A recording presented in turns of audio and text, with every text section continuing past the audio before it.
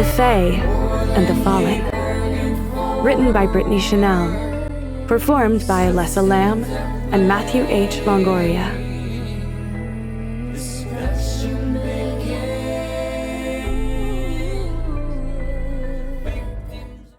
Dedication. For my brother, Trey. Even if I mostly hated him. Chapter 1. Raina. My first kiss nearly killed me. Literally. We had just entered middle school and most of our class had already received their gifts.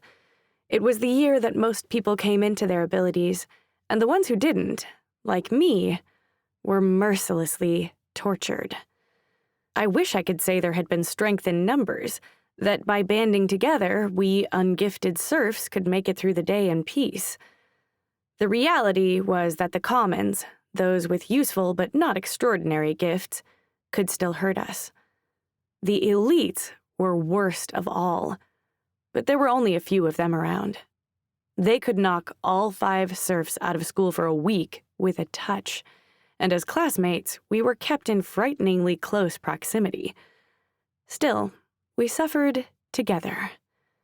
But of the 5 companions I made, I grew closest to one boy in particular, Kaito. He was a transfer student from overseas, a couple of inches shorter than me and a little more than chubby, but every time it looked like I'd be targeted by the elites, he'd do something to provoke them and draw their attention, so I'd be spared their cruelty. One day after school, we sat at our usual spot on the pier. The sun was setting, and the bright orange light splashed across the clouds.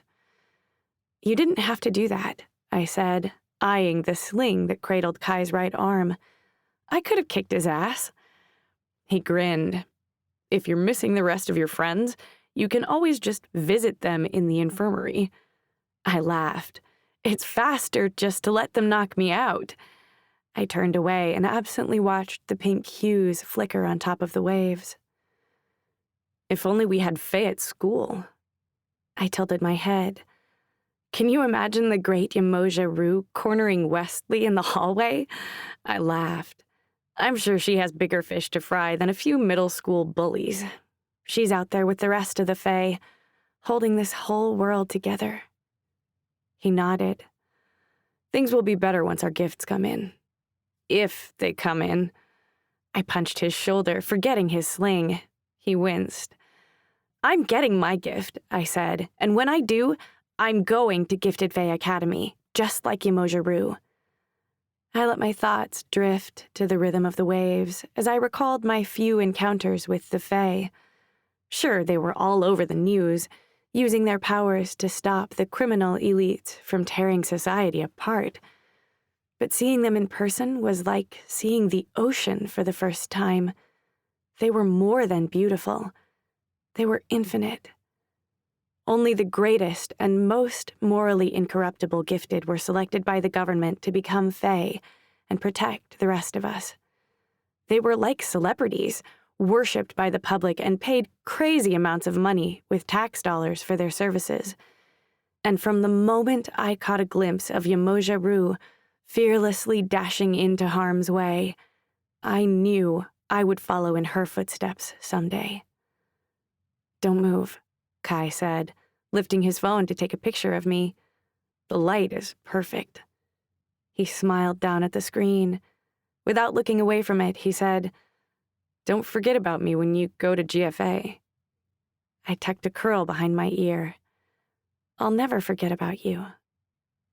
He looked up, his serious expression stirring a torrent of nerves and butterflies inside me. He looked down at my lips. Is he going to kiss me? I'd never kissed anyone before. Had he? I felt panicked as my mind raced my heart for top speed. I looked down at his lips, trying to decide if I'd imagined the whole thing, but he leaned closer. I froze, squeezing my eyes shut with the hopes that he'd do the rest.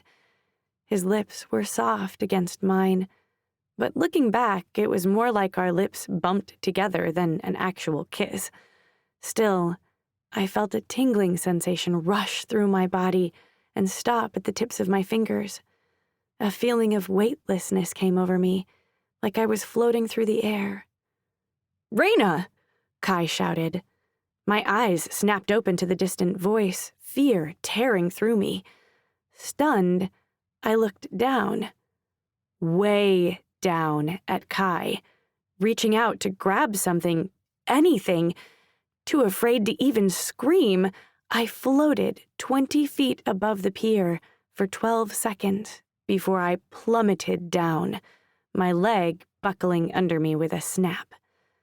I was rushed to the infirmary, and after they put a cast on, I was sent back home. Kai came to visit once, asking how I was, sounding very sorry. That was the last I saw of him.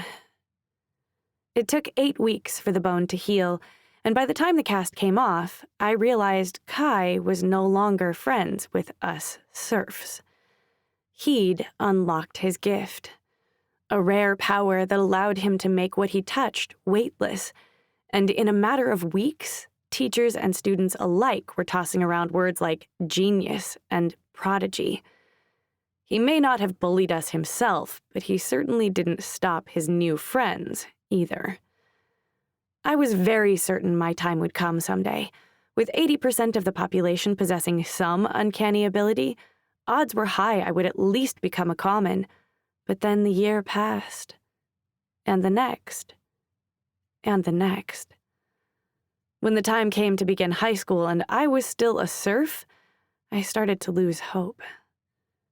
Foolishly, my crush on Kai lingered for too many of those years before I got my head on straight. I was finally over him. At least, I thought so until I returned to school for our sophomore year.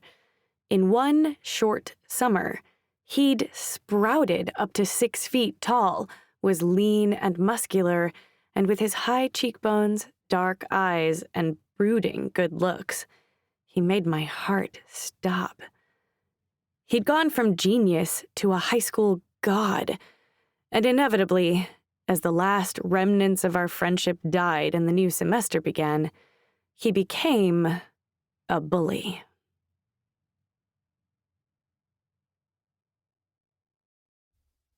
Chapter 2. Kaito. I nearly killed the first girl I ever kissed, literally.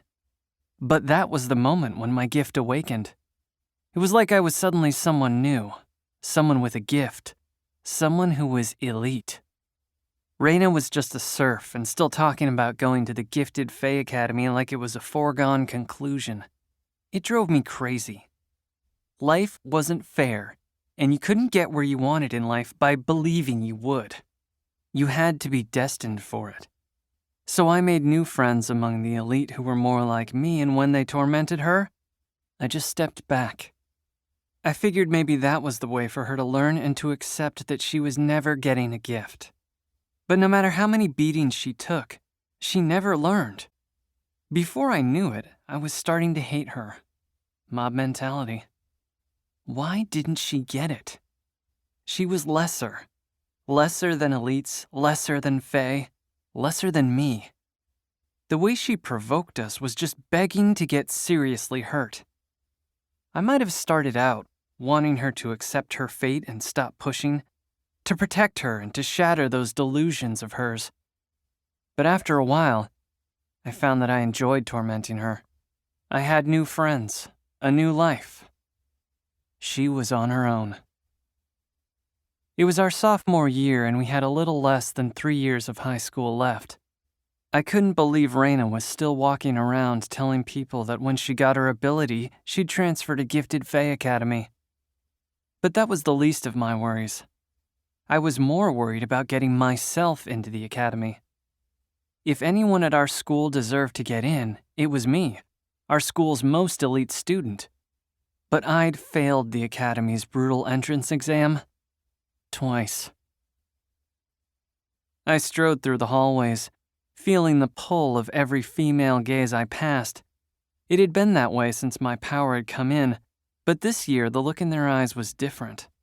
I wasn't sure if it was my sudden growth spurt, or that my private combat training had turned me lean and muscular, but the looks I got now were far more pointed than just from my power, and I planned to enjoy this level of attention.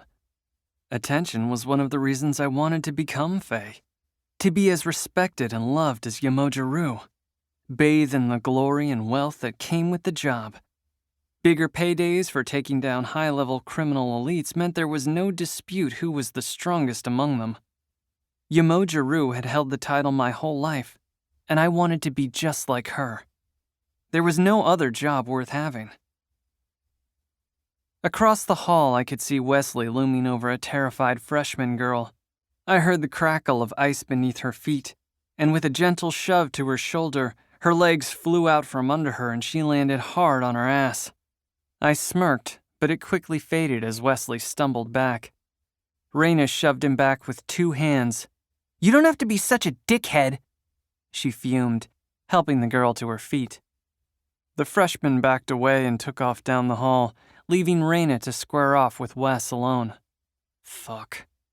Why did she always have to get involved? I tried to hide my increased pace as I rushed over to them, throwing my arm around Wes before he could freeze her solid on the spot. "What do we have here?"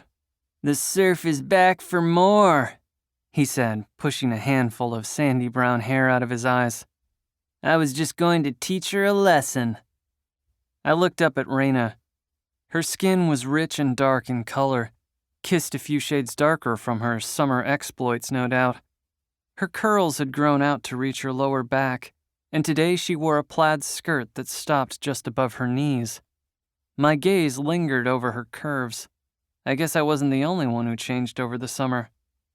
I'd hoped to intimidate her with my appraisal, but she looked unfazed.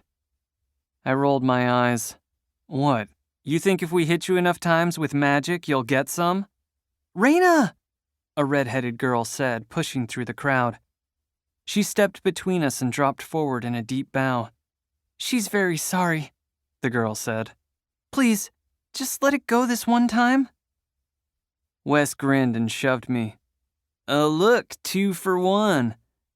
He raised his hand to attack, but I stopped him. I spoke slowly. "If we let you go now, you'll think this kind of shit's okay." The girl straightened, fear pooling in her eyes. She dropped to her knees. "Please," she begged, her face nearly at my feet. "That's better," I said, moving my gaze to Raina. "Your turn." "Fuck you, Kai," she spat, helping Red to her feet. I nodded. "Thought so." I reached out and brushed Raina's face. She slapped my hand away, but it was too late.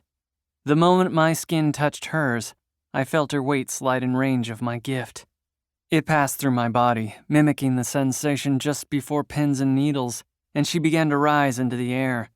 Wes craned to get a better look as Raina scrambled to cover herself, her skirt already rising up along with her body from my magical energy. Wes shot me a wicked look. I nodded, and with a turn of my wrist, flipped her upside down, exposing her black lacy underwear to the crowded hallway. Within seconds, there was a huge crowd, snapping pictures and video. I wanted her to scream, to beg me to let her down and end the humiliation, but she hung there, silently glaring at me defiantly. So I left her there.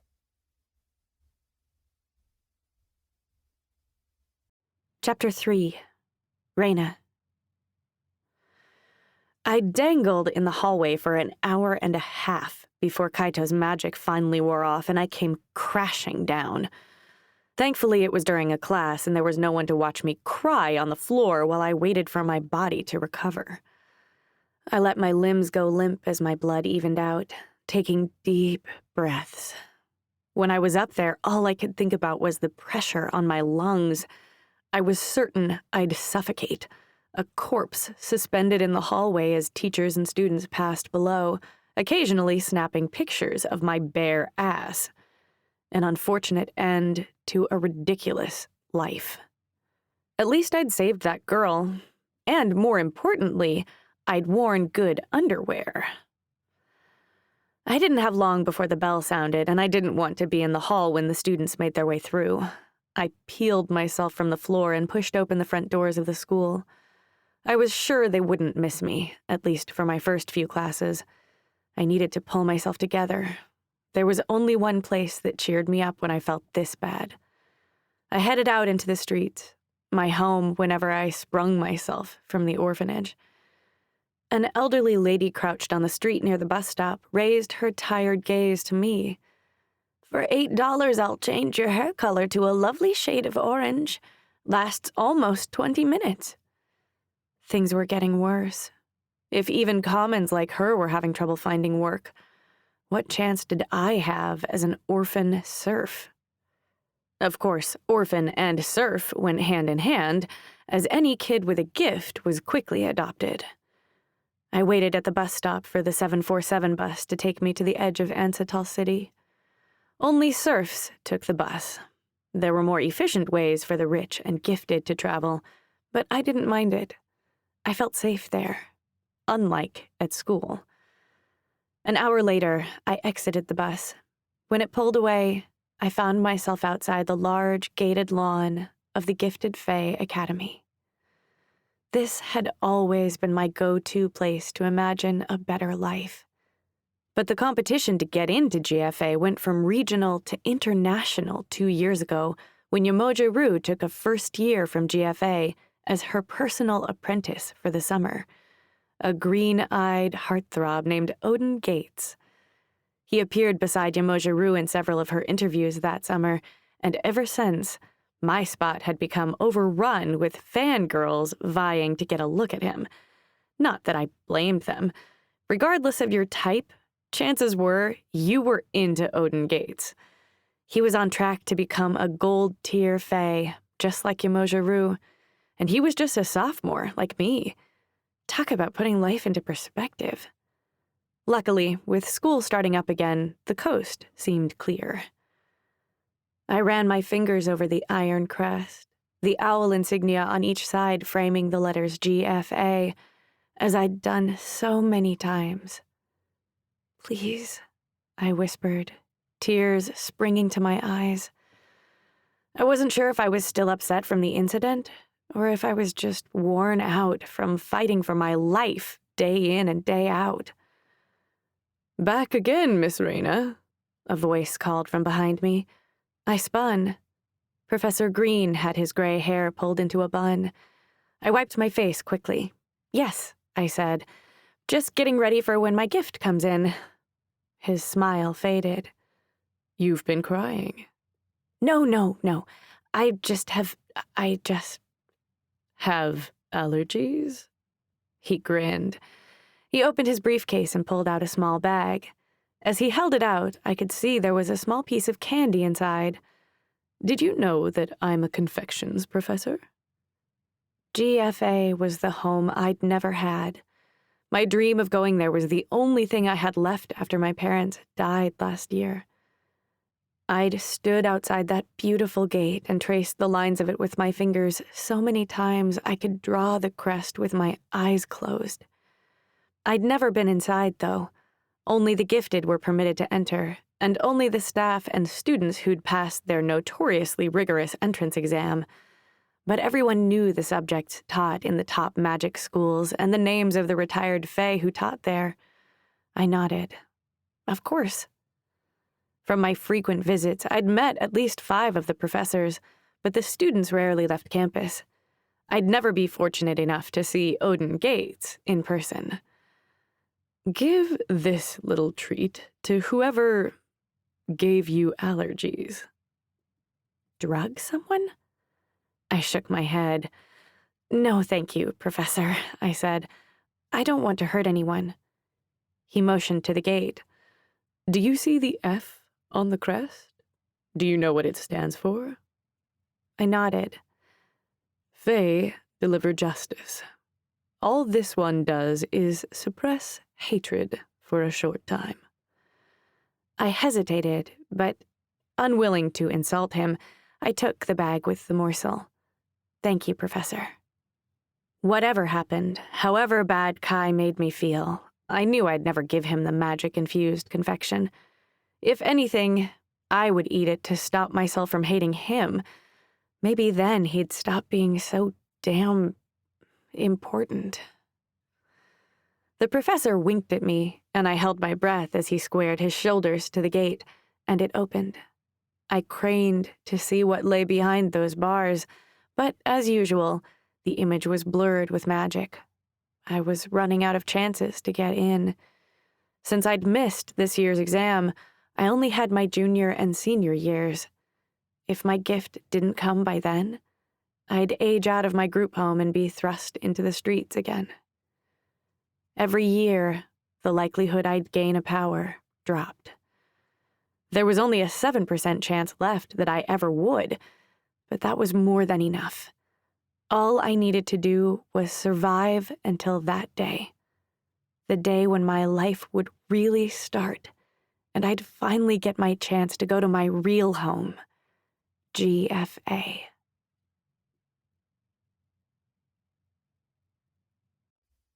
Chapter 4. Kaito. I had those lace panties on my mind during every class, but I didn't see Reina again until lunch. She was chatting with the redhead at her usual lunch table, laughing.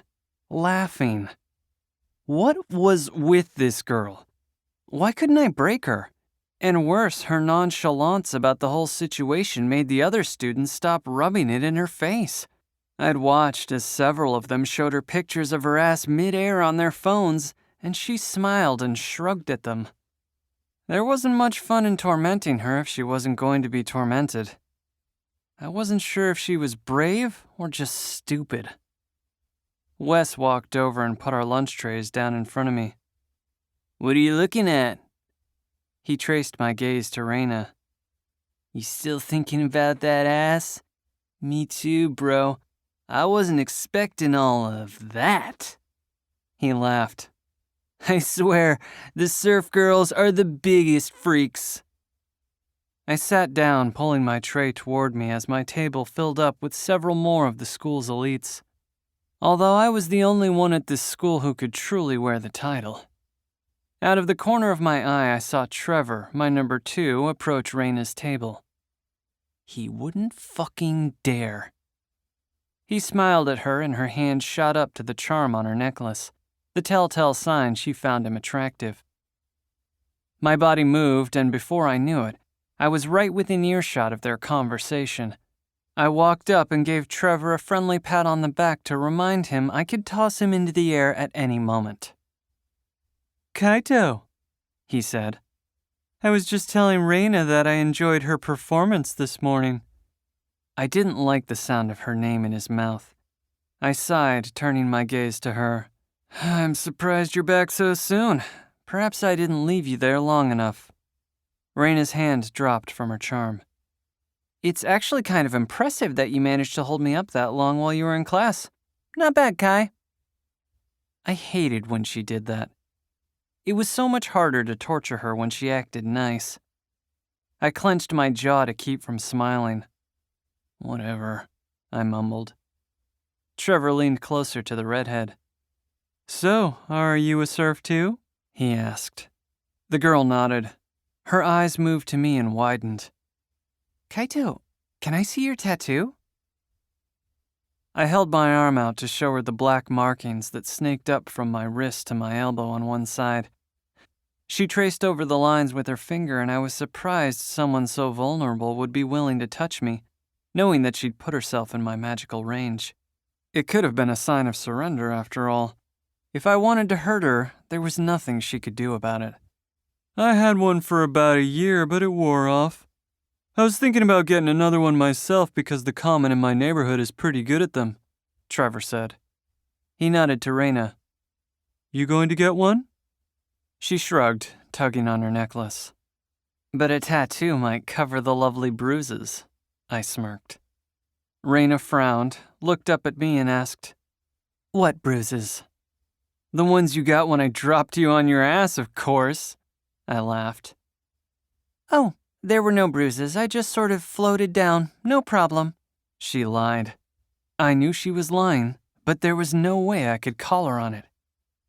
"Raina," I said suddenly, "do you ever think about that day at the pier?" Her mouth dropped open. A smile crept onto my face. "I do. You know, I still have the picture I took." I snatched my arm away from Red. How dare she? I leaned into her and she leaned back, fear flaring in her eyes. "That was a huge fucking mistake. Who do you think you are, you mojaroo?" Raina shot between us. What happened? What's going on?" Trevor stepped forward. "So Red's not ungifted?" Raina shook her head. "She is, trust me. She didn't do anything." I crossed my arms. "Are you telling me you didn't know?" Her gaze snapped to Red. "Emma, tell them!" "It's true," she said, mystified. "I didn't do anything. I'm a serf." "Wow, that's a bald-faced lie if I've ever heard one," I spat. Raina leaned closer to Red, her voice dropping to a whisper. "If it's true, you can tell me." She shook her head. "I didn't do anything, I swear, Raina." She was certainly lying. I wasn't sure, but her gift seemed to purge secrets. My mind raced at the implications. It was incredible. With a single touch, she could coerce confessions out of criminals, or gather secrets from the underground organizations that ran this city. Forget the elite, forget GFA. If I understood her gift correctly, she could have a one-way ticket to become Fae. So why was she hiding it? As the four of us looked around in confusion, I was grateful no one was asking the important question, what her gift actually was. If they did, they might think more carefully about what I'd said. I needed to make a quick exit. I eyed the trays that lay in front of the girls. Red had a cold slice of pizza, and Raina had an untouched sloppy Joe, which was the only option for free lunch, clearly one she didn't like much. Raina had been stuck with free lunch ever since her parents were killed and she ended up in the group home. On the corner of her plate was something not from the cafeteria, a delicious-looking piece of candy. I tapped the trays and swiped the candy before using my gift to dump the remaining contents onto the girls. They gasped. "Adios, ladies!" I laughed, and I popped the candy into my mouth.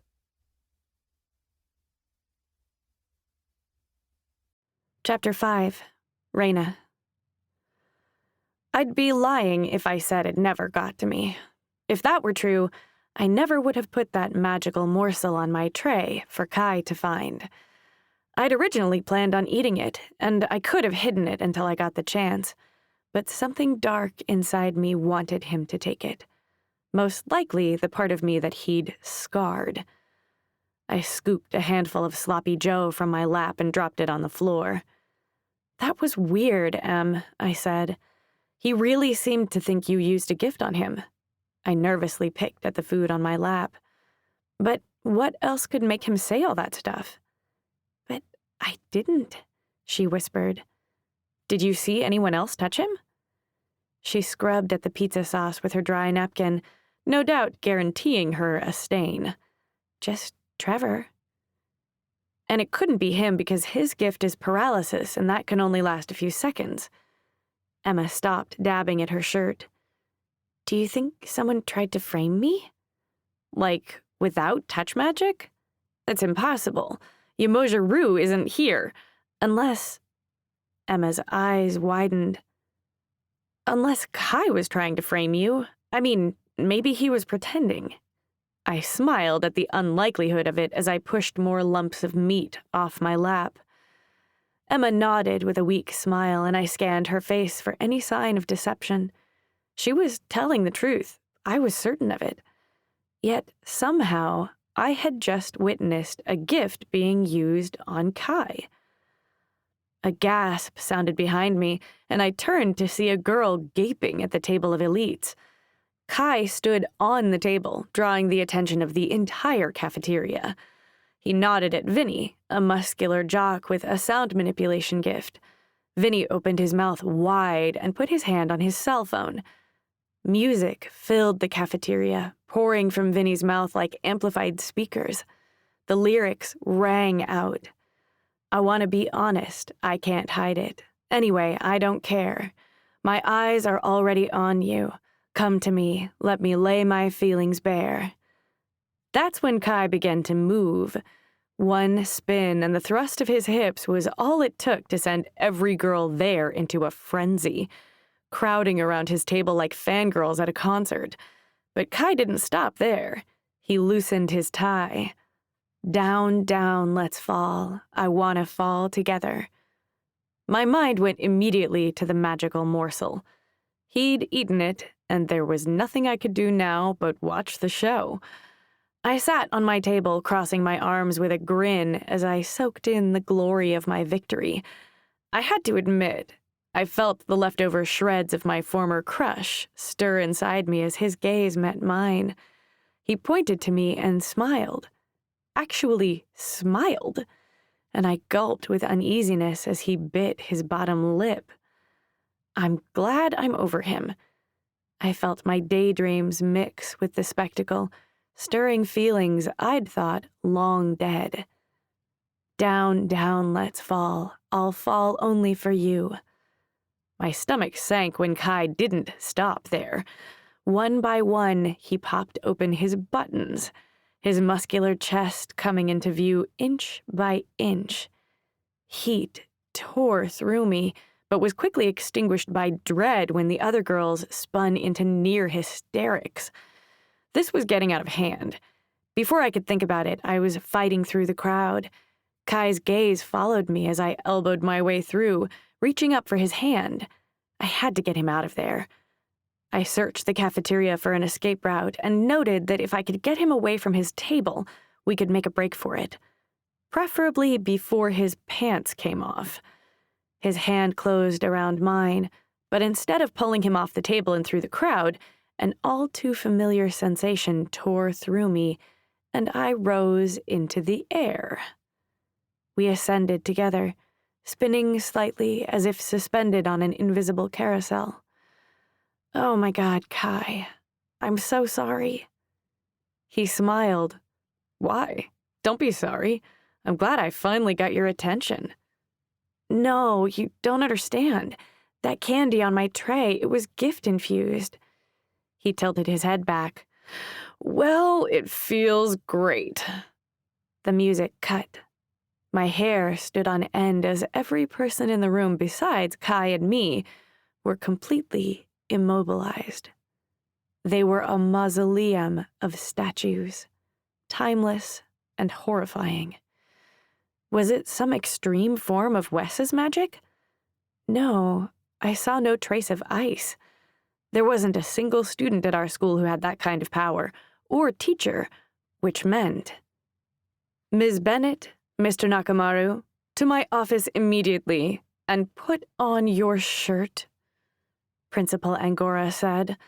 Her words were sharp, but they were nothing compared to the spectacle of the entire student body rooted in place.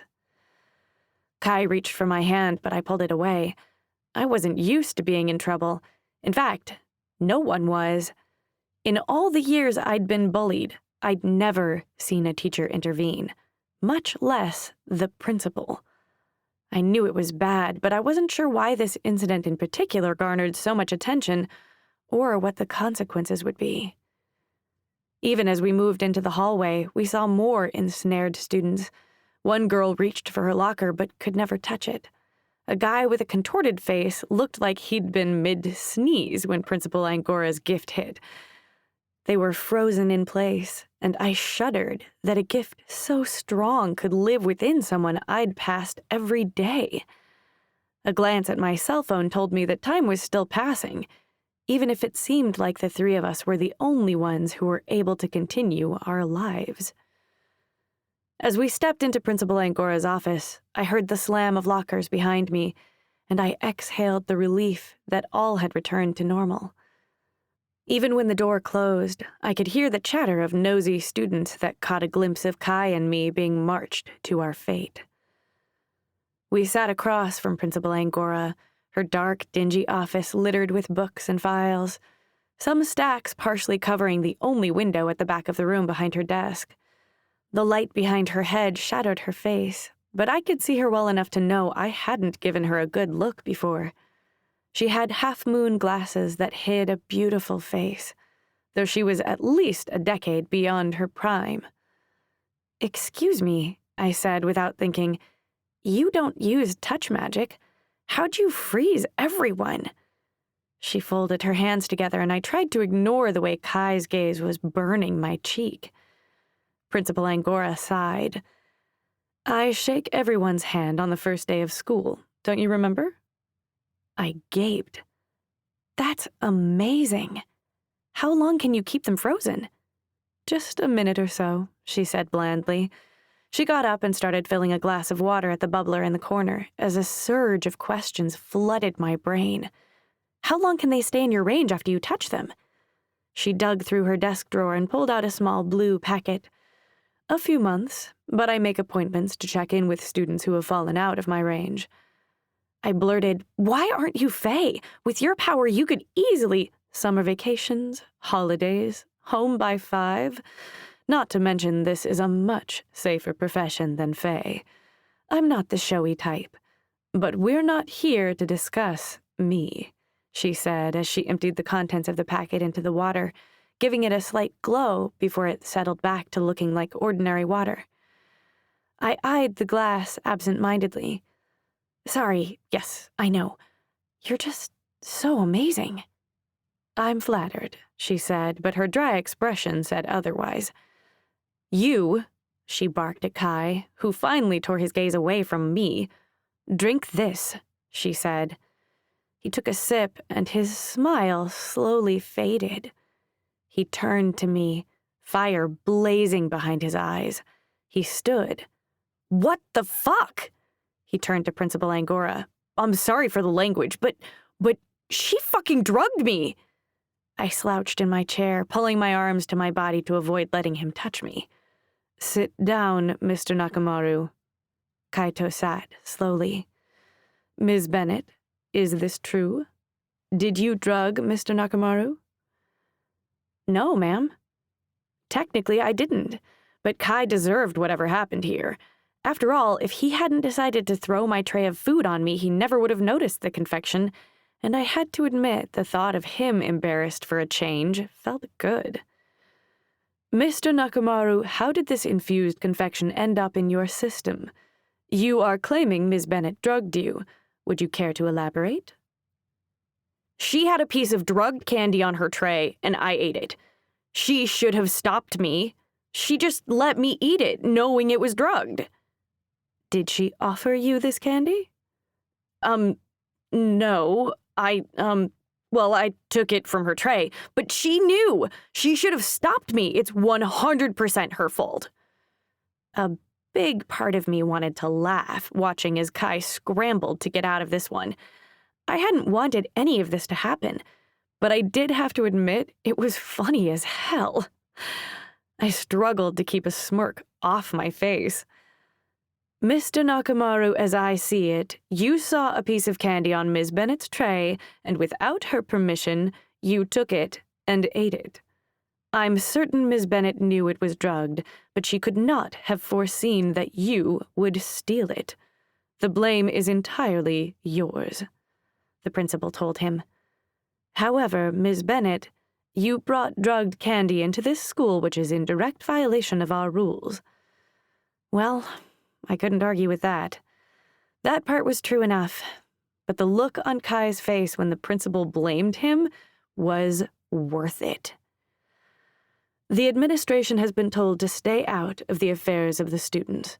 A little competition in the hallway teaches the common or serf students how to survive after graduation, as well as encourages elite students to improve and hone their gifts. But we have a strict policy against child pornography or drugs of any kind, including infused confections, and our school has been flagged for both."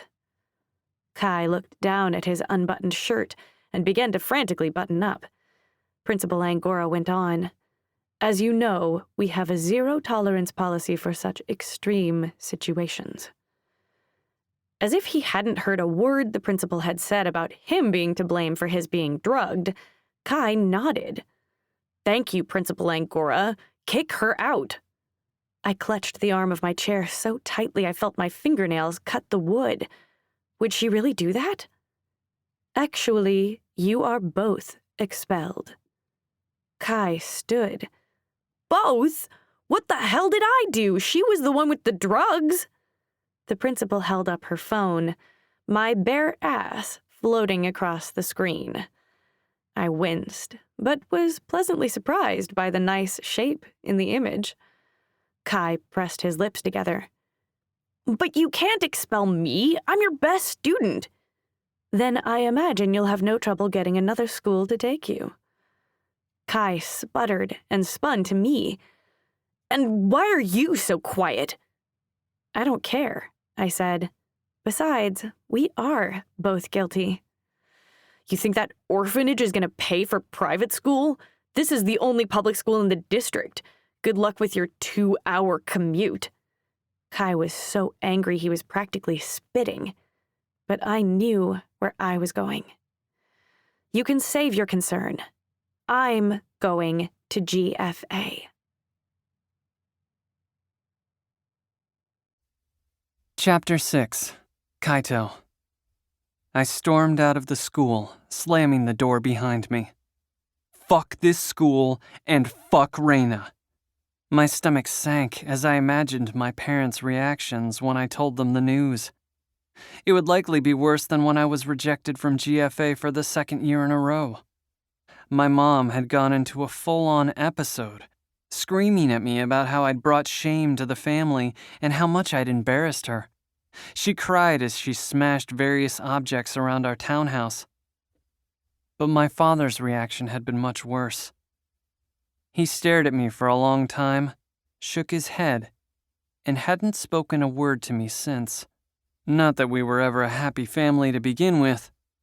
My parents had sacrificed a lot to move us here, all to improve my chances of getting into GFA. And now I'd been thrown out of the second-rate public school that I attended. I was so caught up going through my options that I'd reached for the door handle of my house before I realized Reina was following me. I spun on my heel. "What the fuck do you want?" "I've been calling your name for like 5 blocks. You didn't hear me?" I sighed. "Obviously not." "What are you going to tell your parents?" she asked. I unlocked my door and pushed it open. "They won't be home for 2 more weeks." I nodded her in. "Shoes off." She kicked off her shoes and looked around the foyer, her gaze landing on the crystal chandelier we'd added a few years after she'd last been here. "I see you're still rich," she said, and her voice carried down the hallway. She followed me to my bedroom, the muscle memory still unbroken after all these years. "Sure am. Why aren't you?" "My parents died," she stated flatly. "Yeah, I heard, but didn't they leave you money or something?" She shrugged off my question, and I wasn't about to push. I opened my bedroom door, and out of the corner of my eye, I saw Reina hesitate before crossing the threshold. The fraction of a second that she'd paused was all it took to remind me we were no longer close middle school friends. I scanned my room self-consciously, but when she jumped onto the foot of my bed, I relaxed. I lay in front of her and noticed she pulled her arms to her chest to avoid being touched. It was for this exact reason that most serfs wore long sleeves and gloves, extra protection from touch. It was also how they were so easily targeted. "No Pokemon sheets?" she asked, trying to move the comforter to get a peek. I smiled. "Got rid of those when I started having sex." I almost caught myself, but the last word came out clear as a bell. My thoughts jumped to the video clip our former principal had shown us in her office. The black lacy panties broadcasted on screen. She pressed her lips together and a silence settled between us that set my nerves on edge. I raised my eyebrows, and she turned her face away. Even with her dark skin tone, I could see her blush. My eyes bulged. Are you serious? You're still a virgin? She covered her face with her hands. What about, what's his name? The surf. She crossed her arms over her face. Can we talk about anything else? I settled back on my bed, pleased with my investigative skills. After a few seconds, my mind returned to my parents and the fucked up situation I found myself in. This is all your fault, I said. My parents, they're going to kill me. You started it, she said. No, I said, tossing a pillow at her. You started it by getting involved in a fight that wasn't yours. You did the exact same thing. I sighed. Ray, you have no gift. You're going to get yourself killed. She rolled onto her back and put the pillow under her head, her gaze fixed on the ceiling. I didn't know you cared. I honestly don't. We lay in silence, my mind wandering to why I mentioned she was going to get herself killed. I didn't care. Did I? Kai, can I ask you something? I gulped, terrified of what she might ask. Will you come with me to GFA? I scoffed. No. And I don't know why you still go there. It's pathetic. I'm going to convince them to let me take the entrance exam. So I need you to tell me everything you can about the test. I rolled my eyes. Exams are done for the year and you have no gift. Why do you keep telling me I don't have a gift? I know I don't have a gift. I think about it every second of every day. You don't need to remind me. She sat up. And honestly, it doesn't matter, Kai. Being Faye isn't about your gift. It's about being there to help people when they need you so no one dies before their time. I knew with her last statement she meant her parents, but there wasn't the faintest sign of emotion in her voice or eyes when she said it. Without a gift, you'll die out there. I'm not going to get you killed. If you're suicidal, there are quicker ways. I picked up a pillow and pushed her over, pressing the pillow to her face. I heard her muffled laugh as she squirmed free. Are you dead yet? I teased. She pushed me off, but her thumb touched a piece of my neck, yanking her into my magic range. She stiffened. Relax. I'm not going to do anything. She leaned forward. Don't you think if anyone could pull a gift out of me, it's the greatest Fae Academy on Earth? I looked up, ready to answer, ready to shut down her delusion, but the way she looked through me told me she wasn't actually asking, but trying to convince herself. I sighed. Ugh, fuck. Let's go, I said, hopping off my bed. Her face lit up. Reina and Kai, back in action. I stopped and turned to her. Let's get this straight now. We are not friends. We're not teammates. This is a last resort because you totally fucked me over. We go to the school, we ask to get into the test, and when they say no, I go back to hating you for ruining my life. And if we get in? If, by some miracle, they let us in, I'll continue to educate you on your place until you learn it.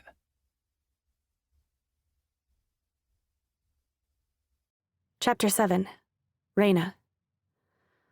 Oh my God, what an asshole. Well, I wasn't going to let him ruin this with his nastiness. He said he'd go with me, and I wasn't going to lose this chance.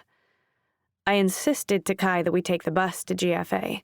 He, of course, was rich enough to travel through Gemini Gates, but I needed the long bus ride to formulate a plan for getting into the school and didn't want to draw any more questions about how I'd spent my inheritance or why I'd landed in a group home.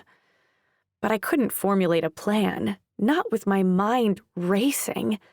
Holy shit, holy shit, holy shit! My skin felt as if it would burst into flames the moment Kai lay beside me on his bed, I'd practically lived there in middle school, but in a few short years, everything changed.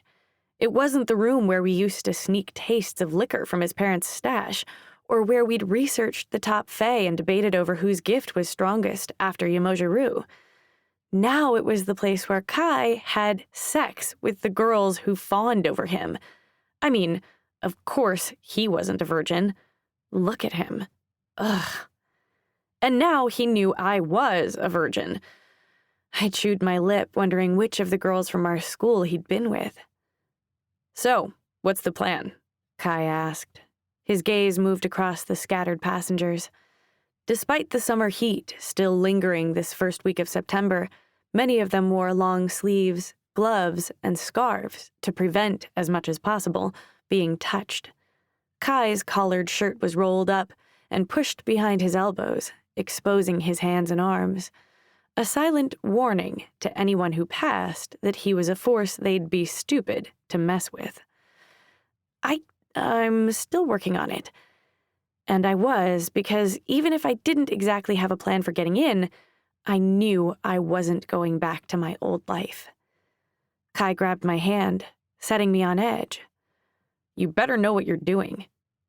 When he let go, I could still feel his magic gripping me. It always reminded me of the feeling just after running on a treadmill, when my body was moving both too quickly and slowly at the same time. Some intangible force had ensnared me, and I had no gift of my own to counter it. I gritted my teeth, resenting that I didn't have the good sense to wear gloves. When I stepped off the bus, I felt my nerves surge with every step toward the school's front gates. I heard the scrape of Kai's shoes on the sidewalk behind me, but didn't wait for him to catch up. This was my moment. But as I neared, I could tell something was going on. There were at least 30 people standing in a semicircle outside the school. I increased my pace, curiosity tearing through me. Then I saw him standing at the center of the circle. Odin Gates. My heart leapt in my chest as I craned to get a glimpse of his smile. Dark skin, green eyes, and a smile that nearly knocked my knees out from under me and sent heat straight to my face. While Kai had been a god of sorts at our school, Odin was as close to being an actual god as the world had after the Fae, an apprentice Fae and leader of the Noble Four. He wasn't even just an apprentice. He was the apprentice of none other than Yamoja-Ryu, the greatest Fae who ever lived. I joined the crowd, straining to hear what Odin was saying. "No, really," he said. "She's as awesome as she seems, I swear." I wiggled my way through the crowd, bringing my exposed hands to my chest. It was an even mix of commons and serfs, based on who was wearing gloves and who wasn't, so I knew who would let me pass them to avoid touching me. I got to the front, my mouth gaping at his muscular arms that were completely exposed, as if he'd intentionally cut the sleeves off his uniform. I was mesmerized. As an apprentice Fae, he'd already saved people. He'd already made the world a better place. My thoughts were disrupted when Kai pushed past me, reaching out his hand to shake Odin's. The crowd gasped.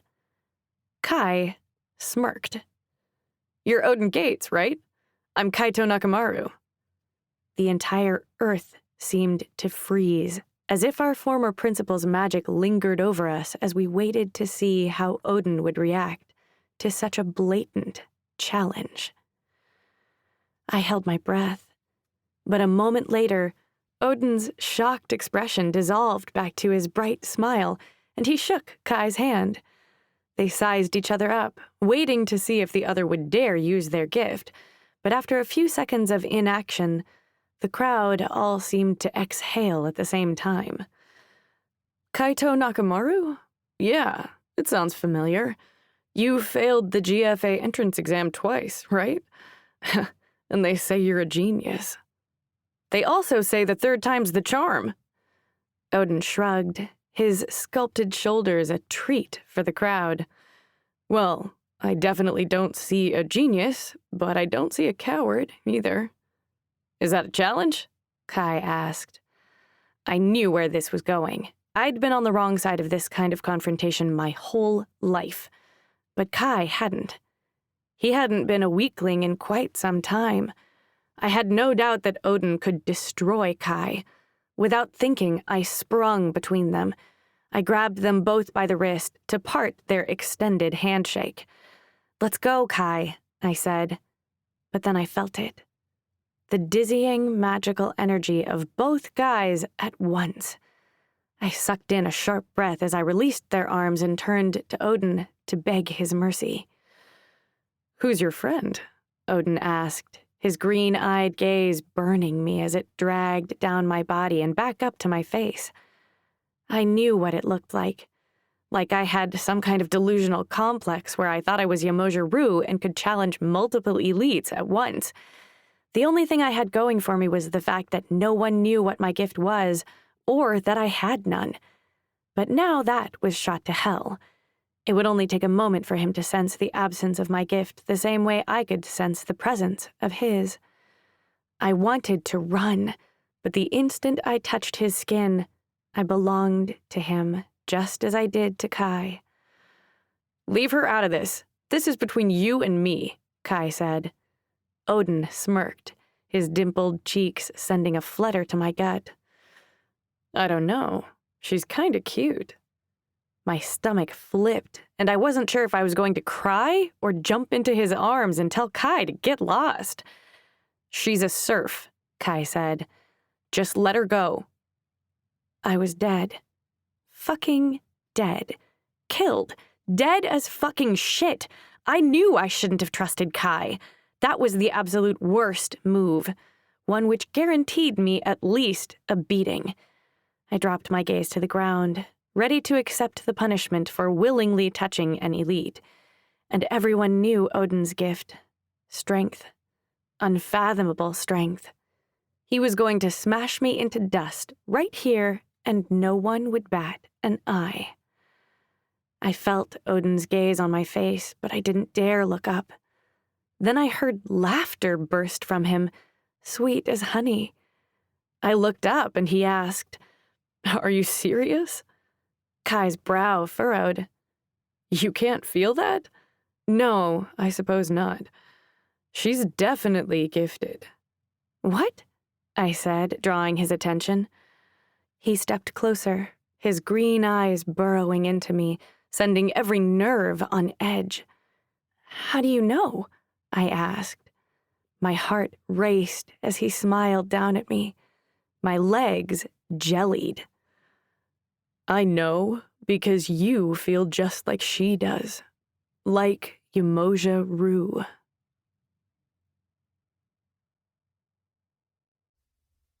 Chapter 8. Kaito. If Reina hadn't been in range, she probably would have dropped to the ground right there. But just as she swayed back, I suspended her weight on my gift like a puppet caught in my magical strings. Odin couldn't have possibly known what a cruel prank he'd played on her, getting her hopes up like that. I'd known her for 4 years. She was a serf through and through. If she'd had any hint of ability, I would have caught it. I faked a laugh. "Whatever, man. We're leaving." But as I grabbed for Reina's wrist, Odin grabbed the other. "I'm serious," Odin said. "Headmistress Tricorn will want to meet her." I thought exposing Reina as ungifted would force away Odin's interest in her, but I should have known he would torment her before letting her go. I flinched when Odin slung his arm around her and guided her toward the gate, but I didn't fully understand what was happening until the gate opened and Odin walked with Reina over the threshold that no serf had ever crossed. "Hurry up," he called back to me, and I scrambled after them. I thought about tossing Reina into the air and holding her out of Odin's range to make a getaway, but once the gate closed behind me, the blurred image of the school cleared, and I saw GFA for the first time. The school sat at least 500 yards back from the gate. Long stretches of green grass framed the cobblestone path that split down the center. There were several fountains that spurted clear blue water, with hedged mazes winding through flower-arched courtyards. All those things were eclipsed by the school itself, which resembled something between a mansion, a castle, and one of the wonders of the world. I'd imagined it all wrong, the grounds and the secretive school. I couldn't have been further off. There wasn't so much as a thumbnail image of the school online. I'd hoped to catch a glimpse of it when I'd taken the test my first year, but the tests were held off campus. Standing transfixed, I drank in the excellence. Raina's hands moved to cover her mouth, her eyes glinting with tears. I gaped. Raina didn't cry. Not ever.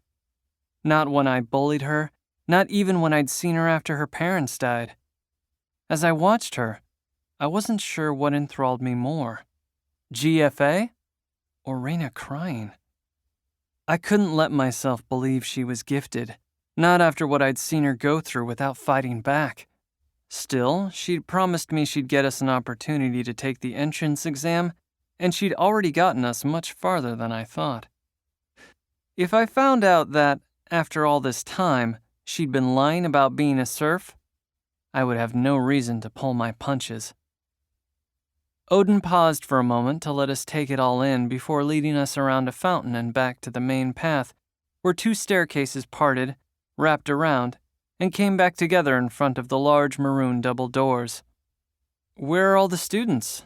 I asked as Odin pushed the door open. "Class," he said over his shoulder, and his hand dropped to Raina's lower back.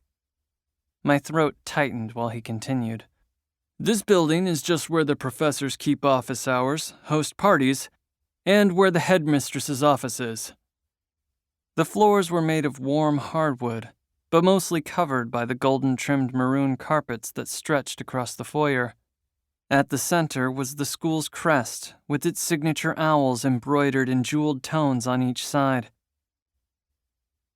Raina slipped her phone from her pocket and tried to snap a picture of the crest, but from over her shoulder I could see the image come up blank on her screen. "It's enchanted," Odin said. "One of the school's protections." I bit back a smile. "Ray, stop being a tourist." "Shut up," she spat.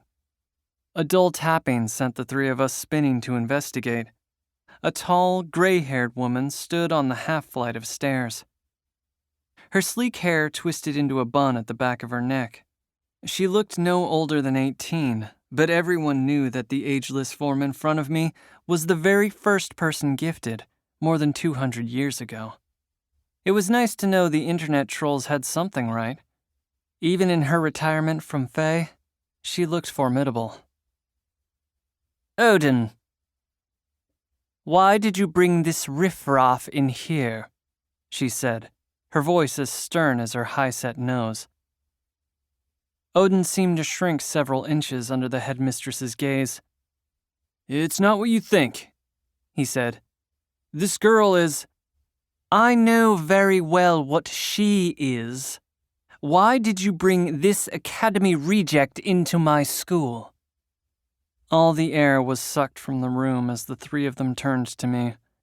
What kind of parallel universe had I fallen into where Raina was welcomed in GFA and I was considered a reject?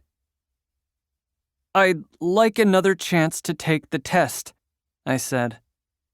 "You failed not 3 months ago. Why should I give you another chance?" Had she been there? It seemed as if she knew me before I even spoke. I wasn't sure why, but she seemed interested in Raina, so I took a shot in the dark. "I brought Raina here." The long-legged headmistress turned to Raina. "Is that true? Are you here together?" Raina's gaze met mine, a glimmer of the love-struck days present as it was with all the girls in our old school. I smirked as Raina turned to Headmistress Tricorn. She said, "I've never seen that guy in my life." Odin snorted and my mouth dropped open. Like a reflex, I flung Reyna into the air. Odin's fist collided with my ribs, and I slid back across the room, catching myself with my gift. With one leap, Odin crossed the room, catching Reyna before she hit the wooden floor. Headmistress Tricorn sighed. Enough. You may both take the exam tomorrow morning. Her gaze locked with mine.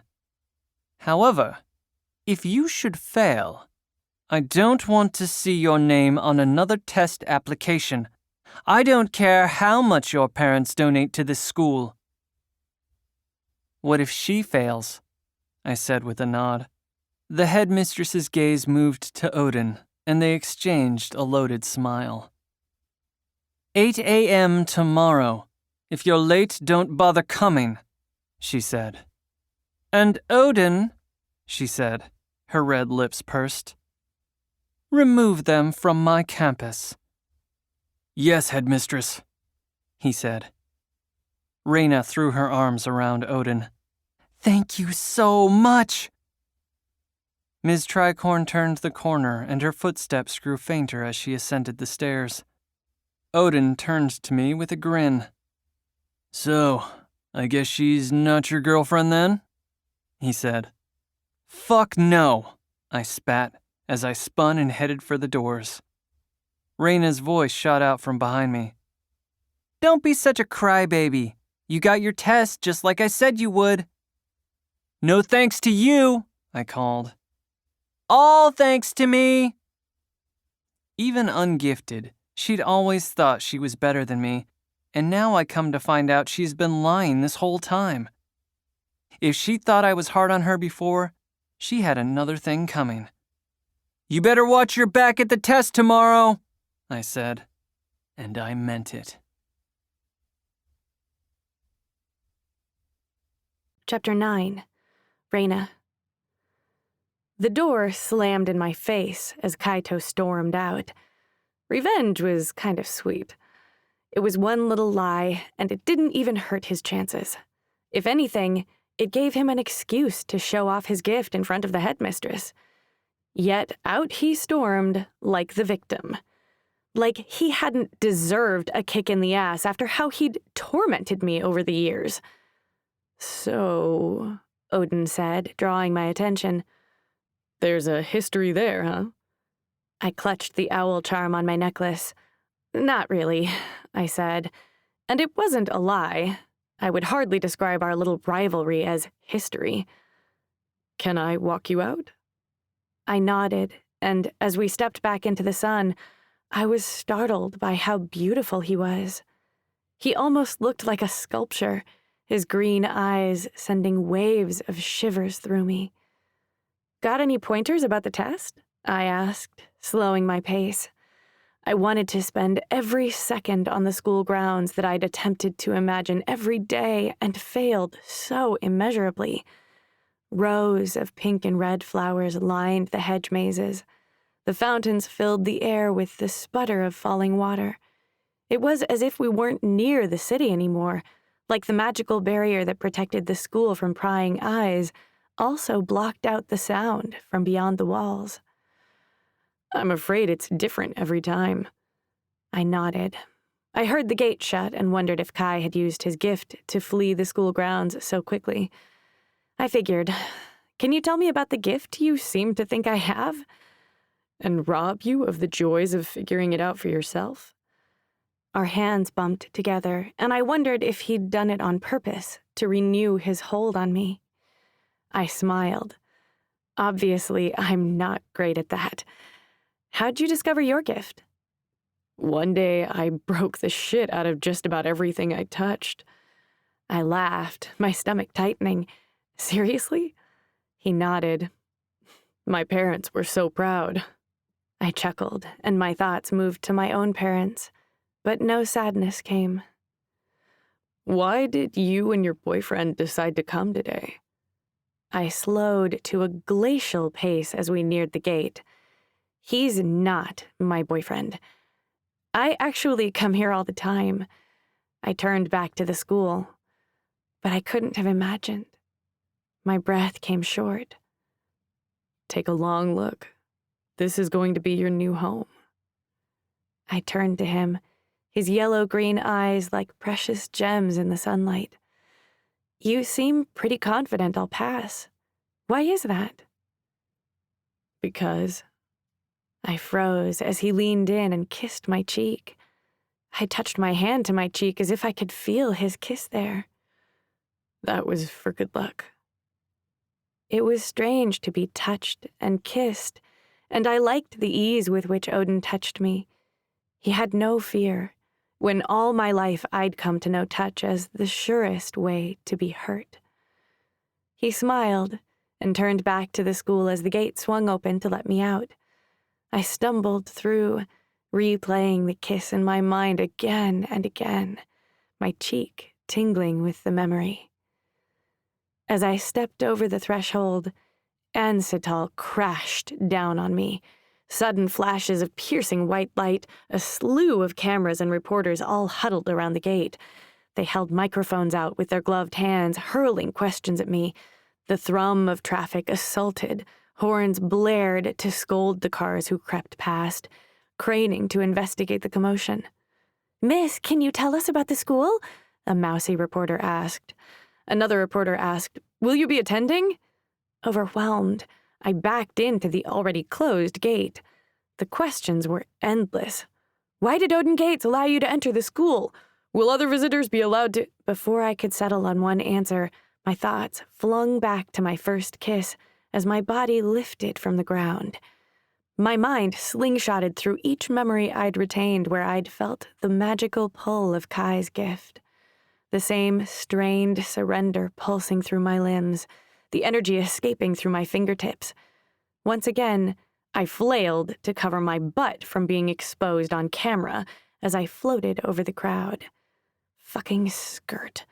Never again, I thought when I was finally able to see Kai on the other side. "Is that Kaito Nakamaru?" I heard someone say. "Is he transferring to GFA?" Kai must have been stopped by the reporters just as I had, but they must not have known who he was until they saw his gift. "Mr. Nakamaru!" someone yelled from behind us.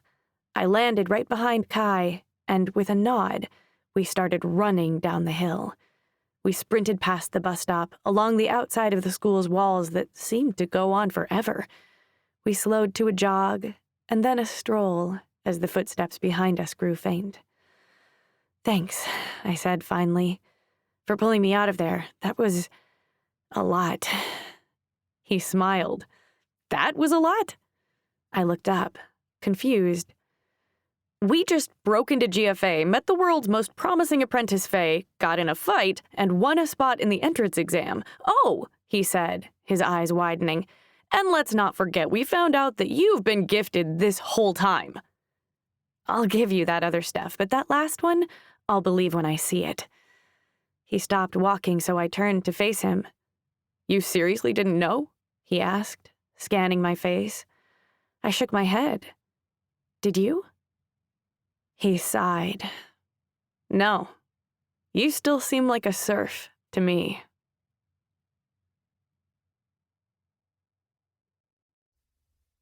Chapter 10. Kaito. Reina and I took separate ways home. I thought I could convince her to take the Gemini Gates with me, but she insisted on waiting for the bus. I popped open a soda around the corner, not so close for Reina to know that I was there, but close enough for me to make sure she got on the bus safely. It wasn't that this area was any worse than the one we lived in, but a block away was a street filled with bars that sold magic-infused elixirs that often caused things to get out of hand. Alcohol and magic didn't mix well, but that never seemed to stop anyone. As we neared happy hour, the bus stop, which was more of a multi-bus terminal, began to crowd with all manner of people. Most seemed to be arriving, no doubt headed to drown out their day with an elixir of contentment and lime, or confidence gin and tonic. There was a Gemini Gate nearby, its travelers a stark contrast to those coming by bus. For starters, the richer group wore less clothing, their gifts offering most of them adequate protection. They also seemed to have bright, multicolored hair, while the bus riders mostly had their natural colors. Magical dyes wore off quickly unless you had the more expensive ones. I checked around the corner and Raina sat unbothered, scrolling away on her phone. To pass the time, I amused myself by mentally sorting elites, commons, and serfs based on appearance alone. Across the room, I noticed a man with blue hair and round-framed glasses smirking at me. His exposed arms were crossed over his chest, and he was leaning against a vending machine.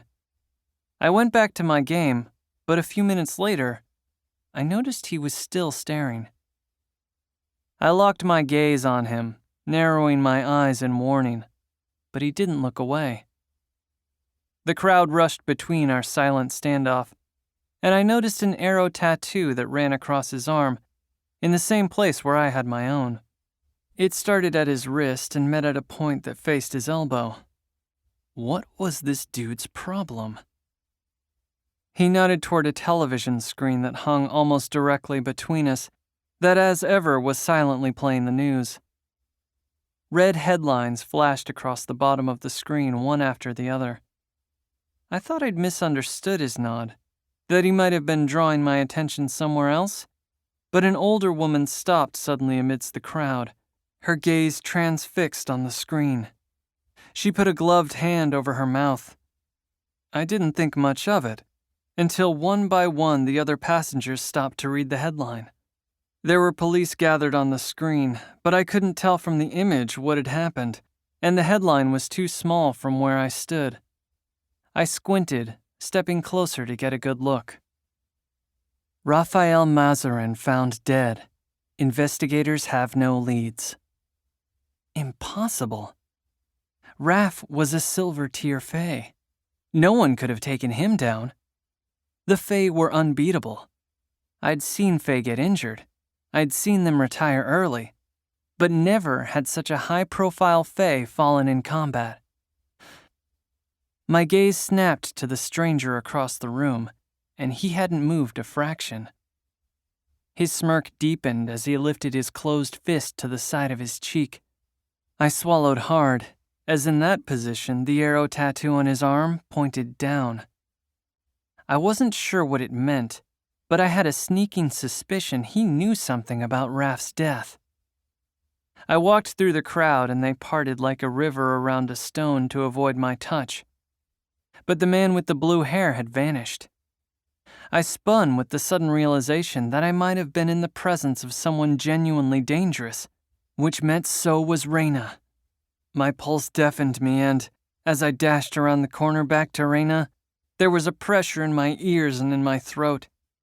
The bench where Raina had been sitting was filled with new occupants. Then I saw her, lifting her phone to the scanner before she stepped onto the bus. I exhaled with relief. She was safe, and it would be a quick trip through the nearest Gemini gate for me. But no matter how hard I tried, I couldn't shake the image of the man with the downward arrow and the menacing smirk.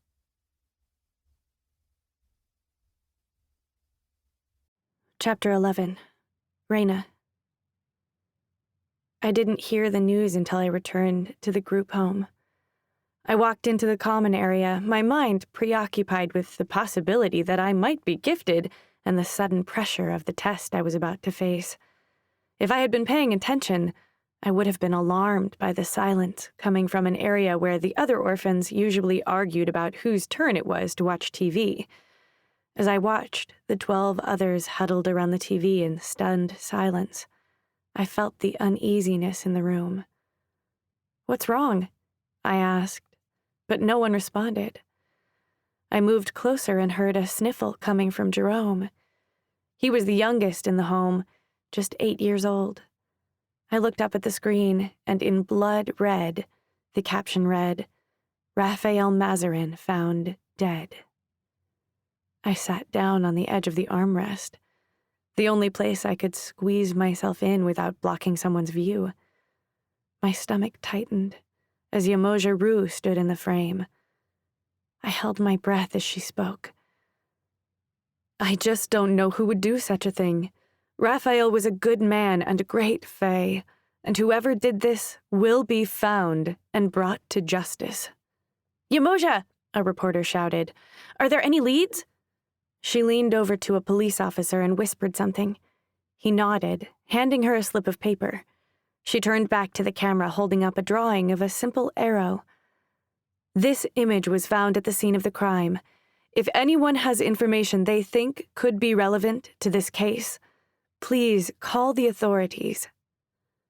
I reached out and rubbed Jerome's back as I watched the news in disbelief. My thoughts moved to what Principal Angora had said about Faye being a dangerous position. I guess I always knew it was. But only the strongest were chosen as Faye, which meant they were pretty untouchable. I shuddered to think that someone out there had a gift strong enough to take down a Faye as well known as Raphael Mazarin. Jerome squeezed my hand, a gesture that was only safe within our home. All 13 of us were serfs. But it meant we could touch in moments like this and fight like regular siblings. My life had not, thus far, been kind. But I felt grateful that I'd somehow found a little peace and landed here, of all places. Others had it much worse.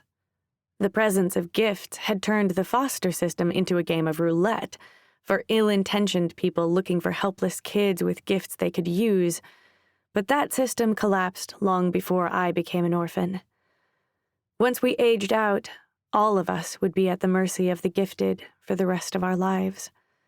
I needed to become Faye. I needed to find a way to protect the serfs. The only way to do that was to pass tomorrow's exam, and I didn't have the faintest idea how to prepare. The TV shut off, and Alyssa, the oldest of us, held out the remote somberly. We spun to her for an explanation. She'll be home soon. We'd better head to our rooms and stay out of her way. There were many things we argued about. Who spent too long in the bathrooms, who ate more than their share of dinner. But one thing we all agreed on was that it was best to be in our room and out of the way when Vivian got home. She had a particularly cruel brand of touch magic and a nasty temper to match. There was a sort of electric energy that she could emit through her fingertips. It was a dull sort of pain, and she wasn't very strong, but she could hold it for long stretches, and on 2 at a time. I lay awake that night thinking about Raphael, and how Yamoja Rue had, for the first time, seemed shaken. I wondered if they knew each other well, or even if she was afraid of the killer. I'd only seen her in action for a moment, many years ago, just a flash of magenta hair and a bright smile. Of course, no one believed me, but my parents were there. My parents. I held their image in my mind. My mother's tender gaze and knowing smile. My father's quiet strength and optimism. They'd been gone a full year now, and I felt numb to it. I'd made a huge mistake, one I couldn't take back. I learned the hard way that the only thing more dreadful than grief was indifference. And with that thought, I let myself drift to sleep.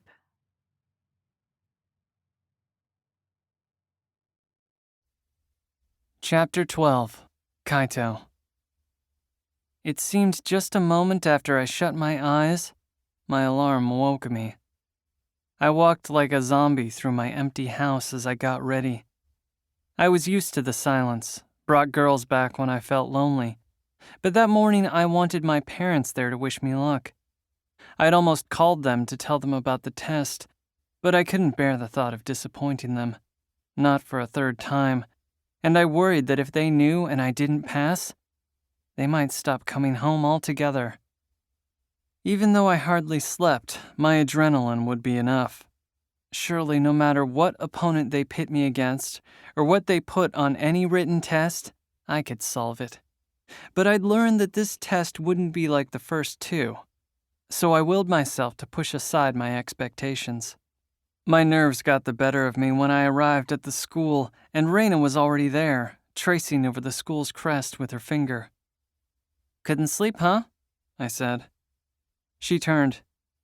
"Hey, Kai. No, I slept just fine, actually." I clenched my jaw. I hated her tough guy act. "How are you?" she asked as she fiddled with her necklace. The gates to GFA crept open, the magical barrier stretching thinner until the school beyond it came into focus. It was just as striking as the first time I'd seen it, if not more so, as the grounds were covered in the silver sheen of morning dew. The top of the red-tiled roof glistened in the lazy yellow hues of the early morning sun that stretched out over the wall. As we walked toward the school, I wondered if under her calm exterior, Raina was nervous about the test. "Did you hear about Rafael Mazarin?" she asked. I nodded. "They have a lead. There was this arrow at the scene." I stopped walking, my mind halting on the image of the man who'd smiled as he silently urged me to watch the news at the bus stop yesterday. "What do you mean, arrow?" She reached for my hand and turned it over, drawing the symbol on my forearm. It didn't seem like Raina was worried we'd have to face off in combat, otherwise she wouldn't have opened herself up for my attack by touching me. But as her fingers swept over my arm, I couldn't deny that it was at least similar to the man with the blue hair. It had to be a coincidence. I said dismissively. It wasn't my concern. The only thing I needed to worry about was passing the test. We walked up the steps in silence and, just before I pushed open the door, Raina stopped me. She took my hand and took a deep breath, a warm smile on her face. "Good luck, Kai," she said. Those were the exact words I craved that morning. I should have known she was still like this, that I couldn't beat it out of her. Not wanting to appear weak, I ripped my hand away. "Save it. You need it more than I do." The door swung open and a large woman appeared. She was at least 100 pounds overweight, her deep curves layered onto a wide frame, and every inch of her stunning. Veranda Yarrow. She was a known teacher of GFA, but there was little to no information online about what her gift actually was, only speculation. Her beauty was well known, though, undeniably so, but seeing her in person was a new experience altogether. Her blood-red hair flowed over her shoulders like lava over a volcano. Her red lips plump and her eyes had the warmth and kindness of a beloved relative. She wore thick black gloves that met her sleeves at the elbow, a rarity for fae of her caliber. I'd rolled my eyes at the web debates about her size, but now that she stood in front of me, I knew firmly where I stood. "You're so beautiful," Raina blurted. "Even more than your pictures online." I bit back my smile as she beat me to it, but it was all you could say after seeing Veranda. "Thank you, darling," the red-haired goddess said, waving us through the door. "Your test will be held in exam room 6. Please follow me." We followed, and my gaze was drawn to her wide hips as they swayed back and forth. Back and forth. Raina hit me, causing us both to chuckle. Veranda stopped outside the door. "They want Miss Bennett first." I nodded, and the two women walked into the room, locking the door behind them with a click. I wasn't sure how long I'd be waiting outside, but every second was an eternity. Now that I'd met a few of the teachers and fae, the stakes really sunk in. Veranda Yarrow, I gulped. And no doubt her gloves were meant for the protection of others and not herself. I existed in a society where the amount of clothing reflected your power, where less coverage always meant more power.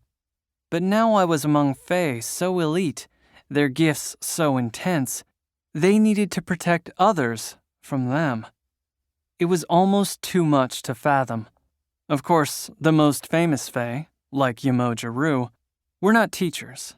They were in the field. But the school had many gifted teachers and apprenticeships worth killing for. My nerves flared as the lock clicked and Raina stepped out. Her gaze met mine, and I wished I had the gift to know her thoughts. "Enter," said a voice I recognized as Headmistress Tricorn. I stepped through, closing the door behind me. My breath skipped as I walked toward the center of the room. There were 5 retired Fae seated at a long table, 3 more than either of my other 2 exams, and I knew every single one of them. Veranda sat on the left, and beside her was Maxim Tubras, a retired seer. The headmistress sat at the center with a displeased look on her face. To the right of her was the professor of confections, Mr. Green, and finally, all the way to the right was Dr. Javier Azul, who had a healing gift. Javier Azul's presence told me I could expect some form of combat in this exam, as he'd also been at one of my other exams, the one where they'd tested physical combat. I shuddered at the memory. How the flat, empty terrain and my quick-footed opponent had prevented me from being able to use my gift. It was a disgraceful performance that I promised myself not to repeat. "Hello," I said, my voice cracking. "I'm Kaito Na—" "We know who you are," Headmistress Tricorn said. "We contacted your old school. We know about your expulsion." I swallowed hard, my throat tightening. "So before we continue with this exam, we'd like to ask you some questions." I nodded. "In your own words, what was the nature of your expulsion?" I took a deep breath.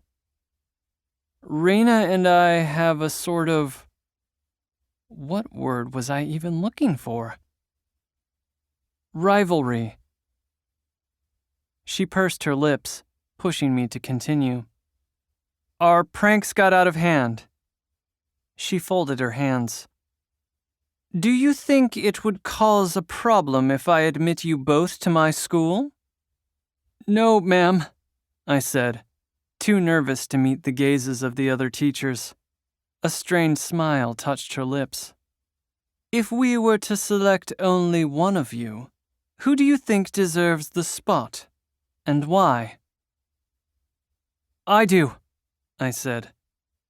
"My gift is far stronger than hers, if she even has one.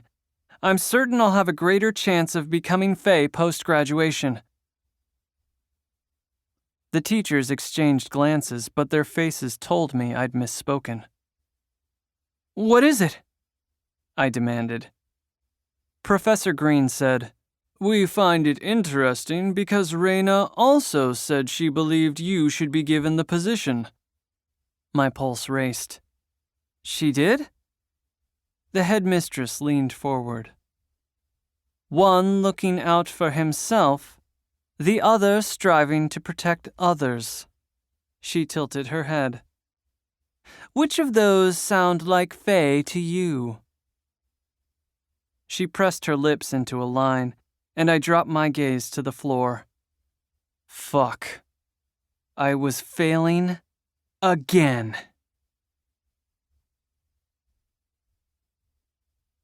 Chapter 13. Raina. The door swung open and Kai stormed through. "This is bullshit," he said, pushing past me. I gripped his arm and pulled him back into the room. "Look, whatever he said, you have to read between the lines. He's not great with words." "I don't need your help," Kai said under his breath.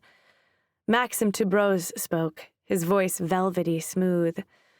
"He's not the type of temperament suitable for Fae in training." "You're wrong," I said. "I know him.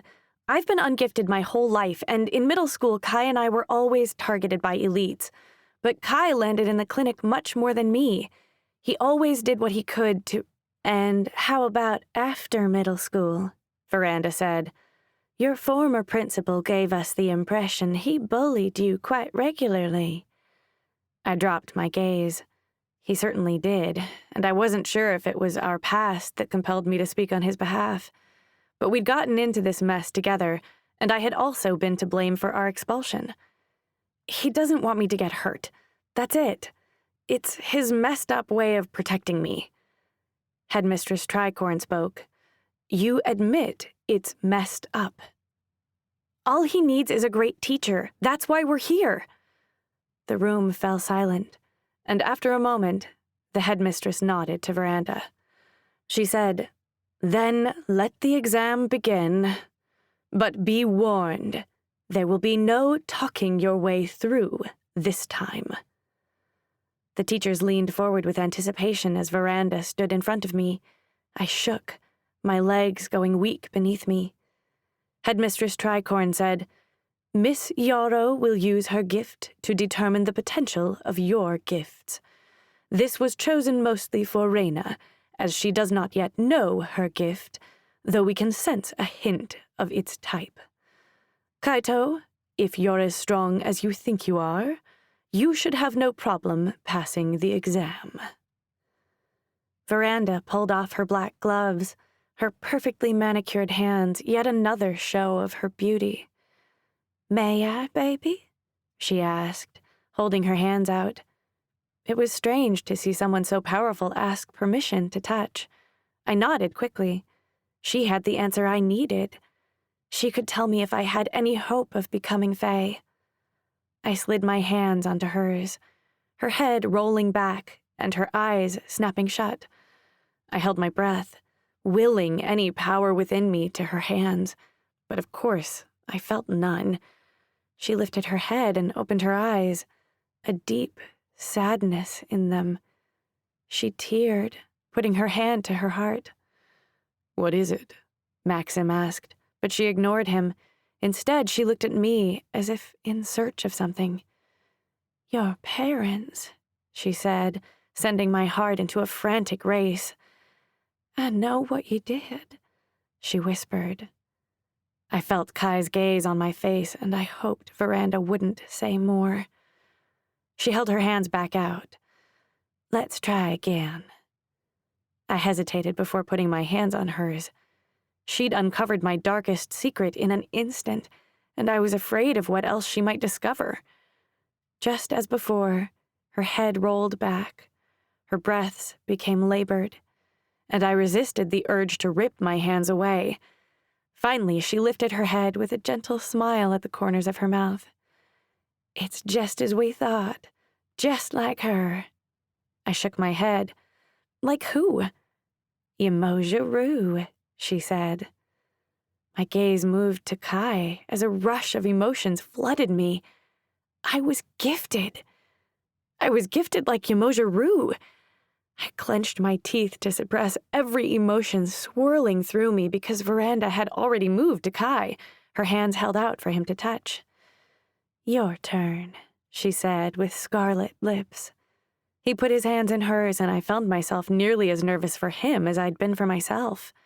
My heartbeat raced to a new rhythm, one that echoed, Yemoja Rue, Yemoja Rue. Veranda's breaths deepened. She began to shake, then convulse. Something was wrong.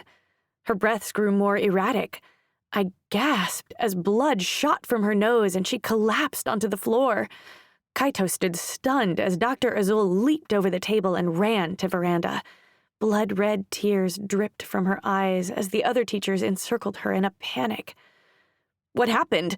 Kai asked, staring at his hands in horror. Dr. Azul dropped to his knees and placed his hands around Veranda's throat. In seconds, her shaking stopped, and the flow of blood from her ears and nose slowed. I stared down with a mix of terror and awe as Dr. Azul's gift took over, easing her convulsions. The headmistress's gaze moved to Kai. Maxim? Without another word, the gray-haired elder stood and forcibly grabbed Kai's hand. The time for asking permission had come and gone. I'd never seen a seer work in real time, but just as it looked online, his eyes lit up a radiant blue that filled the room. We all held our breath as he spoke. The path is not set. There is greatness here, but it is not yet determined whether it will be nurtured by the Fae or their enemies. Javier Azul looked up. I need to get her to my office. The 4 teachers worked together to lift Veranda, a task Kai could have managed with a touch, but Kai was terrified. I understood why he didn't volunteer. In fact, I'd have understood if he never touched anyone again. Stay on campus, but speak of this to no one, the headmistress said as they carried Veranda out of the room, her consciousness dimming as they went. Kai stared down at his hands, his mouth open. Veranda's blood was smeared across the floor. He turned to me. I didn't... It's okay, Kai. No one thinks you did. You know my gift. It's levitation. I couldn't have... My skin prickled when a clear streak fell down his face. Let's go get some air, I whispered. He said nothing for a long time as he continued to stare at his hands. It's okay, Kai. I wanted to reach out and touch him. I wanted to pull him in for a hug, but the memory of Veranda's bleeding eyes was fresh, and I was afraid. I took a deep breath, thinking of something my mother used to say, never let fear stop you. I reached out for him, but he hovered and slid himself back out of reach, his heels never hitting the ground. Let's go outside. We need some air, I said again. I opened the door and felt him follow silently behind. We burst through the front door where we'd come in and rushed back to the courtyard as if fleeing the school we both longed to enroll in. I turned into a hedge maze and wove through the floral labyrinth. The sun's rays warmed the top of my head, soaking into my dark curls as I turned a corner and spotted a bench that was tucked away. I didn't want anyone to see us. I didn't want Kai to feel ashamed to cry. I sat first, and Kai sat on the opposite end, taking extra care not to touch me. We didn't need words. The quiet of the morning in the garden calmed us both after a long while, and when he was ready, he spoke. Thank you for what you did in there. I shrugged. It was nothing. Not to me. I chewed on my lip. You know, none of that was really true. That stuff you said about me protecting you. I figured, I said, but the bite of disappointment lingered. I had, of course, made the mistake of thinking he cared. That's what I wished was true. Can I ask you what it is that you hate about me? He shook his head, rubbing his hands on his knees. I don't know. I guess I hate that it never gets to you. What? You just come into school every day with a smile, as if the whole world hasn't gone to shit. I mean, all those years you thought you were ungifted. What the fuck did you have to smile about? I let my hand drop to the bench between us. I had this amazing gift and everything still hurt. So I guess I wanted to hurt you. Or for you to, I don't know, understand. He chuckled, but it was a sad sound, and the corners of his eyes glistened. He turned his confused gaze on me.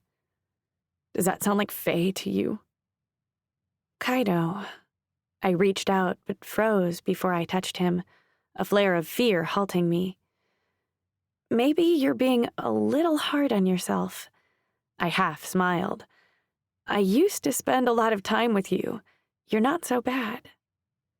He sighed, but his expression softened. You're too nice, Ray.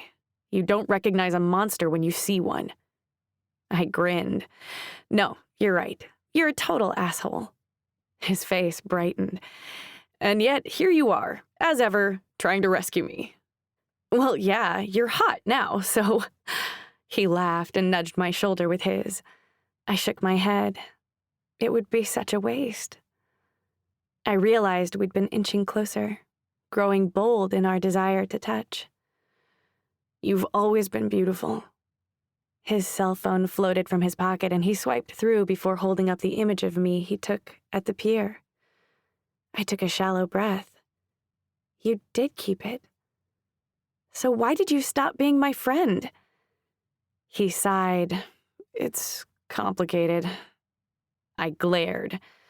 He rolled his eyes. Well, everything changed and his gaze moved to me. I don't mean just me getting a gift. I figured the gap in our abilities would separate us eventually. Besides, at the time, I thought I'd get over it. He slipped his phone into his pocket and stared down at his hands. I almost reached out to you when I heard about your parents, but I chickened out. Stunned, I whispered, I wish you had. I thoughtlessly touched his arm. We froze, staring at our touching skin, my heartbeat turbulent in my chest. A sudden heat burned me, and I wasn't sure if I would soon meet the same fate as Veranda, or if my body's reaction wasn't gift-related at all. His gaze rose to mine. A wave of his gift pulsed through my blood, and I was weightless, hovering ever so slightly off the bench. My breath caught as I felt myself move closer. My thoughts dimmed, leaving me with a burning hunger, though I wasn't sure for what. Kai reached for me, his warm palms on my cheeks. I gripped his tie, losing myself as I pulled him in. His lips were hot on mine, his tongue numbing any thoughts of stopping. His hands slid over my body as I gripped his hair. He bit down on my bottom lip and I whimpered. He pulled away slowly, his eyes wide. He stood so quickly that if I hadn't been hanging in his gift, I would have toppled to the ground.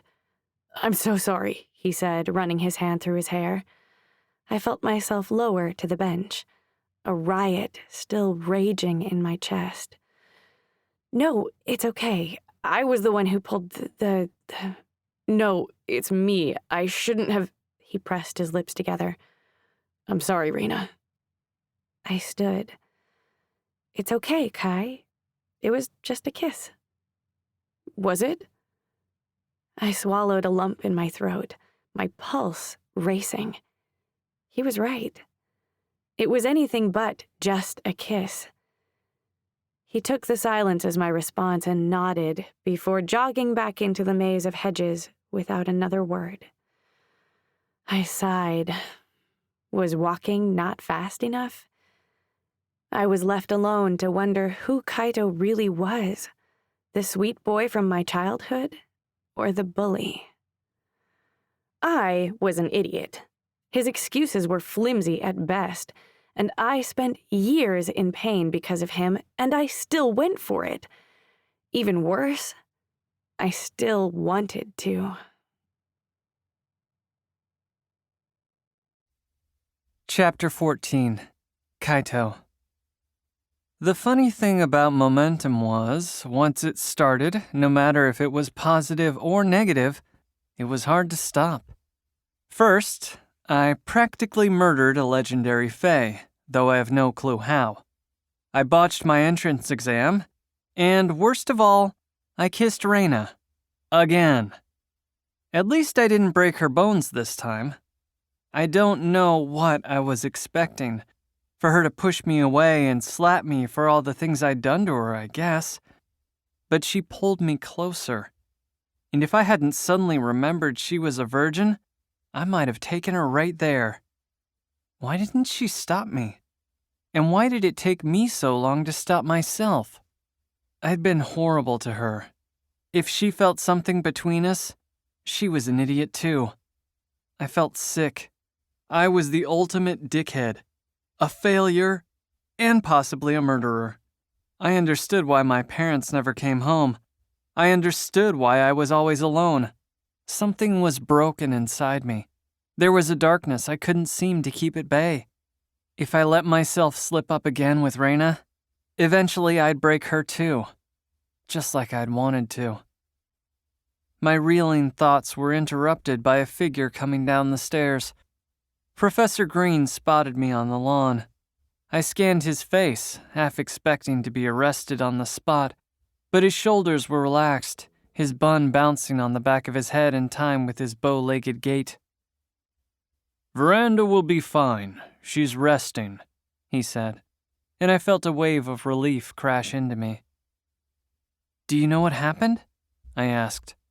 I wasn't sure I wanted the answer. He sucked in a breath as if he were unsure if he should tell me what he knew. "We think that your potential may have been greater than her body could handle." A pang of nervousness hit my stomach. "Does that happen a lot?" He shook his head. I swallowed a lump in my throat. Too much power? Was there such a thing? I knew my gift was exceptional. I'd discovered levitation had many uses, but it also had limits. I'd completely botched the physical entrance exam. I wasn't even strong enough to be admitted. My thoughts were interrupted by the professor's next words. "The headmistress has decided to admit both of you. Pack your belongings and come at the same time tomorrow to move in and start orientation," he said, his gaze moving past me. I spun to see Raina a few yards away. "Thank you, Professor," she said, and coldly turned away without so much as a glance at me. Professor Green eyed me as if he understood everything that had transpired with our body language alone. He nodded at Raina, a gesture that seemed to me to say, "Go get her." I smirked and jogged after her, the news of our acceptance surging through me like a great light, driving away my dark thoughts and apprehensions. I threw my arm around her. "Hey, classmate!" "You know we were classmates before, right?" "Not at GFA," I cooed. "Look, Raina, about earlier. I'm sorry. I promise I won't do that again. I was overwhelmed and just kind of lost control. Let's just pretend it never happened." "That's your explanation? Seriously?" "Let's celebrate tonight." She raised an eyebrow, and it looked like I might get the slap I was looking for earlier. I laughed. "I mean dinner." She moved my arm off her shoulders. "I don't know, Kaito. Please, let me do this. I have to thank you for getting us both in GFA." She grinned. "So you admit I got us in?" She pulled out her phone and held it up. "Can you say that again for the camera?" "I will. After dinner." She sighed. "Fine." "Great. Come to my place at 8. "You're not taking the bus home?" she asked. I floated my cell phone out of my pocket and into my hand. "Nah, I'm gonna call my parents and stuff. You know, tell them the news." She smiled and headed for the gate. "Don't forget, Raina," I called. 8 o'clock. She called back. "I'll never forget about you." The sweetness of the memory of that day at the pier echoed through me. Back then, I'd been looking for the right moment to kiss her for weeks, and by the ocean that day, I wanted to go for it. My nerves got the best of me, and I was going to chicken out until she said those exact words. Today, I'd once again stolen a kiss, and it surprised me as much as it must have done her. It was a mistake I wouldn't repeat, but I was too excited to spend the night at my empty house. My friends would no doubt be jealous and hateful about it. And how could I explain to them that ungifted Raina and I had taken the exam together? I chuckled at the irony that after all the years of torture I'd dished out, Raina was still all I had.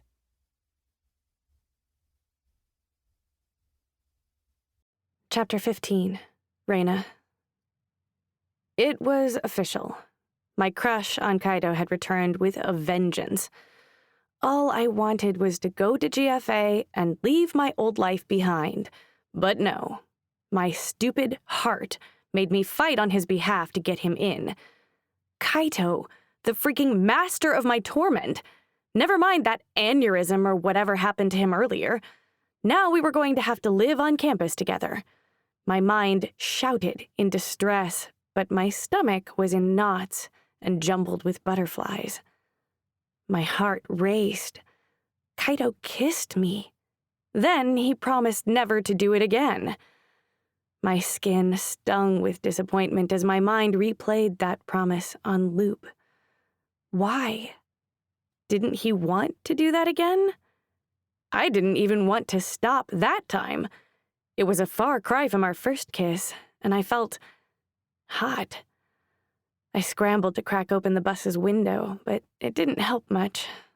I heard the whipping of the wind, but didn't feel it. I pressed my forehead to the glass. In all the times I'd imagined what it would be like to kiss him, really kiss him, I'd certainly never imagined that. The exam, GFA, and my newly discovered gift had taken a back seat to the kiss I could still feel on my lips. The bus hit a sudden bump and my head slammed against the glass with a smack, and before I could react, it happened a second time. Ouch. That was karma 100%. I took a deep breath, willing all my butterflies to drop dead. I could control my emotions. I'd gotten over Kai before. I could do it again. Instead of dwelling on the kiss, I thought of all the times Kai had humiliated or hurt me. I thought of how many nights I'd cried myself to sleep. And by the time the bus stopped to let me out, a few blocks from home, I had worked myself up enough to cancel our dinner plans. Instead of going straight home, I decided to walk a few laps around the block. I found myself checklisting what I had to do rather than deal with such a weighted day. First, I had to pack my things. That would be easy enough. I hardly owned anything since I'd sold it all. Even with my inheritance, I had to sell everything to have enough for... I sighed. I hated the empty feeling that popped up when I thought about it. It was a void where something important belonged, something I'd given up. I debated whether to tell Vivian that I got into GFA and was moving out. Fuck that. There was no universe in which that conversation went smoothly. Finally, I needed to cancel my date. I mean, dinner. It would only take a second to send the text, but I could squeeze that in later. I saw something move out of the corner of my eye and spun. I gasped. William Citrine, a bronze tier fae, jutted past on the far side of the street, fire spurting from the bottom of his shoes. His trademark golden hair was almost reflective in the orange glow of the low sun. His gift blazing from his feet like he were wearing rocket boots. "William Citrine!" I called, fumbling for my cell phone in the hopes I could snap a picture, but in a flash, he was gone. It was a sign. Everything would be okay. I felt a bit cheerful as I rounded the corner. After all, my dream of going to GFA had come true. I was finally gifted, and I wasn't sure how, but they said it reminded them of Yamoja Rue. I almost broke into a skip. The sun was setting, and the streetlights had already clicked on. I pulled open the door to my house, imagining what my roommates would say when I told them. No doubt they wouldn't believe me. I was delighted. I froze as Vivian stood at the base of the stairs. She shouldn't have been home yet. She stood with her hands on her hips, nodding as if we were having a silent conversation. "Your school called," she said. "Why didn't you tell me you got expelled?" My gaze was drawn to movement at the top of the stairs. Several of my roommates peeked around the corner. "You don't understand. She grabbed my hand and the electric pain shot up my elbow, spreading to the rest of my body. "I got into GFA," I said through clenched teeth. "I'm gifted." She chewed loudly on her gum. "You're a fucking liar. That's what you are." My body screamed for release. "It's true," I spat, feeling vomit rise to my throat. "I start tomorrow." "The fuck you are," she said. Tears swelled in my eyes, her gift twisting each cell in my body. I writhed. "I'm gifted." Tears spilled down my cheeks. "I'm gifted." Something snapped inside me. If I was gifted, I wouldn't take another moment of this. I gripped her second hand and pushed my gift to my hands. She stared back at me, stunned, and after a moment's delay, she burst into a fit of laughter. Veranda Yarrow was wrong. I was not gifted. Not at all.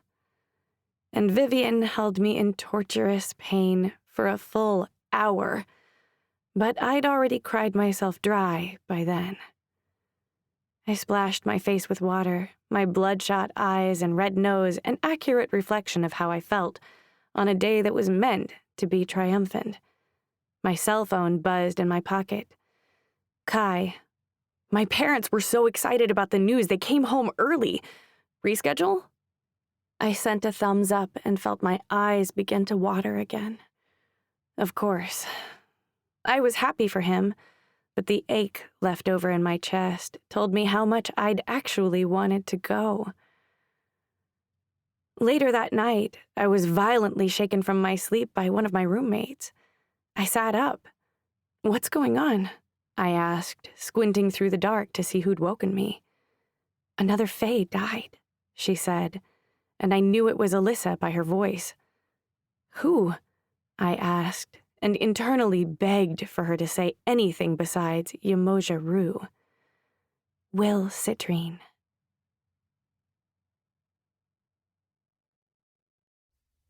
Chapter 16. Kaito. As I stepped onto the 4th floor of the boys' dormitory and the smell of stale sweat hit me, I regretted my decision not to commute. My parents had encouraged me to give dorm life a try, but I couldn't remember, for the life of me, why I thought it would be a good idea. It was nice having my parents back. We'd spent the whole night discussing the circumstances of the entrance exam, all of which I fabricated, and they fell back into their parental roles like they hadn't given me a debit card and abandoned me for the last 2 years. They were finally proud of me, and I'd do just about anything not to mess that up, except live in this disgusting dorm. I dragged my suitcases through the empty hallway, observing that the size of the rooms didn't appear to be much bigger than jail cells, but found relief that everyone appeared to be in class already.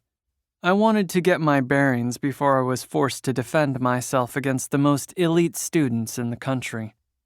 Then I heard it. The thrum of a guitar pouring out of a room at the end of the hallway. For the love of God, please don't let that be my room. As I read the numbers on the doors and moved closer to the end, I began to give up hope. "Fuck," I said as I arrived, double-checking that the room I'd been assigned was in fact the one with the guitar-playing douche in it.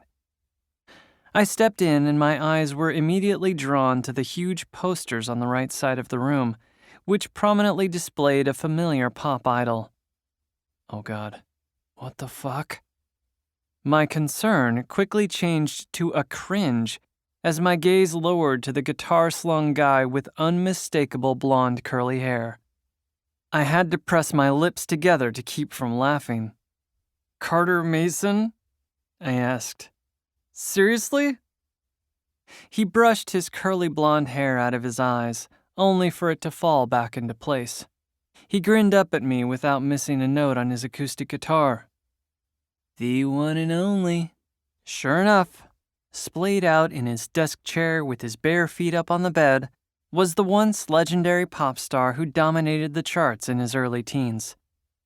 I turned back to the door. "I'll just get a transfer." "Wait, bro," he said. "Listen to this part."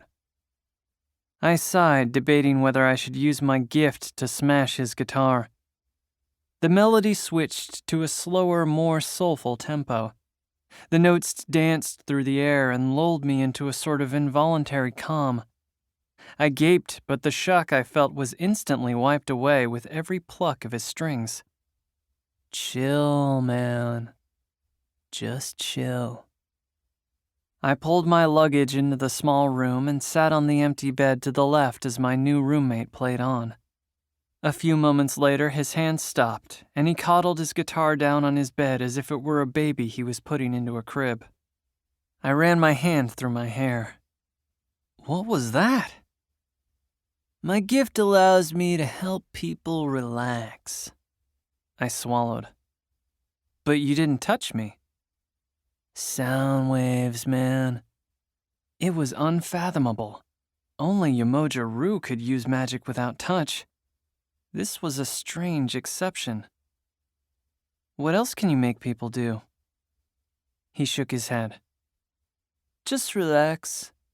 It may sound lame, but the last thing your opponent wants to be during an attack is relaxed. Plus, the teachers allow me to use my gift outside the classroom and training zones since I can't really cause harm with it. As your mentor, I should mention that using your gift willy-nilly is a big no-no.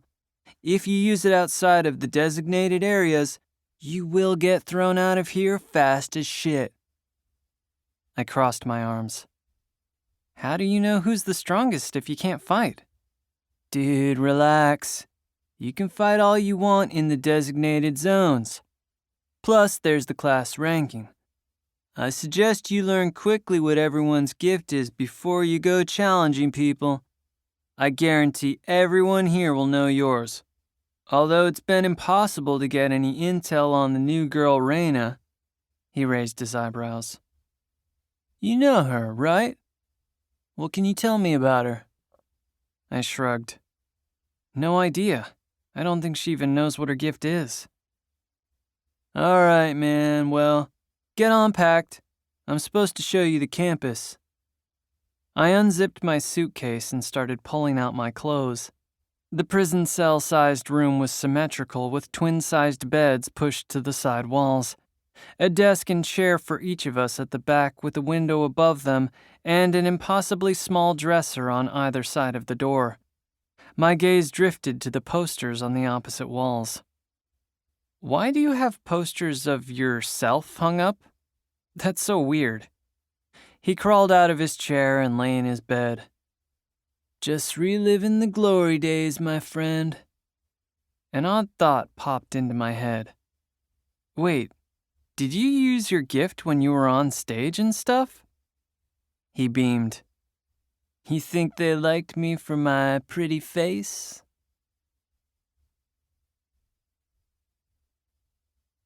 Chapter 17.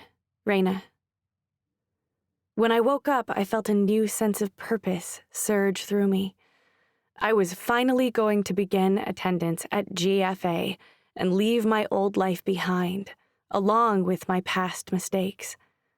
I found a moment to pull each of my roommates aside to say goodbye, but most of them didn't believe my story. I'd visit when I could, but I knew moving on to GFA made keeping in touch unlikely.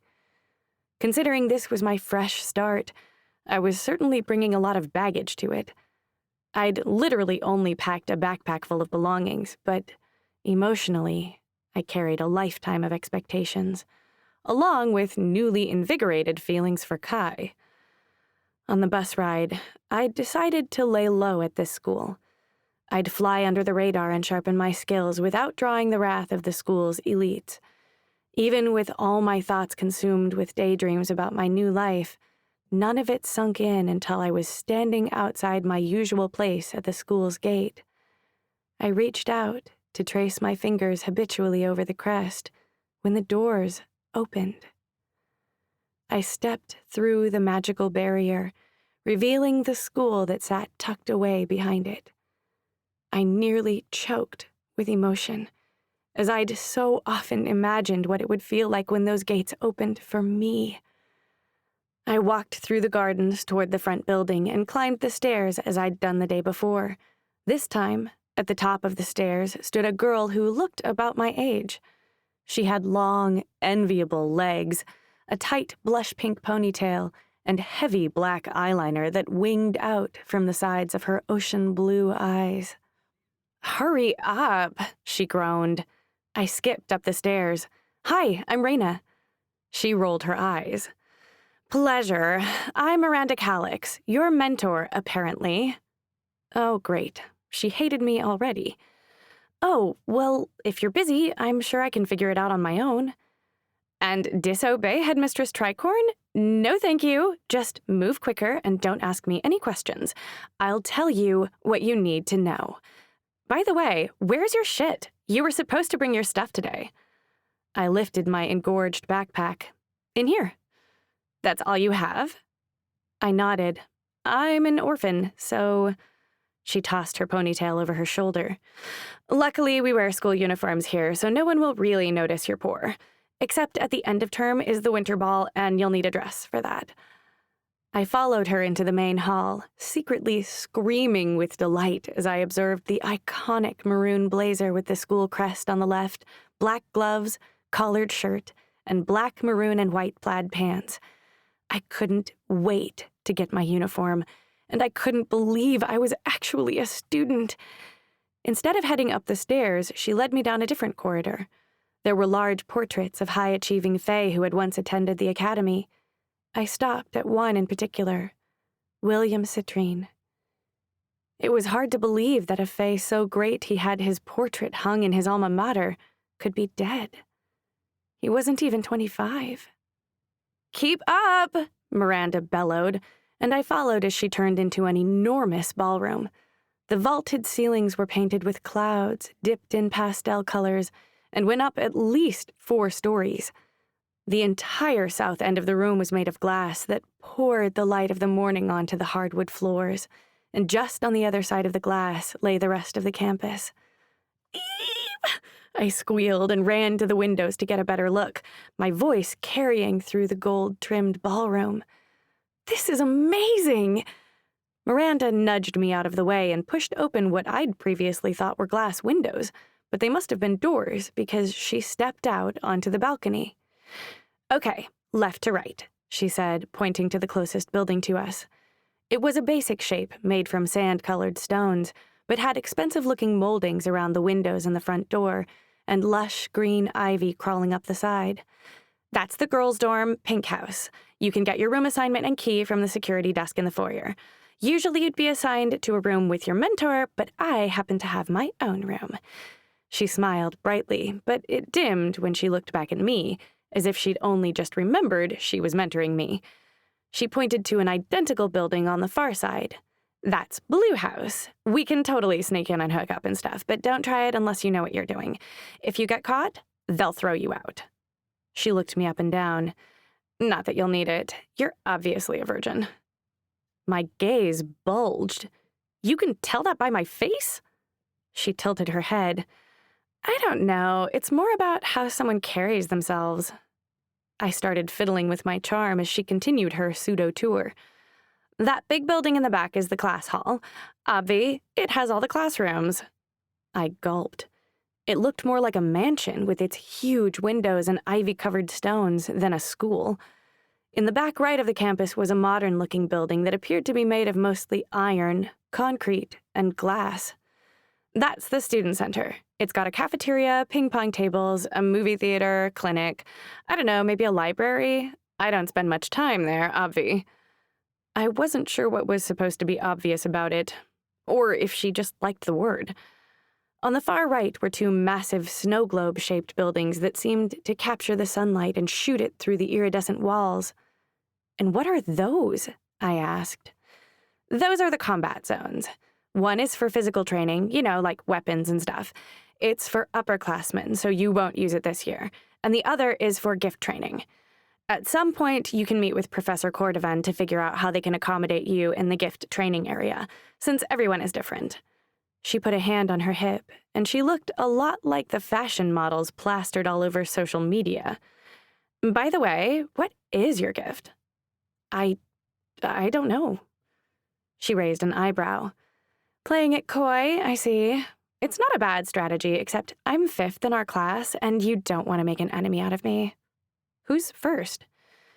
"You're so new, it hurts. Odin Gates, obviously. And just so you don't do anything you might regret, he and I are kind of a thing." I put my hands up in surrender. "Got it. In fact, the Noble Four are all sort of off-limits to you." I nodded. "I just came here to study." "Atta girl," she said. Let's hit Pink House first so you can drop off your little homeless lady bag. I also seriously encourage you to start wearing gloves. You wouldn't want to be seen as conceited. I bit back a laugh. You're right. That would be the worst. I mean, the students can use their gifts on objects and stuff around campus, but not on each other outside of the training zones. I don't mean to tell you this to make you feel safe. I just want you to know that when you step into those domes, prepare yourself for a brawl. It was a blatant threat. So much for laying low. Still, as I followed Miranda down the stairs of the main building balcony down to the GFA campus, I knew there was nothing that could mess up my day. Then, like clockwork, across the way, I saw Kai.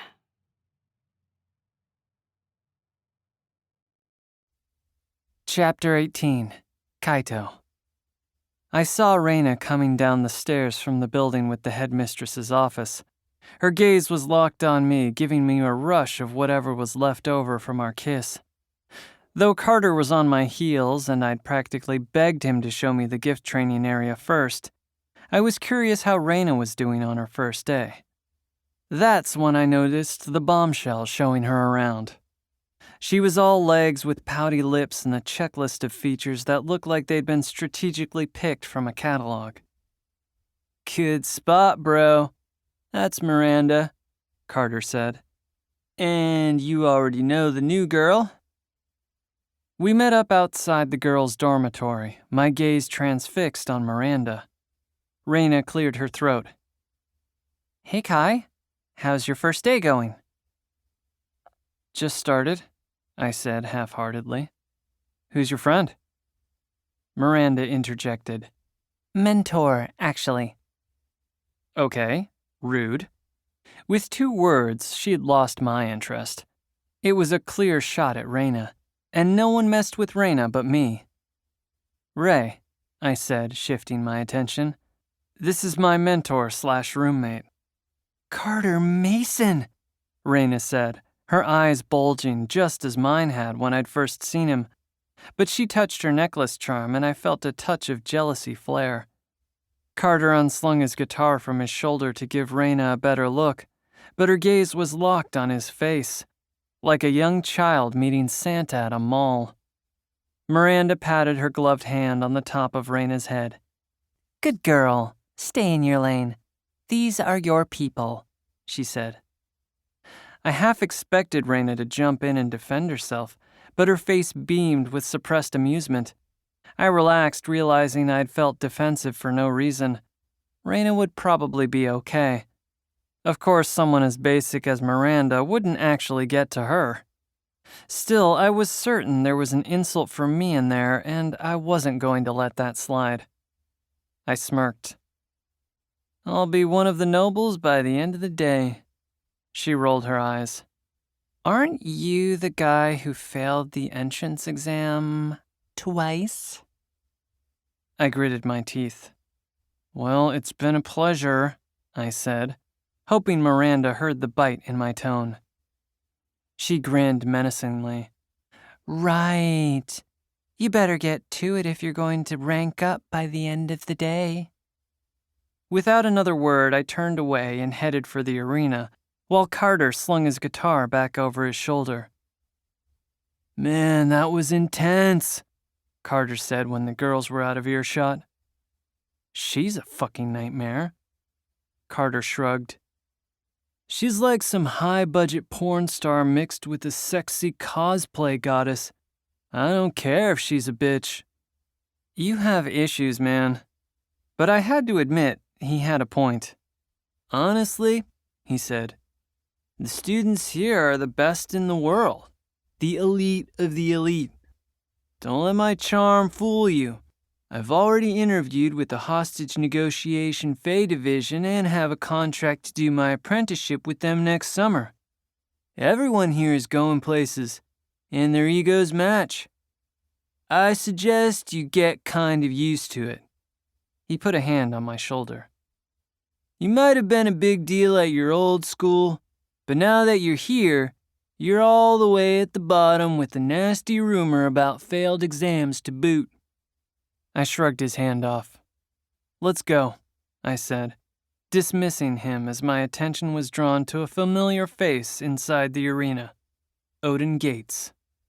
Wait! Stop! Carter said. I didn't realize there were students in there this period. We better come back when the area is free. Relax. I'm not going to do something stupid. That's what someone who was going to do something stupid would say. I heard him, but his words hardly processed because I was already on the move. I pushed open the translucent doors and stepped into the arena. Once inside, it reminded me of the giant greenhouse at our local zoo, with panels of partially filtered light pouring through. The stadium had gift-sealed panes that were reminiscent of the seal around the school's outer wall. I recognized Odin right away, but my attention skipped over him as I sized up the 3 other guys in his little crew. They were the school's nobles. I knew this because I recognized every one of them. Starting on the left was the 5'5" prodigy from New Valand, Enzo McCain. He had slick brown hair and a smirk that insisted he was too cool to be here. He made a name for himself at the biannual World Varsity Tournament last year for possessing a gift that was hotly debated. Like most who were trying to become Fae, he never gave any direct answers about his gift in interviews. But one thing was certain. When he touched his shoes, he ran quite a bit faster than what should be humanly possible. Next was Prince Finn Warsham, the actual fucking 3rd prince of the 4 Zalmanian princes, and the only of them invited to attend the academy. Like his photos online, he was a tall black man whose hair always looked like he'd just come from his barber, and whose posture was so straight it made me want to loosen my tie and slouch. There was almost no information at all about his gift, but I had the feeling I would find out soon enough. The last of Odin's stooges was Quan Laveau, the legend who'd used his doppelganger gift to fix the varsity tournament. He'd been disqualified, of course, but the subsequent lime green hair trend lasted an entire year.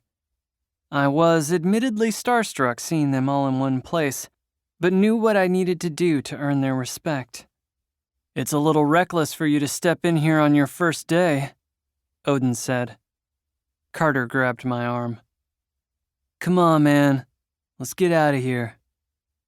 I yanked my arm away, steadying my nerves. Actually, Odin, I came to challenge you.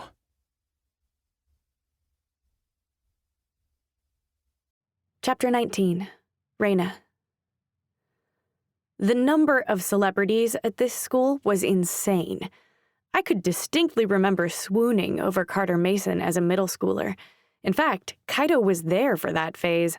He'd seen my bedroom walls plastered with pictures of the blonde pop star. I cringed at the possibility that my little crush might find its way into the conversation.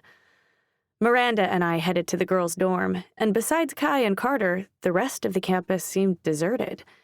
It didn't seem like students skipped class around here. I almost dreaded how I might feel when the bell rang and students spilled into the courtyard. Odin Gates was somewhere around here, along with royalty and some of the most gifted people on the planet. The more I thought about it, the more I felt like an imposter. I felt my nerves soothe when a familiar face smiled at me from outside the dorm. Professor Green perked up. I'll take it from here, Miranda. You may return to your morning classes. I haven't shown her to her dorm yet, Miranda said. She won't be needing it for a while. She shot me a worried look, brushing a stray wisp of pink hair out of her eyes. Thank you, Miranda, for the tour and the advice. She gave a half smile before heading toward the back of campus, where the mansion-like class hall was situated. Professor Green sucked in a sharp breath. How's your first day going? He asked. I smiled through gritted teeth. It's a little overwhelming. Did you know Carter Mason goes here? He nodded, but his expression didn't imply he shared my excitement. There are many celebrities in attendance here. You'll get used to it. He shifted his weight. I think we need to have a discussion. I swallowed hard. First, he stopped me from moving in, and now this? Are you kicking me out already? I said with a smile I hoped would break his grim expression. That's entirely up to you. With a wave of his hand, he motioned for me to follow him back to the front of the building, and it sent a new wave of dread beneath my skin. By the time we reached his office, I was almost in tears. Take a seat, he said. I sat like a woman condemned. I felt my posture slump as I tried to disappear into the chair. As you must know by now, the first term for every student here at GFA is a probationary period. If you don't show significant progress on your midterm, you will be dropped from the program. I shook my head, my throat constricting too tightly to form words. Dropped from the program? I shuddered at the idea of returning to the group home and how long Ms. Vivian would torture me when I returned. Since you and a few others have transferred this year, that means you'll need to have your skills up to par for the winter midterm. I nodded. 3 months wasn't a long time for me to pull it together, but it was a chance, and that was all I needed. Still, I doubted from his tone that he was sharing the worst of the news. I held my breath as I waited for the gavel to drop. I've spoken to Ms. Yarrow, and she told me what you've done. I gulped, tears pricking my eyes as they threatened to spill out. I'm only going to ask this once. Why did you do it? I straightened in my chair. I'd made many mistakes in my life, but the one Veranda Yarrow found inside me was the greatest. If I got thrown from GFA to answer for it, I'd accept it. My parents died a year ago. I had no one. The grief was overwhelming, and I thought it was the only way to move on. I see, he said, lifting his nameplate and turning it over in his hands. Ms. Yarrow thinks your gift may be tied to your emotions as a sort of way to focus and aim them. You can't reach them, let alone fully master them, if you've taken a confection to dull your feelings of loss. You need the full spectrum. So you're kicking me out? He tilted his head. I have to ask how you came to find such a rare confection.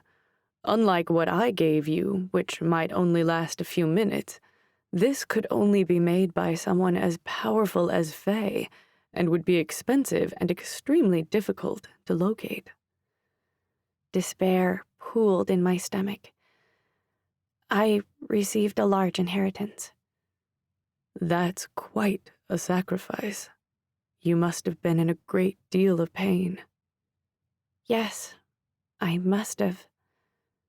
But I didn't know for sure. Even the memory of that time seemed drained of emotion. I can make a confection to counteract the one you took, but I need to know if that's something you'd be open to. I stood. Yes. I put both hands flat on his desk, leaning into him. Please, I begged, my voice cracking. It was a miracle. A second chance at life. In less than a day, GFA was offering me everything I'd ever wanted.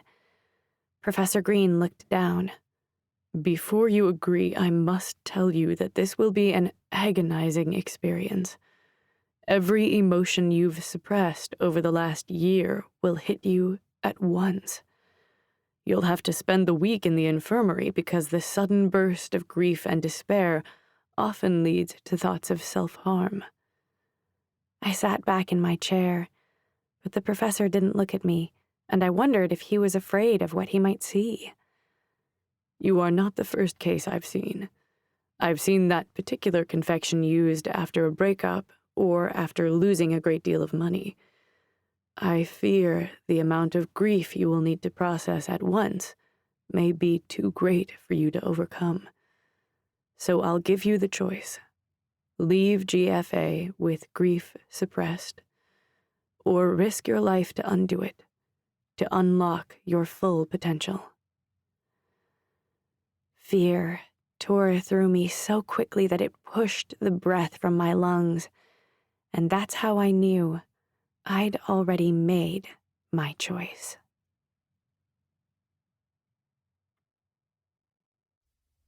Chapter 20. Kaito. I wasn't a fool. I knew I couldn't take GFA's top student in a fight. He was probably the most elite teenager on Earth.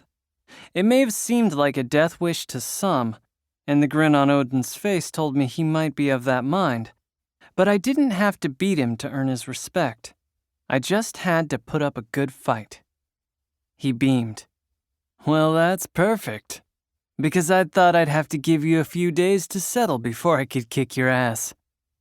His goons laughed, smiling at me like I was a meal they were poised to consume. One-on-one? I asked. Odin stepped forward. You think I need help to beat you? I shrugged. I heard Carter mutter under his breath. This is a bad fucking idea. Training Zone 2 is open, Quan said. Odin gestured to the back of the domed arena. Is that cool with you? Odin asked. Wherever.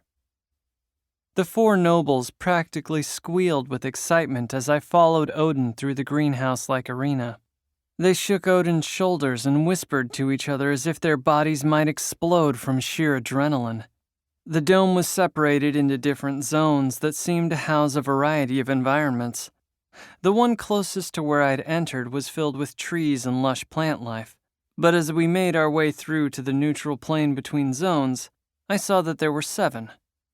My attention was drawn to one in particular that seemed to somehow have snow accumulating in it, the flakes falling from nothing and perfectly contained in the borders of the zone, without any visible walls to contain it. I wondered which zone was number 2 and if Odin had chosen one that would play to his strengths.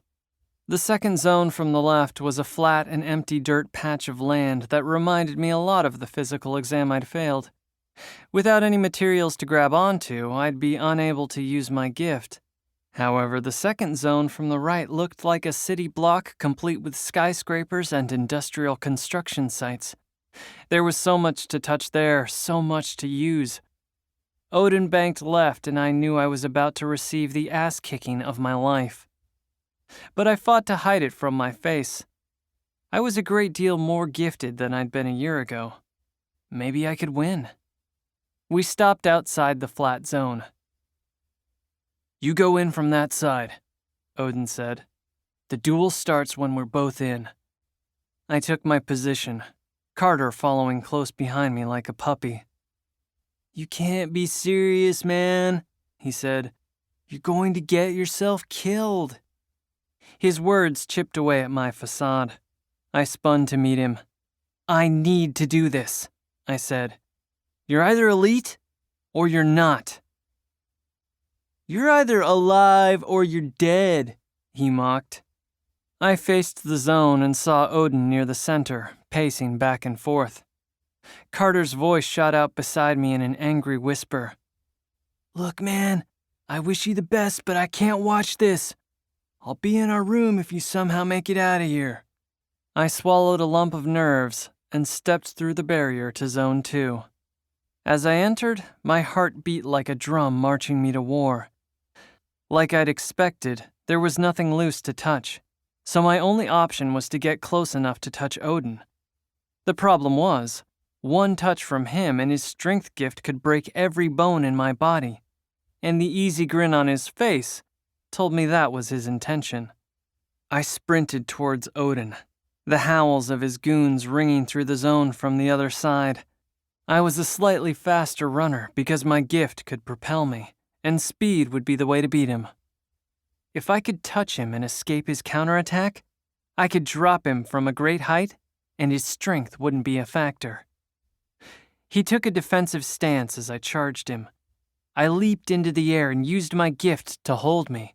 My manipulation of gravity threw him as he incorrectly anticipated my fall. Reaching down, I swept my hand through the air to catch a piece of him. The tip of my finger hit the top of his ear. I pushed myself away with every ounce of power my gift could muster, hovering out of his powerful reach. I have him. The onlooking nobles went silent as I thrusted Odin into the air, higher and higher, until he bordered on the edge of my range, nearly 14 stories up in open space. Then I dropped him.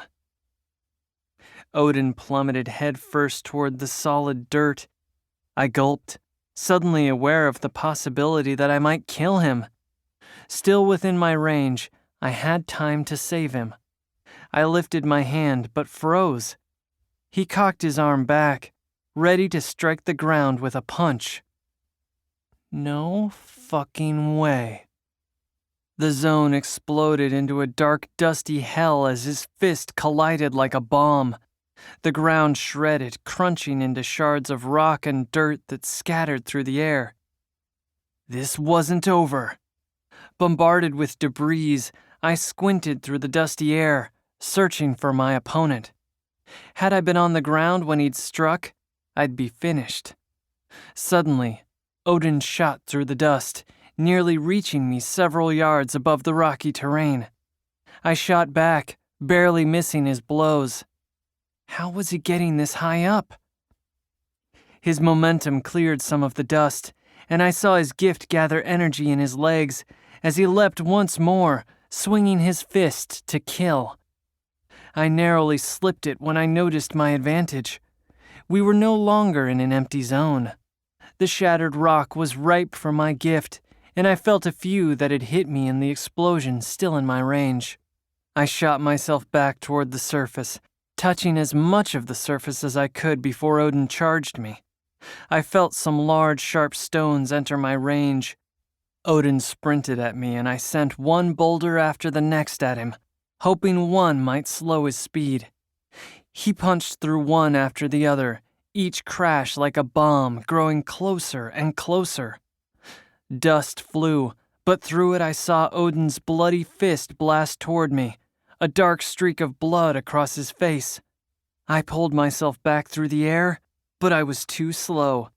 His hand collided with my cheek with a crack, and everything went black. The next thing I remember was a blood-curdling scream, but the voice was not mine.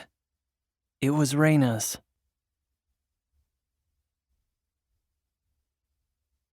Chapter 21. Reyna. I clutched the sheets of my hospital bed and screamed, my throat raw. Professor Green had not exaggerated the agony. All those years of bottled-up grief were coming out with a vengeance. I writhed through a cycle of screaming and vomiting, my body unable to handle the avalanche of emotion, as one memory after the next tore through me. My parents were dead. My parents were dead. My heart ached as I fought to come to grips with this new sensation. I'd been there when it happened. I watched them die. Their blood froze and their faces settled into this empty expression that told me their souls had fled. It was just a touch to the backs of their necks in a crowded street. I hadn't seen who did it, just saw the life drain from them as they quietly slipped away. They were both commons and law enforcement officers with gifts that wouldn't have saved them even if they had seen their attacker coming. I, too, was helpless. I held their hands and screamed for help, too afraid to let go, and I rarely brought forth the memory since I'd taken that grief confection. I certainly hadn't felt it. Now it looped through my thoughts endlessly, as if in punishment for denying the heartbreak due. They were gone. I felt selfish as I choked on the thought that I still needed them. I still longed for their guidance, the warm sound of their voices. There were so many things I never got to ask. My shoulders shook as a wave of fresh pain cut through my chest. I'm so alone, I whispered into my pillow. My eyes burned from all the tears I shed, my chest so tight I couldn't breathe. The pain and loneliness were overwhelming in the intensity. Dr. Azul stood over me, trying to look encouraging. "You'll make it through this," he said. "You are not alone." But his healing gift did not extend to emotional pain, and all he could do was say soothing words and hope I pulled through it whole. In my haze, I heard the door slam open and another student rolled in on a gurney with a squeaky wheel, but it didn't register. My mind was trapped on a hamster wheel. My parents were gone. My parents were dead. I am alone. Just when my body finally relaxed, a new wave of grief crashed over me. I curled into a tight ball as the pain swept through me in an emotional torrent so brutal that it was like a sharp electrical current shooting through me. The pain was unrelenting, draining me to a point I thought I just might die. I reached out for the doctor, but Dr. Azul was no longer beside me. He had moved on to another student with injuries more pressing than mine. "Mom, Dad," I sobbed quietly into my pillow, knowing this pain was never going to end. And it was almost enough to make me regret the bitter morsel Professor Green had given me. Almost. Dr. Azul's voice cracked through the room. "Who is it?" he asked. "Kaito Nakamaru," I heard a voice say.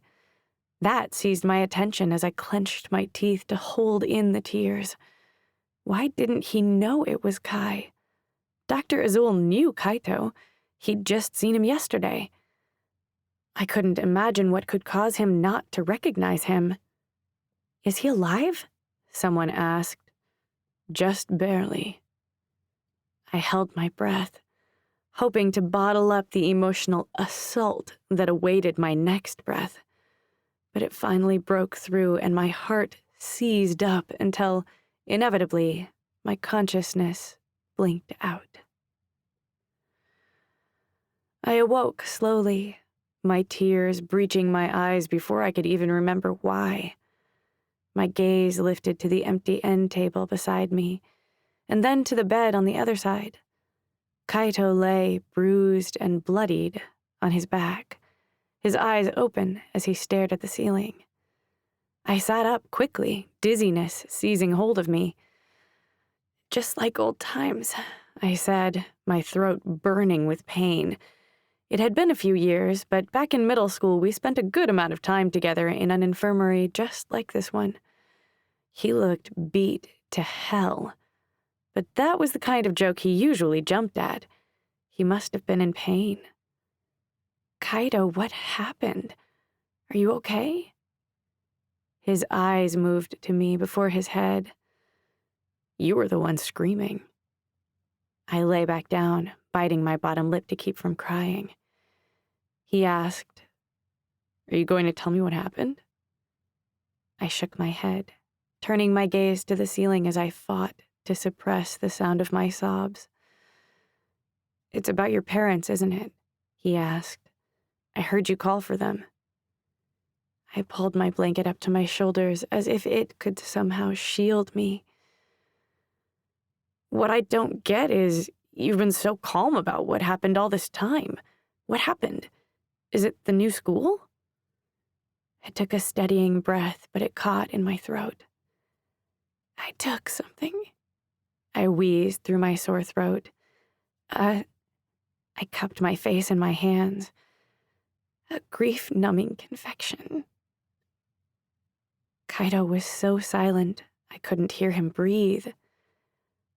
"I spent my inheritance," I said, the sadness overtaking my words, "so I could stop hurting."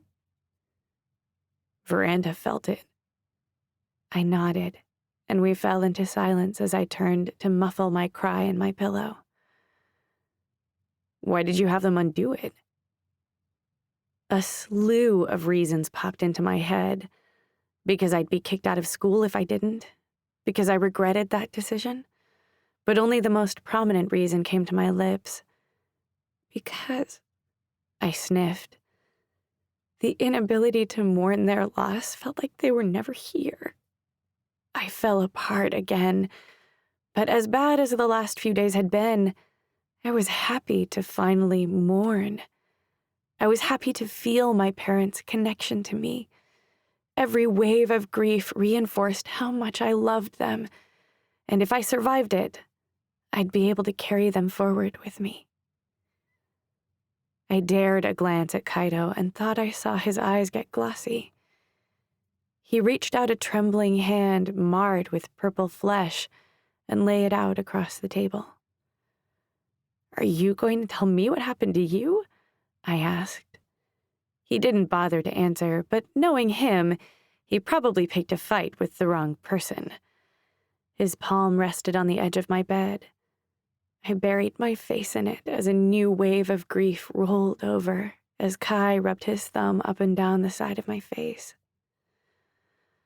When I awoke again, my body felt heavy and stiff. My gaze moved to Kaito's empty bed, and a panic flashed through me before I felt his warmth along my back. My head was resting on his right arm, his left arm draped around my waist. I traced my fingers over it to find that what was purple the last I'd seen was now a blotchy yellow. I wasn't sure if I'd been sleeping for a long time, or if Dr. Azul had been every bit the healer as reported by his reputation. I wondered what he'd gotten himself into to get so battered, or why the bully who tormented me relentlessly not 3 days before had rushed to hold me when I needed it most. I would have faked sleep for the next 10 years to be held like this for a little while longer, but I had to pee. So I slipped out of bed, cupping a hand over my mouth as Professor Green's morsel kicked back in, reminding me once again that my parents were dead. And even if Kai was here today, tomorrow, I'd again be alone.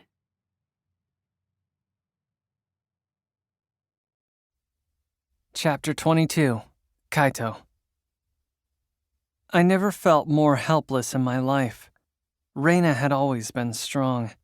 It was one of the reasons I'd been friends with her in middle school, and one of the reasons I tormented her when I got a little older. When I looked back on this past year, I suppose I always thought it was weird how casually she spoke about her parents. But I couldn't have imagined that she'd be desperate enough to blow her inheritance on a grief curber. How did she even find one that powerful? That was some deep black market shit. I shuddered to think of Reina and the kinds of places that sold that sort of thing, and all the time she was going through that, I was trying to teach her a lesson. I sighed. Now she was in the infirmary, a place I'd once taken pleasure in sending her. But I took no pleasure seeing her here now, so broken and fragile. The infirmary was well lit and cozy with no more than 10 recovery beds. I'd looked out the window to find myself across campus, somewhere in the building Carter called the Student Center. The past few days, Dr. Azul had worked wonders on healing me, his gift like ice pushed into each cell, numbing the pain as they thawed into regenerated flesh and bone. He ran out of stamina after a while and needed long rests between treatments, but I couldn't deny that his gift was both fast and effective. So I was not surprised that Reina and I were the only patients he had. I stifled a laugh. We'd both made a hell of an impression. I listened for the doctor's footsteps while I put together the sequence of events from the last few days. I was pretty out of it when I'd first been wheeled in, and only remembered flashes of pain and voices. Enzo had rushed me here using his speed gift. I felt a pang of embarrassment about my defeat. I should have listened to Carter. I reached to search through another blurred memory, one of Odin getting his arm patched up, but I couldn't be sure if those were real or something I dreamed up in my recovery. When I came to, I found a text from my parents. Dad, I heard you were defeated in combat and are in the school's infirmary. This was not the kind of fresh start we were hoping for you. Your mother and I have decided to leave town for a while. I considered smashing my phone in frustration over my parents when Raina screamed out for hers. What different lives we led. It was difficult to watch my wounds heal drastically day after day, while Raina seemed to suffer to no end. I knew Raina's condition couldn't be fixed with the doctor's gift, but the worst part was his attempts to comfort her. He kept telling her that she wasn't alone, which only made it more apparent that she was. She even cried when she slept, as if even her dreams wouldn't allow her peace. On my third night, there she was, shaking so violently that I leapt out of bed, forgetting about the doctor's orders to rest my newly healed bones, and lay down beside her. But as I pulled her in, I found myself repeating the doctor's soothing mantra to her. "You'll make it through this," I said. "You're not alone." She calmed a little, and, before I had time to think better of it, I fell asleep beside her. I awoke to find Raina had moved to my bed on the other side of the bedside table, and I worried that my attempts to comfort her had only freaked her out. What was I doing? Even I had to admit I was all over the place lately. I had bullied her so hard we got expelled from school, then I kissed her. Now this. Why had she become such an obstacle all of a sudden? Raina rolled toward me and I noticed she was awake. "You seem a little better today," I said. "So do you. Your bruises are healing." "Bruises," I scoffed.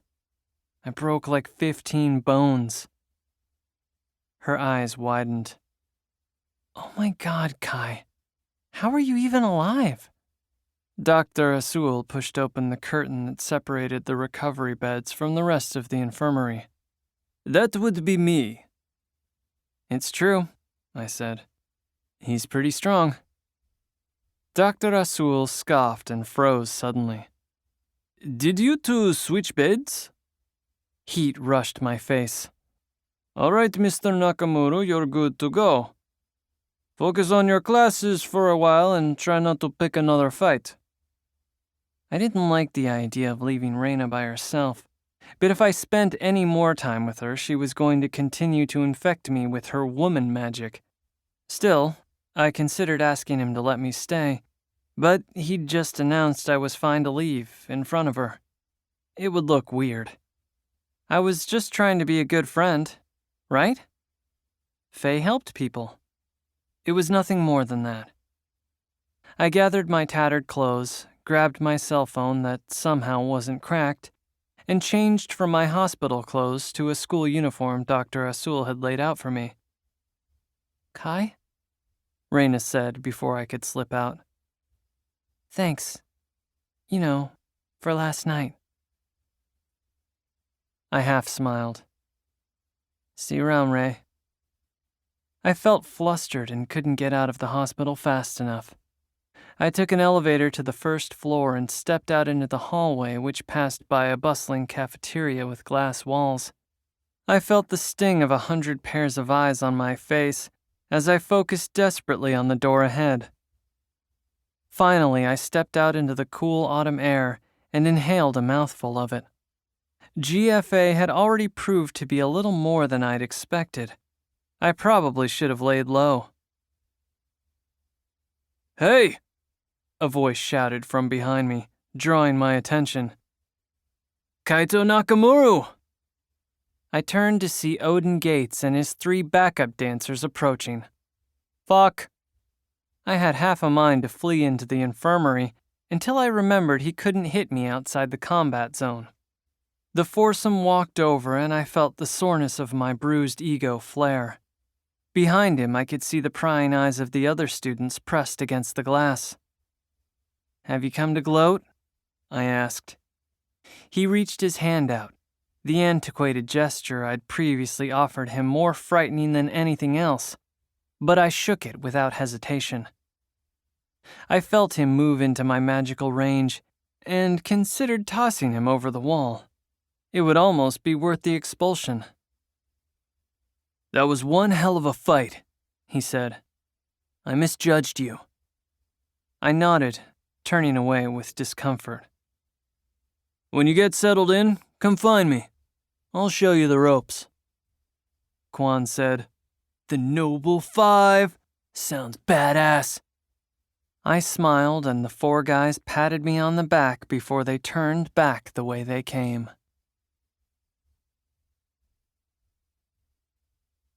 Chapter 23. Raina. By the time I was cleared to leave the infirmary at the end of the week, I barely recognized myself. My eyes had dark circles around them. I'd grown pale. My cheeks were a little sunken in, but the biggest change was the glossy sheen of defeat in my eyes. My parents were dead. I couldn't bear the repetition of it. My heart ached, and I clenched my stomach to keep from crying. A year of grief packed into 1 week had left me with an emotional hangover complete with a splitting headache. Dr. Azul had said he was proud of me for enduring it so well, but I hadn't felt proud of any of it. I was broken, and I deserved every bit of it. I put on my plaid pants, collared shirt, and blazer. I'd always imagined how I'd feel the first time I put on those burgundy uniforms, but it wasn't this. I never thought I'd feel like such an imposter. I hadn't even been strong enough to face my parents' deaths, so how could I become Faye? It felt like the entire week I'd been there was some kind of nightmare. The only reprieve from the agony was Kai. One familiar face. In the moment, I didn't care how badly he'd treated me in the past. He was there when I needed him, even if it was by pure coincidence. As I stepped out of the elevator on the first floor, I realized I didn't know where I was or where I was going. There was a large cafeteria to the left of the hallway where students chatted and ate on maroon trays. It was separated by a glass wall that reminded me a little of a zoo or a fishbowl. Then, from inside the fishbowl, someone saw me, and like a viral disease spreading to each cluster of prying eyes, the cafeteria fell silent. I pressed my tongue on the roof of my mouth, willing myself to hold it together, when I was rescued by the person I least expected. "Good, you're here," Miranda said. "I'm supposed to show you to your... Whoa, you look like absolute shit." "Thanks," I said, wiping my nose with the back of my hand. Her eyes lit. "Did you hear the news?" she asked, but she didn't wait for my response before she gushed on. "Kaito Nakamaru challenged Odin Gates, and, he lost, obvi, but apparently the fight was crazy, and, now Odin let him into his group, and they're calling them the Noble Five." She thrust her chest out. "Ugh, I can't believe I brushed him off the other day. I mean, he was obviously gorgeous, but I didn't know his gift was that strong. I mean, didn't he fail the entrance exam twice?" I envied her energy. "You were showing me somewhere?" "Right," she said, flipping her rose gold hair over her shoulder. "Your dorm." I followed her out, and the students returned to their lunches. "So," Miranda said over her shoulder, "is Kaito, single? You're not together or anything, right?" My mind flickered to the past few days. The kiss. Waking up in Kaito's arms. He was the biggest train wreck I knew, and my fractured heart was not ready to take a risk like that. Part of me wished the world was different, that my parents were still alive, that I was as gifted as Kaito so we could explore whatever was going on with us without the outside world using the gap to end it. If what Miranda said was true, and Kaito had become elite at GFA, I could guarantee I was about to get middle school déjà vu. Now that Kaito fit in again, he didn't need me to be his safety net. "No, we're not together," I said. "I don't think he's seeing anyone." I wish I could say the pep my reply put in Miranda's step didn't bother me, or her giddy grin, or her confident gait. I wish I didn't notice her daydreaming as she twirled her silky hair around her polished finger. I wanted to lie down and forget I ever knew Kaito Nakamaru. I wanted to sleep until I remembered why I wanted to go to this stupid school to begin with.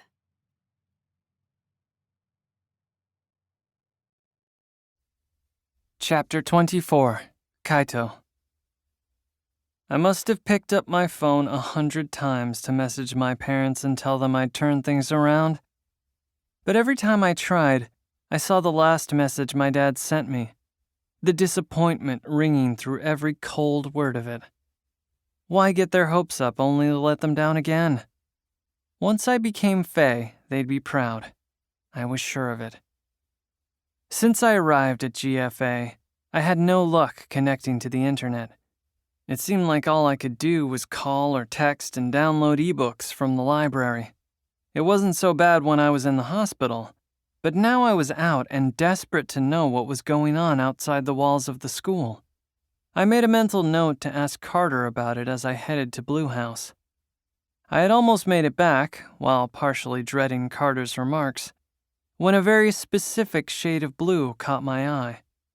I spun to investigate and my body pulsed.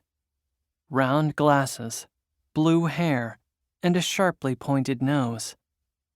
The bus stop guy.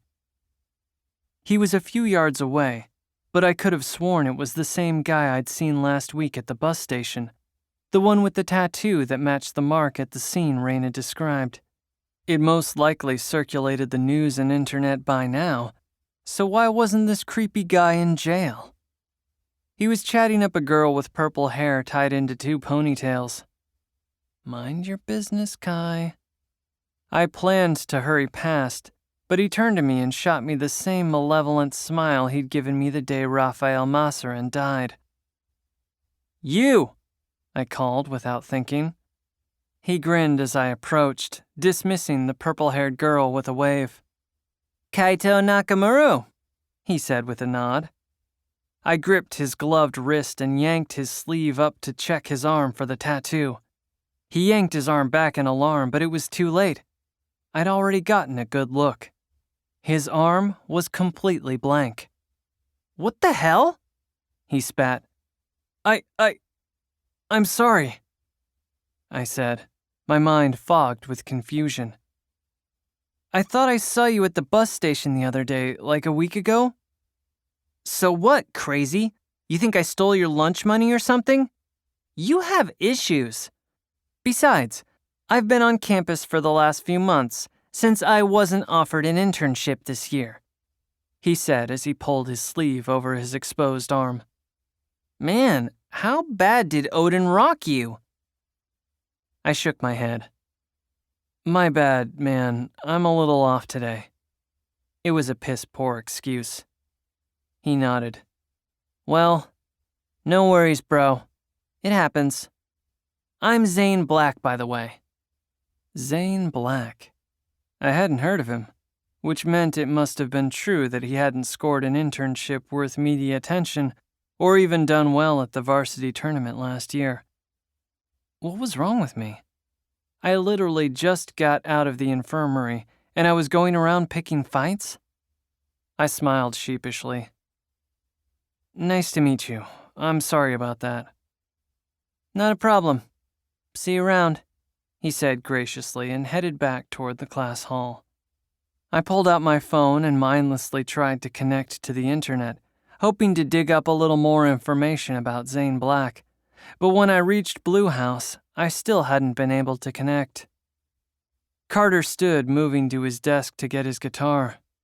"You're alive," he said, pushing a handful of blonde curls from his eyes. "Surprise. I heard they're calling you noble now. Mission accomplished." He sat on his bed and began to strum something mellow, You don't seem happy about that, I said. But the calm of Carter's gift soothed me. He shrugged. I sat on my bed, noting how much harder the mattress was than the one in the infirmary. By the way, how did you hear about the whole Noble thing? I can't seem to get onto the internet. Oh, yeah. School barrier blocks the connection. They say it's to help us focus and keep our minds off the status and stuff and on our studies, and to keep the privacy of the school. But there was a breach using the connection like 10 years back by some bum looking to cause trouble. Fuck, this place is like a prison. His fingers danced over the guitar strings and I laid back on my bed. There are a few ways around it. You can leave campus, but the area around the school isn't the best. There's a fort where some students go to hook up.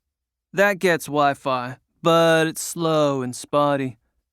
Or if you're friends with Briara, her gift has some kind of workaround, but she's a total psychopath, voodoo witchcraft and such.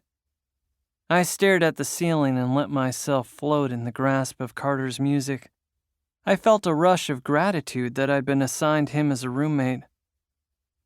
Can I ask you something? He asked, cutting through my serenity. Shoot. He paused, finishing the chord progression before he timed his question with the next. Why is being elite so important to you? I sighed. He wasn't going to let this go. Because it's a one-way ticket to a great apprenticeship and ultimately to becoming Fae. Why isn't it important to you? He strummed a little louder so we could still feel every note as we spoke. He looked out our window, and when his next question came, I wasn't sure it was directed at me. Is it really heroic if they pay you $1 million to do it? I opened my mouth to respond, but my answer caught. He had a point. If you don't want to be Fae, what are you even doing here? I asked. I mean, of course I do. Everyone does and everyone has their reasons. Just think about it. Have you actually thought of your reason for trying to become Fae? Is it money? Status, perhaps? I wonder why your new friends want to be Fae. How many of us are actually trying to help people? My fingers tapped to the rhythm. Did those guys do something to you? He shook his head. Nah, man. I think I just don't like what they represent. And what I represent. He leaned back against the wall without missing a note. Nah, man, you're cool. I just hope they don't turn you into one of them. I hope you find a good reason before you sort of adopt one of theirs. The last thing we need is a new generation of camera-obsessed Fae. I suppose I understood where he was coming from. Still, without the Fae, society would have collapsed ages ago. Why shouldn't they be paid well to risk their lives for us? Don't be so naive. The system may be broken, but that's the way the world works. He sighed his disapproval. Personally, I think it's a Fae's job to fix what's broken in the world. Don't you? I didn't know what he expected me to say. Whatever, man.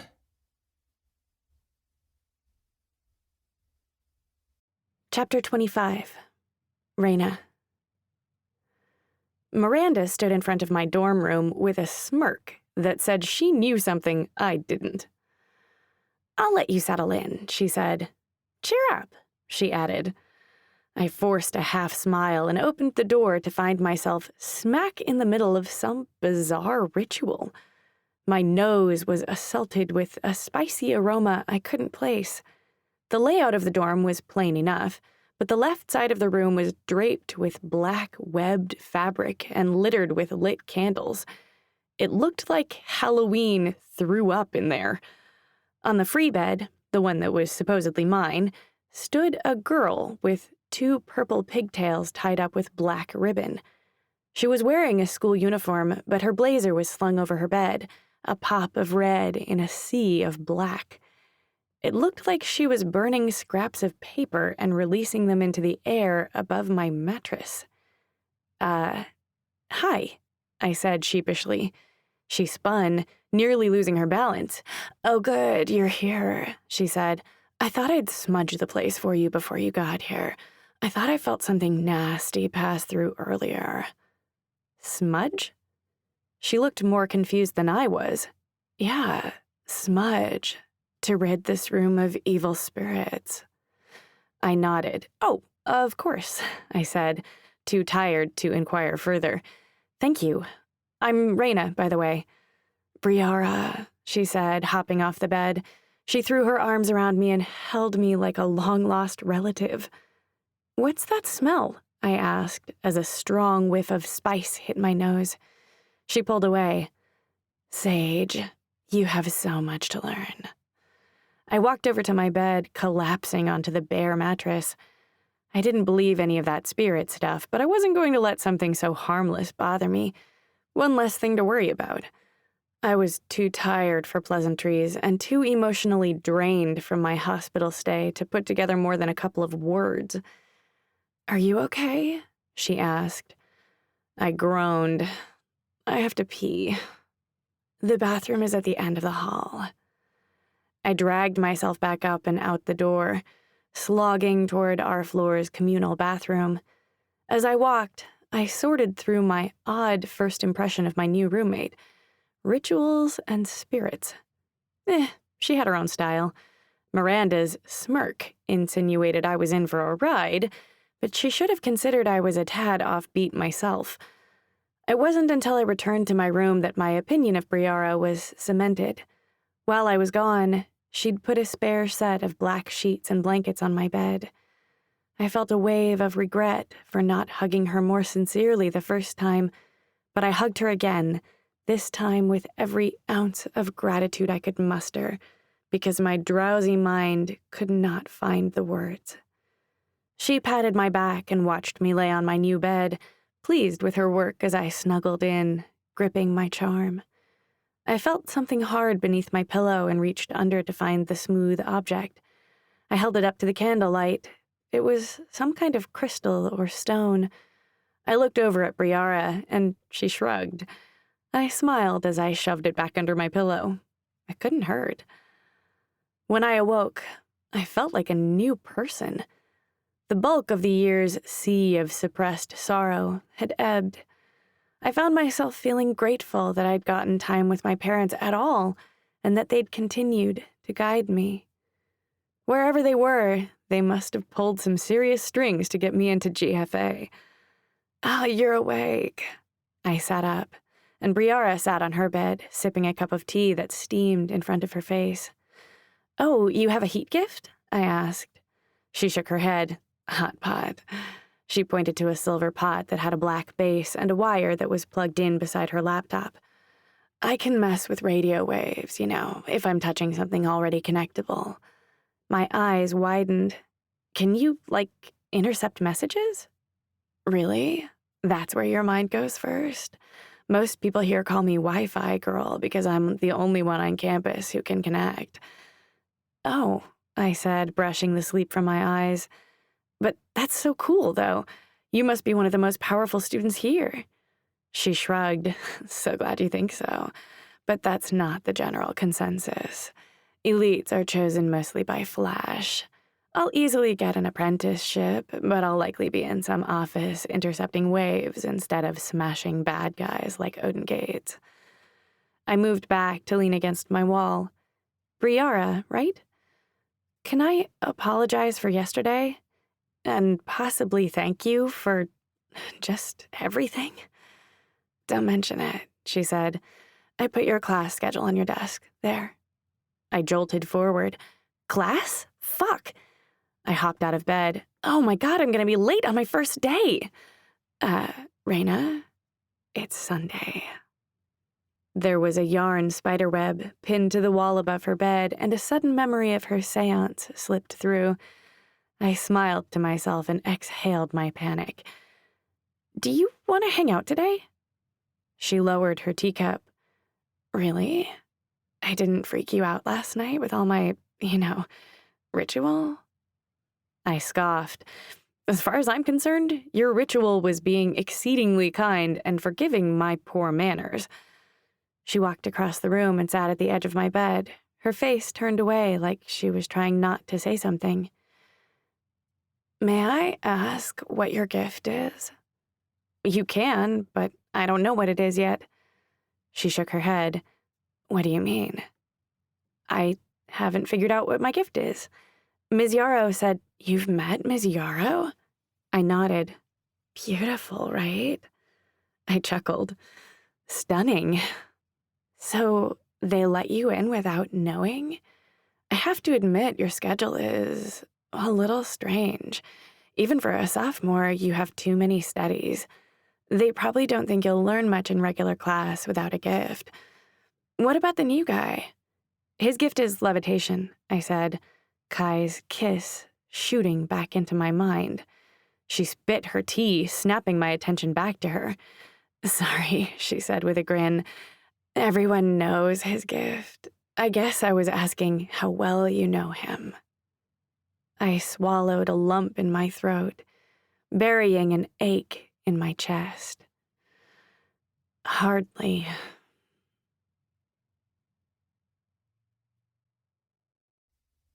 Chapter 26.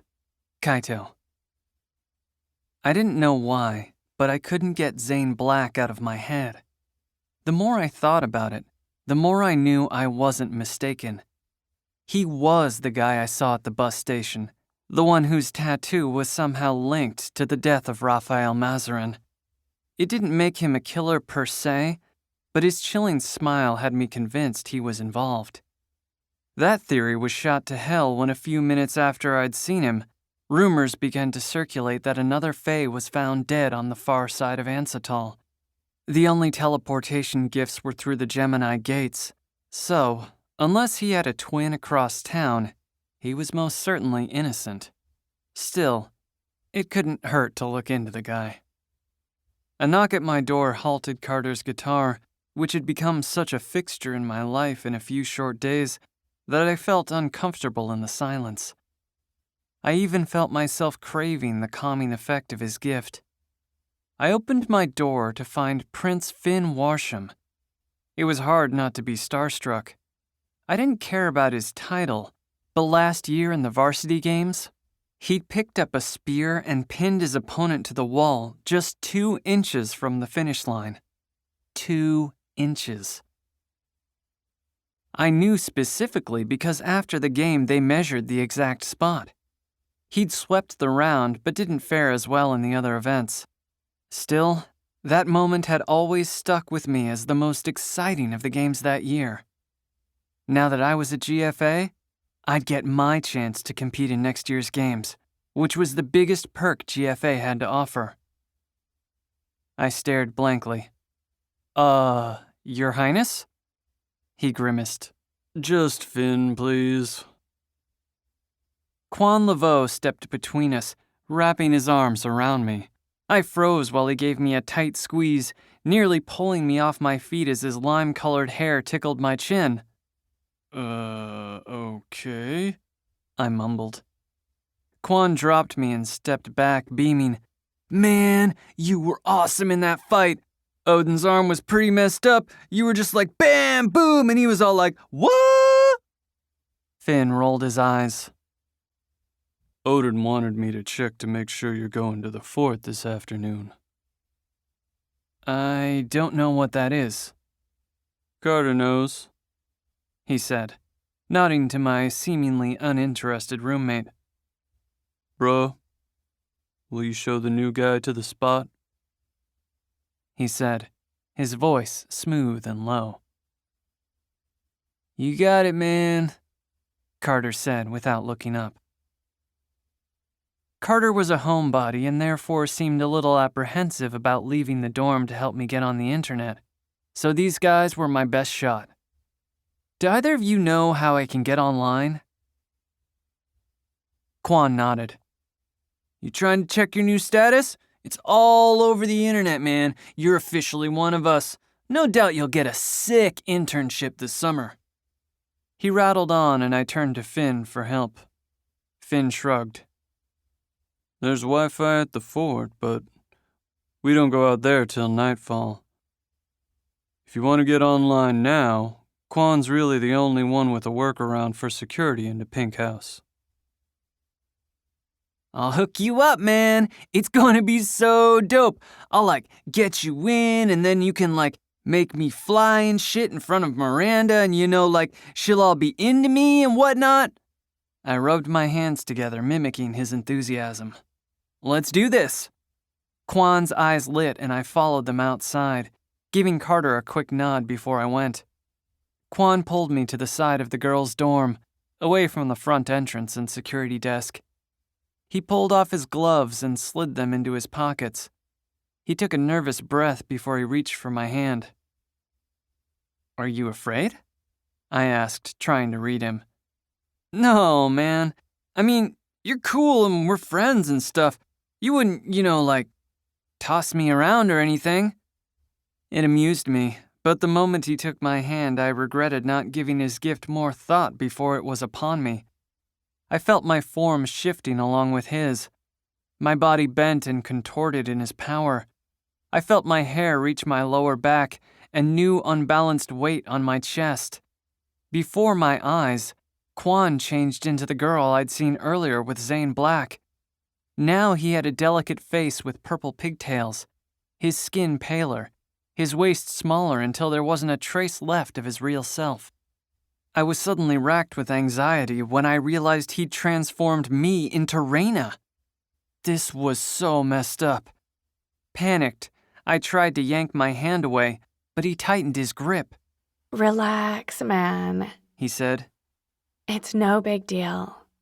Pick someone else for me to be. Anyone else.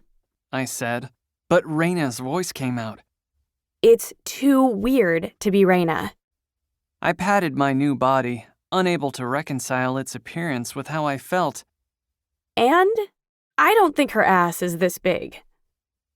Quan held up his phone and Reyna's black lace underwear moved across the screen. My eyes bulged. How did you find out about that? He laughed. As soon as she got in, this video went viral on campus. I'm pretty sure every guy here has it saved to their phone. I swallowed a lump in my throat. This is so pervy. Quan smirked. You have no idea. I yanked my hand out of his and wiped it on my pant leg. Hard no on this mission. He grinned. Don't act like you wouldn't do it. I turned to head back to my dorm. Wait. While we're on the subject, what's it like to have sex in 0G? I bit back a smile. It was a question I'd been asked by guys and the occasional girl a lot in the last couple of years. I sighed, leaning in so I could whisper my answer. It's terrible. His face lit. Really? I nodded. Gravity is 100% necessary. He shook his head. Damn. Way to ruin the fantasy. I shrugged. Look, he said. Nothing weird.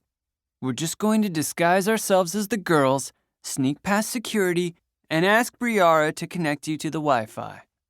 I sighed in resignation and reached out for his outstretched hand. Reyna's form once again formed on my body. Kaito, you're so strong. I said, with Reyna's voice. Quan snickered. Who's the pervert now? Chapter 27. Reyna. I eyed my schedule warily. There were so many teachers I'd hoped to see on it, but Briara was right. It was nearly empty. I suppose you couldn't infuse confections with an ability if you had none, nor face off with classmates in combat, but I hoped to have something.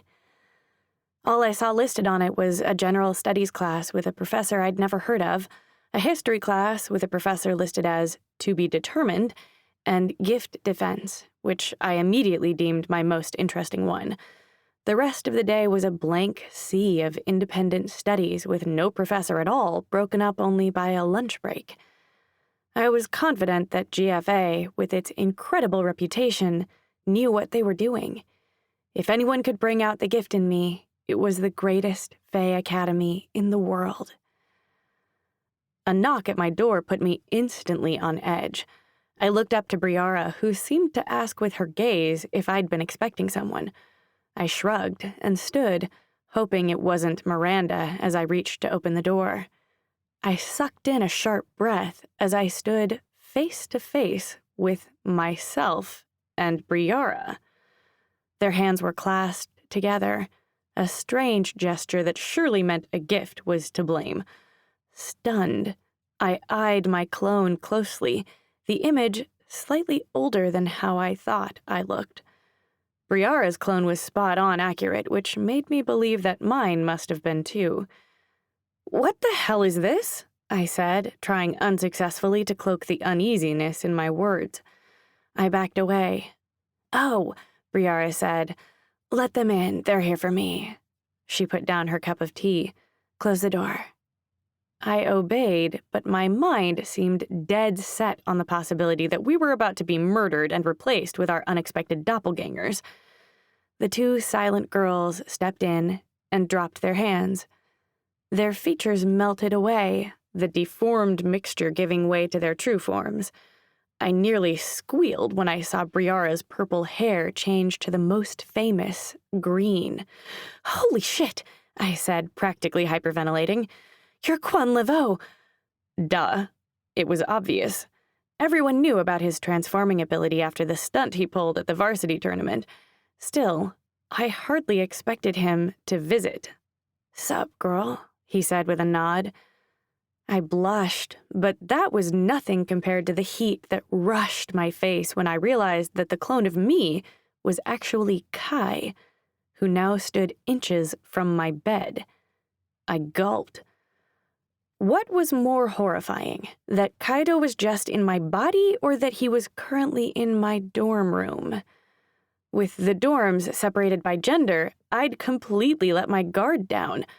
Of course, Kai's new crew had a way into Pink House, but what were they doing here? Kai watched my mental flips with a satisfied grin, then turned to Briara. "Hi," he said. "I'm sorry to barge in like this. I'm Kaido Nakamaru." My mind got foggy, and Briara also seemed to lose her words until finally she uttered, "Yeah, I know. Are you here for Wi-Fi?"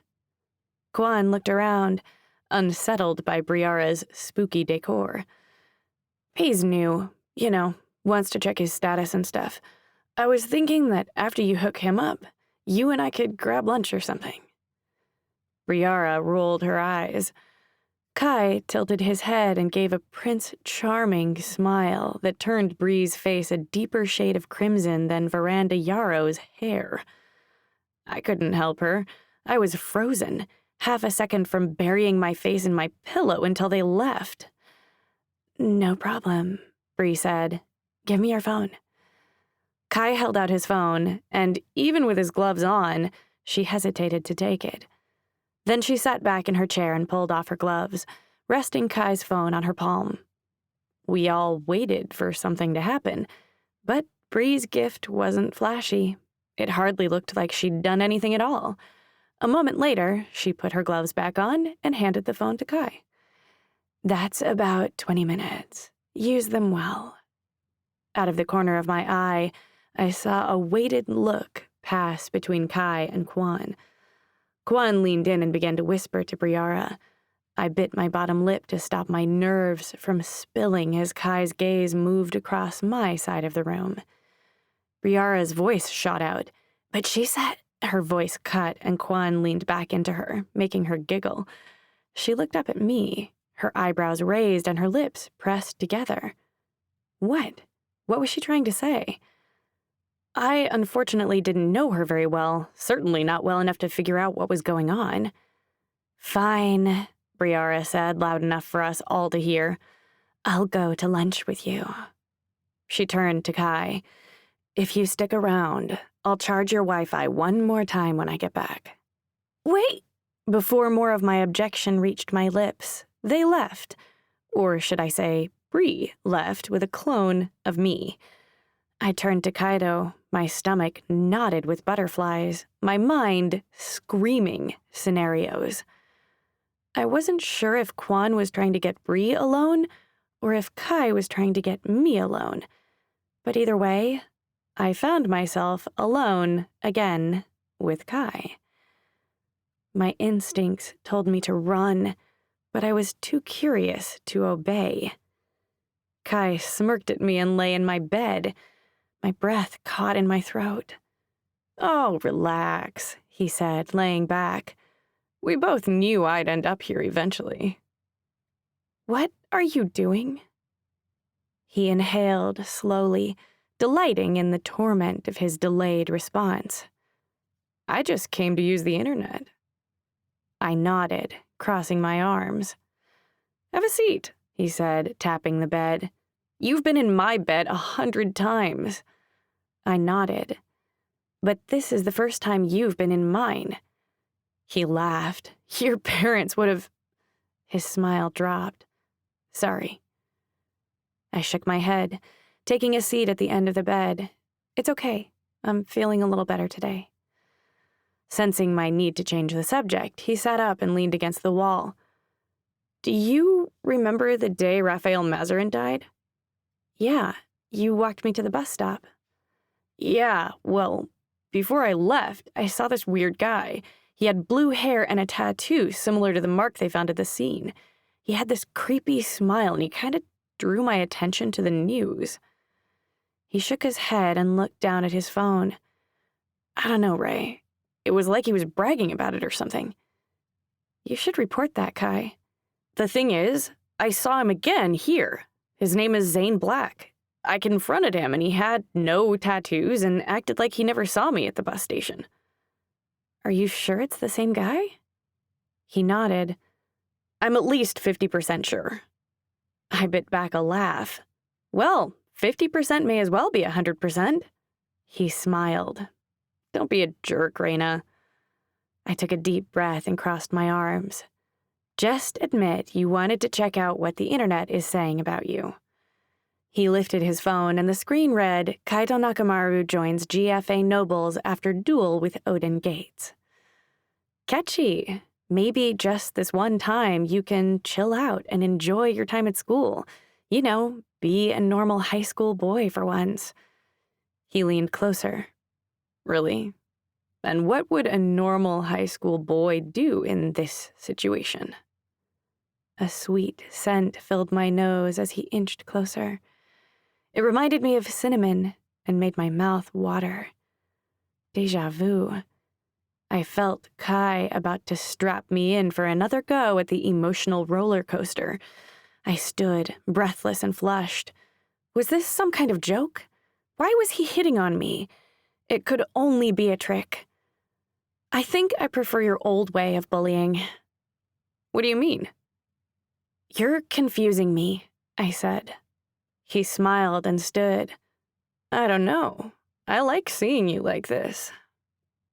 As he stared down at me, I could scarcely see the boy I knew so well. This one was a mystery, a dangerous one. He was going to hurt me, and this time would be much worse than the others. Like what? Just the look on your face. I can't tell if you want me or if you're scared. Neither can I. A knock at the door broke the silence. I opened it, and my stomach dropped to find Miranda at the door. Where's Briara? I need Wi-Fi, she said. Her gaze lifted to Kaito and her expression brightened. She's not here, I said, but she pushed past me like I wasn't there. Are you here for Wi-Fi too, Kaito? Sure am, he said. and I felt a twinge of regret that I hadn't seized my moment with him. It was like Miranda had boy radar. "I'll wait with you," she said, pulling him to sit beside her on my bed. She giggled and whispered something to him that made his eyebrows shoot up. I heard him say back, "Everyone always asks that." The urge to flee slammed into me. "I don't need Wi-Fi. I'm gonna go grab some lunch," I said, moving to the door. But instead of a response, Kaito leaned into Miranda and whispered something else. Fickle, unreliable asses. They were perfect for each other. And that's what I told myself as I swallowed my jealousy. I went to lunch alone, reminding myself every chance I got that he wouldn't have been worth the tears.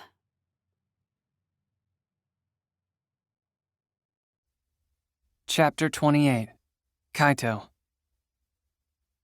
Carter gripped the strap of his guitar as we made our way through the school's underground tunnels. He explained, "This is all within the barrier of the school, but back when Lannon Gainsborough was a student here, he cloaked the memory of this part to everyone but the students who attend here, so we can pretty much do whatever we want." "Does that include him?" He shrugged. "Probably. I mean, he hasn't returned to undo it. Maybe when he graduated, his gift cloaked his memory of it too." We'd been walking for some time, and there was still no end in sight. The tunnels were well lit and cheerfully decorated with spray-painted murals of famous fae and line art. I stopped when I got to the image of Yamoja-Ryu. "Why do they call this place the fort? Do people fight there?" "Chill, man. I hope you're not planning on starting something. I mean, didn't you prove yourself or whatever to Odin? You're not gonna try and get revenge or something, right?" I shook my head and continued walking when I noticed several more murals starred Yamoja-Ryu. It was no surprise that she was so popular among the students. She was popular around the earth. Carter continued, "Most people are just glad we have a place to hang out unsupervised, that they don't risk starting anything at the fort. The combat zones are enough to keep people who need to battle it out satisfied. The fort is mostly for parties and hooking up." "You didn't answer my question about the name," I said, but he only smirked. 30 minutes later, when the tunnel finally let out, I understood why. I stood before a grassy plain filled with students and music. It had huge slates of broken gray walls that rose and fell through the uneven hill. There was an inner wall with a tower and a labyrinth of open-air paths which held the bulk of the 40 or so students, as well as a table with bottles of liquor and rainbow-colored mixers. My gaze moved to the larger wall that ran along the edge of the ocean, where several couples sat together and gazed out at the sea. Even in their poor condition, I could tell it was made of the ruins of some forgotten coastal fort whose better days seemed long since past. The sun had just begun to droop low, reaching out across a turbulent ocean and rigid hostile environment. I tried in vain not to notice that one of GFA's students was missing from the night's festivities. "Carter!" We followed the voice to see a petite blonde girl in a knotted spaghetti-strap top hustle over, her bare stomach and low-cut shirt a delightful alert that no one here was in uniform. I technically was wearing mine, but the way I'd rolled up my sleeves and kept it mostly unbuttoned could hardly be considered uniform. The girl grinned. "Oh my God, Carter, I can't believe you're here," she said. "You have to do the music."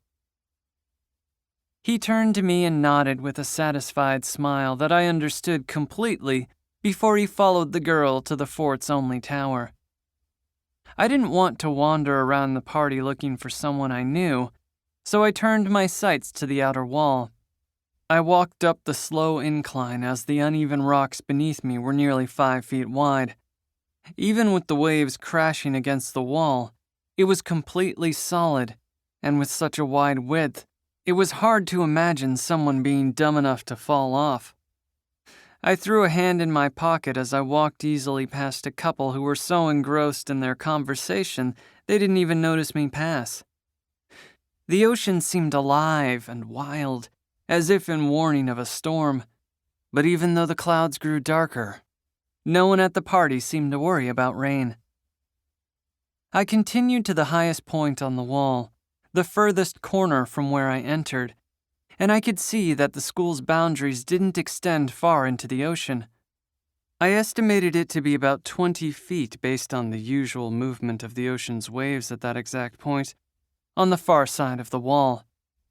To my left, the wall turned back and sloped to the inner fort on the opposite side, where I spotted another couple who leaned in for a kiss. The salty air reminded me of the days I spent with Raina at the pier. I wished I could go back to that first kiss and redo everything, but I wasn't sure what I would do differently. Surely if I'd protected her and made a spectacle out of her situation, she would have been targeted more. I sighed, but perhaps I didn't need to enjoy tormenting her. It was obvious she found me attractive. I could see it in her face. But lots of girls did, even Miranda. Why then did the prospect of messing around with Miranda seem so simple and easy, and with Raina seem so consequential? Why did my mind linger on her, despite knowing it would be a terrible idea? My gaze was drawn to a fleeting movement in my peripheral vision. I snapped my eyes to the water just in time to see a black object break the surface of a wave, just on the other side of the school's barrier. I leaned forward and squinted. What is it? Some kind of claw? A hand touched my shoulder. I yelled, nearly jumping from my skin. I slipped off the edge of the wall. Stunned, I caught myself in my gift and rose to face a stunned Odin, who looked like he'd accidentally murdered me. "Dude," he said, "I'm so sorry. I didn't mean to scare you. I just came to say hi." "I saw something. There," I said, pointing to the black mass. Odin leaned forward, squinting. "What is it?" "I don't know." He turned to me. "Maybe seaweed on a rock or something. In any case, it's on the outside, so don't worry about it." I nodded, shaking the worry off my face. "Glad you could make it," he said. "Let's get you a drink." Chapter 29. Raina. Briara clung to my arm as we walked through the party, and I didn't mind one bit. It was also my first real party, and it was nice to have someone around who shared my apprehension. It was much warmer at the fort than it should have been for the season, and I wondered if someone was somehow regulating it. More than anything, I wanted to avoid the first awkward moments of mingling, so instead, I took in the coastline and the beautiful gray structure that hosted the party. There was a good collection of students standing around with red cups in hand. "Okay," Bree said, "if I don't leave here with a boyfriend, you've failed as a roommate." I grinned. "Okay, so if you see a guy you want, say dibs. That way we both know he's yours and I know to help you snag him." "Got it." My attention snapped to a quick movement that sent my heart fluttering. "Enzo McCain," I said in a daze. At the base of the wall, Enzo zipped from one group to the other, distributing something that was too far to see. His speed was even more impressive in person than when it was broadcast in the varsity tournament. He occasionally bent down to touch his shoes to keep them in range. I sighed. If only I had a gift that special. The high I'd been riding from learning that I had a gift that was somehow similar to Yamoja-Ryu had worn off in the week that had passed. I still felt unremarkable. More so when in the presence of students who could certainly become Fae. Briara laughed. "At some point, you're going to have to learn not to be so starstruck. They're ordinary boys." I smiled, eyeing Enzo's slick hair and confident smile. They are anything but. They are literally going to save the world. She squeezed my arm. Trust me, they're just boys, she said, following Enzo with her gaze. They'll hook up with you and never speak to you again like all the rest. She turned to me, her purple eyes cutting. Don't fall for it. I mean, I'll do my best, but just look at them. In a flash, Enzo was standing beside us and I nearly choked on my breath. He held out 2 multicolored shots. Sunset shots. I lifted the shot to examine it. What's a sunset shot? Reina, right? He said, and his eyes flickered to Briara, sending a pink tinge to her cheeks. When the sun hits the horizon, everyone here will take the shot to kick off the party. The party hasn't kicked off yet? He put his arm around me like we were old friends. Not by a mile. He pointed up to the barrier that domed the entire area. You see the protection? Notice anything different about it than back on campus? I eyed it. It's see-through? He beamed. Yup. We can see out to the ocean. The temperature is regulated, and when it hits sunset, it'll light up in wild colors and patterns, shifting the theme of the party as it goes. No way. He leaned closer. Way. Students have been infusing this sector of the barrier for years with their gifts, kind of like the professors do with the main campus. He had an ease about him, a confidence and familiarity I envied. I wanted to ask a question about the barrier to keep him for another minute, but before I could, he turned to the next group. I gotta make sure everyone has a shot in hand before sunset. I'll catch up with you ladies a little later. Briara cut in. Hope so. Before he left, Enzo pointed to 2 figures walking toward us. I gulped. Kaito and Odin Gates. Kai seemed at ease, engrossed in the conversation with Odin, a halo of red cups floating around him, and one in his hand that he sipped on every few steps. Subtle, Kai. Odin strutted around like Kai was the finest jewel in his crown. The 2 of them were such a sight that I had no hope of tearing my gaze away. Briara leaned in and whispered, starstruck. Bree, look at them. We burst into laughter, nearly spilling our shots, when the 2 high school gods made it over to us. What did we miss? Odin asked. But one exchanged glance between me and Bree, and we erupted back into a fit of laughter. I straightened, mustering as much confidence as I could. Perhaps if I mimicked Enzo's attitude, I'd feel more comfortable. What's up, guys? I asked. Odin's face teemed with delight. Why are you 2 all the way over here? We hadn't made our way in yet, I said. Briara added, we just got here. Kai smirked. First party, right? Damn it, Kai. I nodded, shyness wiping away my attempt at confidence. Odin leaned forward. Really? That's adorable. Okay, you girls need a drink. I lifted the multicolored shot. I have one. You can't drink that until sunset. He turned to his friend. Kai? 2 of the cups floating above Kai drifted down and hovered in front of Bree and me. We exchanged a glance, then took the cup from the air. Thanks, Bree said. Odin grinned. Bottoms up. I lifted the drink to my lips. After one gulp, the sting burned the back of my throat. Bewildered, I dropped my hand, but the cup remained in Kai's grasp, pouring into my mouth. It leaked from the corners of my mouth, and I swallowed hard, my eyes watering until the cup was empty.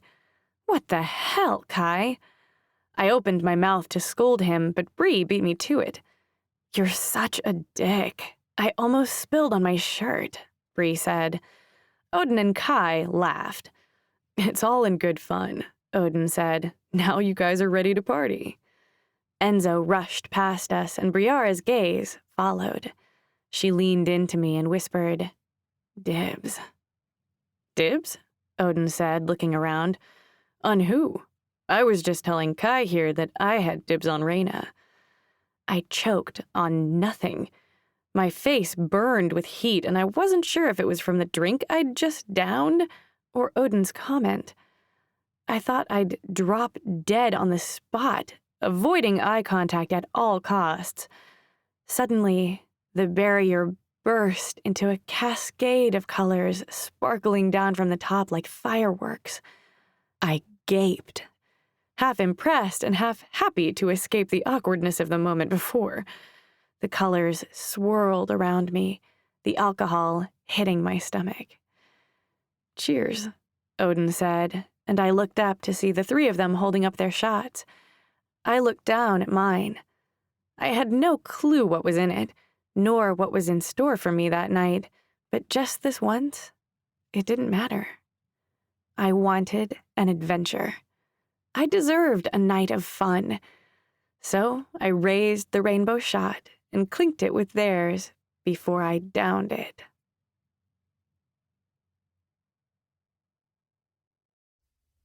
Chapter 30. Kaito. I awoke with a sharp pain cutting through my head and a ringing in my ears that had me disoriented. I felt a weight on my chest and peeked my eyes open, but the light slipped in and my head flared with pain. Fuck. After several minutes of trying to convince myself that if I was in pain, I must be alive, my headache dulled enough for me to realize how thirsty I was. My throat tightened with dryness, and I waited until my desire for water overtook my pain and ventured to open my eyes again. This time I saw Miranda laying on my chest. She had a face full of fresh makeup and was peeking through her eyelashes to check if I was awake. Water. Nothing mattered but water. I moved up to my elbows, taking it slow, and Miranda pretended to wake up. I looked around the room. We were in my dorm room, but there was no sign of Carter. Good morning, sleepyhead, Miranda said, her chipper voice confirming my theory that she was already awake. You were great last night. That whole thing you said about zero gravity wasn't true at all. Maybe you just haven't had the right partner before me. She dropped my blanket, exposing her chest. I gulped. Water. I stepped out of bed, my memories moving back to me at a glacial pace. I stepped on a used condom and jerked my foot back, scanning the ground where I saw another. Ugh. I felt the alcohol slosh in my stomach and threatened to surge. I was slimy, naked, and looked down to see I was still wearing a condom. At least we were safe. Though I couldn't imagine how I ended up with Miranda. Then the memory slammed into me like a truck. Odin's tongue practically down Reyna's throat on the dance floor. So much from the night before was unclear, lost. But not that. That one memory rang clear as a bell. I remembered the pain that assaulted me and found no release as they spent the night holding hands and exchanging secrets. A wave of nausea threatened to splurge out on my floor. Are you okay? Miranda asked. I stood and slipped on a pair of shorts before wordlessly moving to the hallway toward the men's bathroom. I turned the faucet and splashed a handful of cold water on my face. I hadn't been the only one grinding my teeth at the sight of them. Miranda had been too. When they approached us, hands clasped together like an actual couple, Miranda and I got the same idea. I slung my arm over her in hopes of returning the feeling of jealousy that Reyna had caused, and Miranda played her part splendidly for Odin. I sighed and knew exactly where that led. The running water became the background music to my thoughts, as a sickening thought occurred to me. What if Reyna woke up this morning in Odin's bed? I turned, desperate to reach the toilet before the vomit spewed from me. I felt a gentle hand on my back. "Are you all right, man? Can I get you something?" I turned to see Odin, looking well-rested and composed in his unwrinkled uniform, a backpack slung over his shoulder. I wiped my mouth, hoping I could rally what had already become an awkward morning. "I'm fine," I said. "Quan just walked Miranda from your room. He said she was naked as shit when he knocked. Nice, bro." I had 100 questions of my own in regards to his night, but none I wanted the answers to. "You better pull your shit together, though. Class starts in 30. I'm headed to Raina's dorm to walk her." I clenched my jaw, but it was no use. The words spilled out. "Oh yeah, I forgot you were with her. How'd that go?" Good. I'm taking it slow.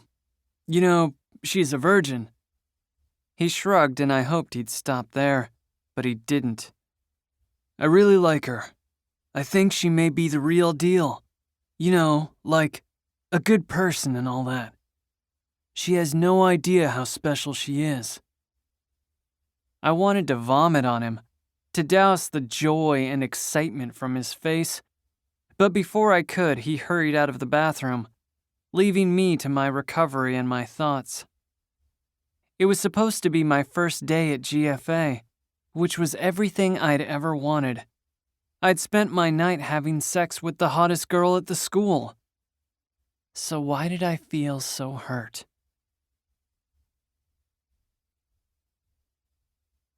Chapter 31.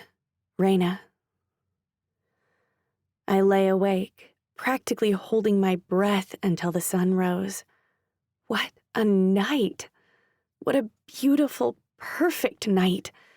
The moment I entered the party, Odin did nothing but give me his full attention. He was gentle, attentive, and unfailingly kind. All the things Kai was not. How had I been so mistaken?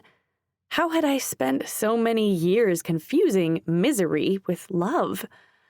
My time with Odin had been a dream, and I lay awake all night with the fear that I'd wake to a new reality. We talked, we danced, we kissed, and when the night was over, we walked hand in hand back to the dorms, where he said his goodbyes. It was a perfect night. One I knew I'd relive in my imagination again and again. I'd been so caught off guard by his attention that I asked him why he was interested, and he responded that he had been from the moment we met. Looking back, I remembered how he'd been the reason I got into GFA to begin with, how he'd kissed my cheek. He explained again, though not in any great detail, that my gift felt like Ymoja-Ryu, and that he knew I'd be great one day.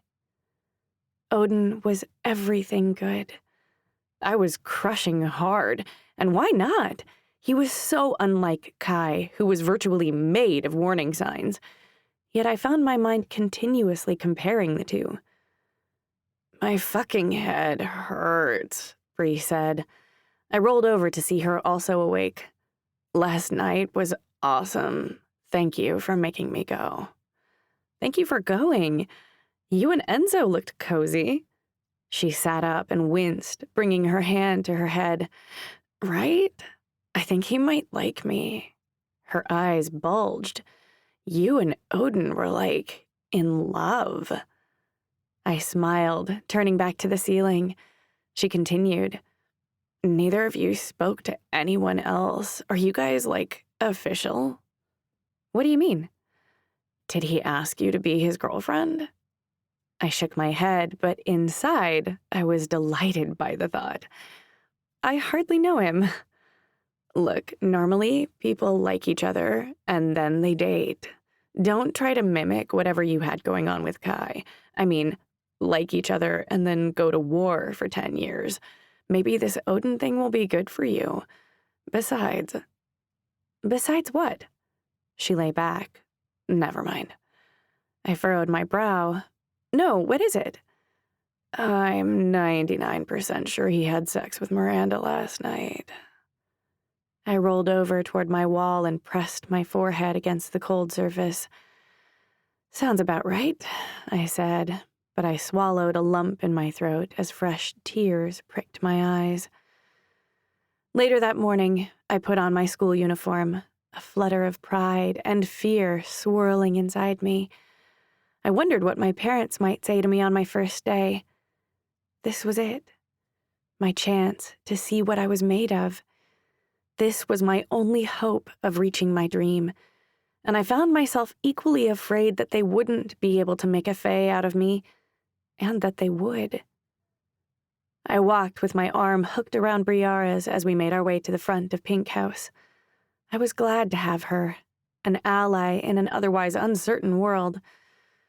We stepped out into the morning air, which was cold and wet, and Briara lifted her eyebrows, dropping her arm from mine. "I'll see you later," she said, hurrying off before I could protest. Confused, I looked up to see Odin standing with a smile. He was a solid 10 on a normal day, but in his uniform, he was easily an 11. "Can I walk you to class?" he asked. I nodded and walked over to him. He leaned in and kissed my cheek like he had the first time we met. Any lingering thought that his affection last night had been alcohol-induced vanished. I fell into stride beside him, hooking my thumbs on my backpack straps to avoid the awkwardness of whether we would hold hands or not. "You look nervous," he said. "I am. I'm shaking," I said with a smile. "Me too." I recoiled. "You're the top student. Why are you nervous?" He wrapped his arm around me. "You?" I rolled my eyes. Cute. But it was cute. He was cute, and I was in trouble. "Look," he said, "you're going to be great today. I know for a fact that this will be the best day of your life." "Oh? And who's going to make it so?" He pressed his lips together and a dimple cut through his cheek. "You'll see. When the moment comes, when you're so happy you could cry, I want you to think, Odin was right. I should kiss him." We laughed. A throat cleared, and I looked up to see a sickly Kaito leering at the pair of us. His eyes had dark circles, his cheeks were a little sunken in, and his skin was so pale that he looked like a sexy vampire. The memory of Briara's update ran through my head. Kaito and Miranda. I sighed, hoping to exhale the pain of it. "All right, well," Odin said, drawing my attention. "Good luck today." "Yeah, you too."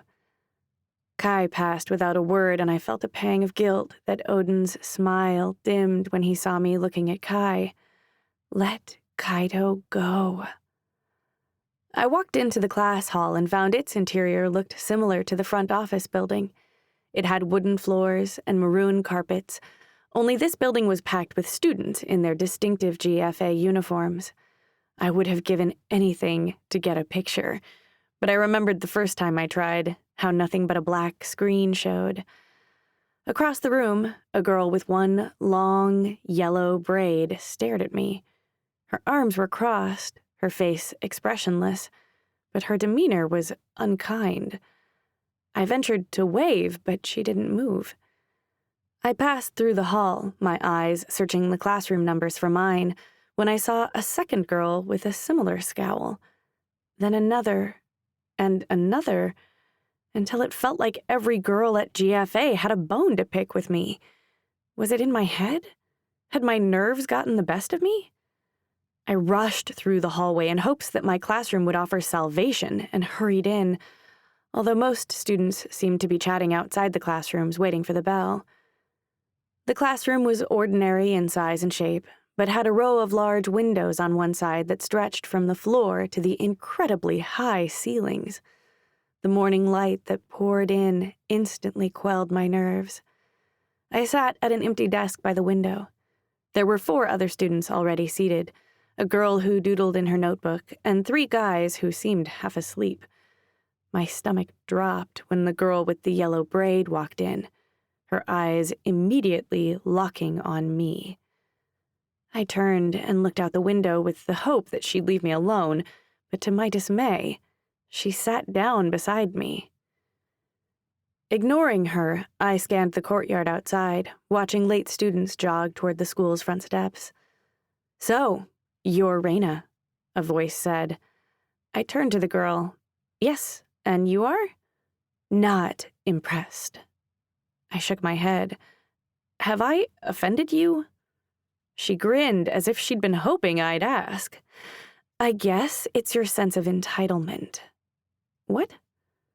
"This school has a hierarchy, and you completely disregarded it." Oh boy. I can actually feel myself getting dumber from this conversation. Odin Gates is an elite noble, first in our class and king of the school. You're just a serf. If you know what's good for you, you'll back off. And he'll realize you're more his speed. I could see the wicked retort brewing in her smug face. "Actually," she said, "I feel inadequate because even without a known gift, you've captured the attention of my crush, who I know will never want me, especially when I do petty shit like this." Her eyes bulged. What the fuck? I couldn't say I expected that, but the look on the girl's face said she wasn't expecting to say that either. A tall figure walked into the classroom. "Please refrain from using your gift outside of the assigned zones, Ms. Bennett, even if they're well-deserved by your victim."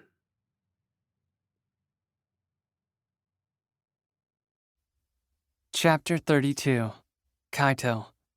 I tapped mindlessly on my desk as my history professor droned on. It wasn't that the topic itself wasn't interesting. It was. It was boring because, as the most perplexing time in human history, it was the era that every history class always focused on. It was like the time before gifts never even happened. Everyone knew that gifts first popped up nearly 200 years ago, that the government had been struggling ever since to reform the laws to accommodate the vast variety of them, and that gifts in highly populated areas tended to be stronger. But what irked me the most was the syllabus outlined the Fae who emerged and the enemies they faced like they weren't already such legends that every man, woman, and child knew the stories inside and out. "Kaito Nakamura," the professor said, drawing my attention. "Your thoughts?" I searched the screen behind her for clues, which read only, "Population 8 million. I'm sorry? "Why do you think the gifts are usually stronger in areas of high population?" The official consensus is that there is no connection between the higher population and the gift a person receives. The higher population gives proportionally more opportunity for powerful gifts to emerge. The class giggled. "We've already been over the official consensus. I'm wondering if you have another theory?" I scanned the class. "Why me?" "Mr. Nakamura, if you're not going to participate, I wonder why you bothered to come." A hand shot up, and I turned to see Zane Black in the back row. His blue hair looked brighter against the maroon of his blazer.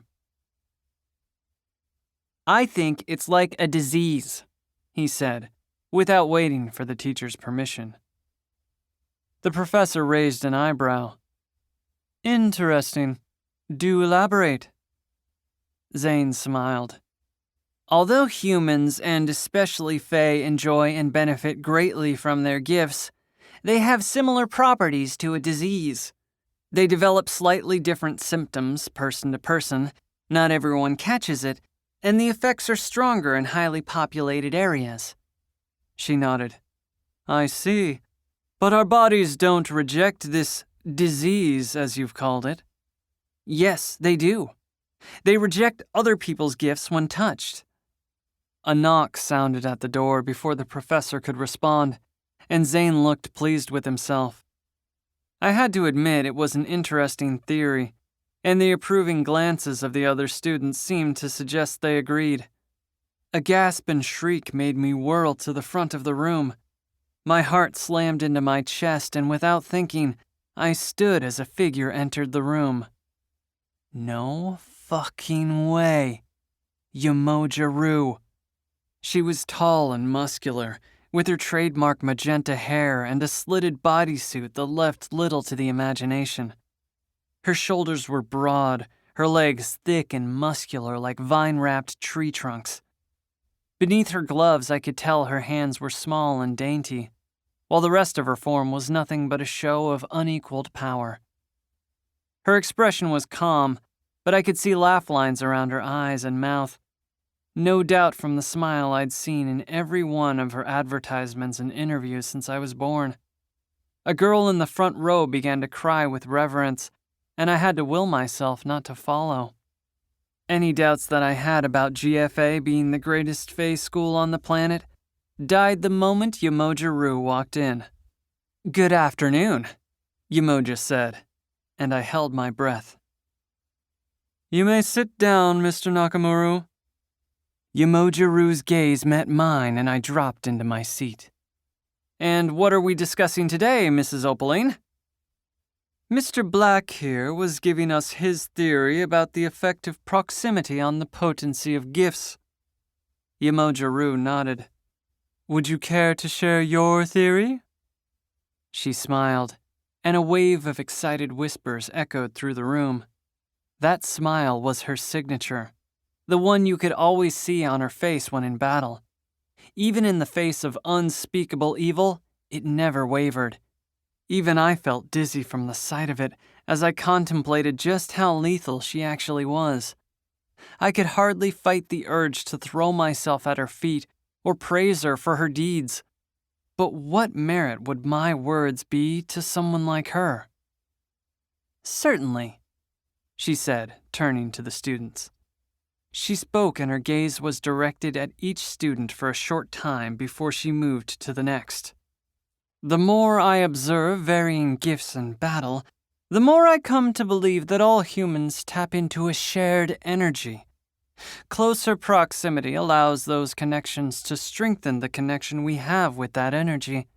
Since we all interact with the world in our own way, we also access the energy in our own way, and thus evince different abilities." I hung on her every word, drinking in the inflection in her voice, fueling my dream to become a great Fae like her. Zane's voice shot out. "Sounds like a bunch of religious mumbo-jumbo to me." All the air sucked from the room. Had he just openly disrespected the most beloved hero of our time? Nobody dared to move. Umoja Rue tilted her head with a playful grimace. "And what's your name, sir?" "Zane." "Zane what?" "Zane Black." Her eyes narrowed. "Black with a Q-U-E?" It was oddly specific. He nodded. "What's your gift, Mr. Black?" "Shield." She lowered her chin and put a hand on her hip. "And would you say you go through life defensively?" "You don't know me," he spat. I laughed too loudly, drawing the attention of the room. Umoja winked at me. She'd made her point, though the rest of the room was too still for me to read if they found it as amusing as I did. I tried Umoja's theory on my own gift. I made things float. I didn't exactly float through life. In fact, I always found myself battling against my feelings. I did that with my parents, with my desire to attend GFA, to improve my rank, and now with Reyna. "It stands to reason you would battle gravity as well," Umoja said. "What the fuck?" I exhaled a shaky breath. Did she just read my mind? I'm not reading your mind. You're just thinking so loudly I'm sure everyone here can hear you. My face burned, but I relished every second of attention from Yamojiro. I could only imagine how many lives would be lost just from her short visit. I stood. Sorry. Thank you. I love you. Do continue, I said. I threw my hand over my mouth. Fuck! I just told Yamojiro I loved her. I held my breath in my seat as if that would somehow pass the moment faster. She giggled and I felt the sense of accomplishment that I had making my parents laugh as a kid. In those days, I would have done anything to amuse them. Anyway, she said, I'm here on official business as well as to speak with you about the Faye murders. I shot a look back at Zane, half expecting to see a satisfied grin, only to find him attentively listening like the others. She continued. Through anonymous tips and whispers online, we've discovered a connection between the murders, a terrorist group that are calling themselves the Fallen. She waved her hand in front of the screen, drawing a downward arrow. This is their calling card. I would like to stress how important it is to report anything that you know to a teacher or the authorities. There are now 6 Faye dead. Impossible. I had been so caught up with the party and my new status that I hadn't checked the news. 6 Faye dead? It was impossible. Since they are targeting Faye in such close proximity to the school, and you're all such promising Faye in training, it's not out of the realm of possibility that they'll attack GFA. What? Are you serious? A girl from the front row said. Yamojiro nodded and continued. There's no need to panic. We have Faye reinforcing the school's protections, but as a precaution, whether you're on campus or off, it's best you stay with a group. All 6 of the deaths were from Faye who were working independently. Be vigilant and aware of your surroundings until we can take the Fallen out. A guy at the front of the room shook his head. That's crazy. One more thing. Based on the injuries found on the victims, sharp cuts and punctures, we have reason to suspect the Fallen are using non-human allies. Like attack dogs? Another student asked. She shook her head. We couldn't identify the species. Zane leaned back in his chair. So monsters, then. When Yamojiro didn't correct him, the room erupted into panic conversation. This was a whole new kind of evil. She only let the conversation go for a minute before she raised a hand to silence the class. The government would rather I not share any of this information. I understand your concern, but if you're really here to become Faye, then your job is to overcome fear in order to protect those who can't protect themselves. Everyone in here is elite gifted, but imagine being out there without the protection of a gift. Imagine the fear and helplessness of those less fortunate. I can't protect them forever, and the burden will fall to you. It is under these trying times when we learn who we really are. Only in tragedy can we rise to become great. We sat in stunned silence as Yamoja watched us one by one. Zane Black clapped his hands loudly, jogging us from our gaze. Great speech, really inspiring. Can I ask one thing? Our professor intervened. Mr. Black, please see Headmistress Tricorn directly after class, and I'd appreciate it if you show Ms. Rue some respect for taking the time to speak with you today. He looked both amused and shocked. It was just a question. No one's allowed to question authority around here, apparently. Go ahead, Yamoja said, challenging him. How do you know the Fallen, or whatever, are terrorists? I slammed my fist down on the table, disgusted by his blatant disrespect. "She just said they killed 6 Fae," I barked through gritted teeth. His glasses gleamed, and I'd never been more certain he was up to no good. Ignoring me, he turned back to Yamojiru, looking her dead in the eye.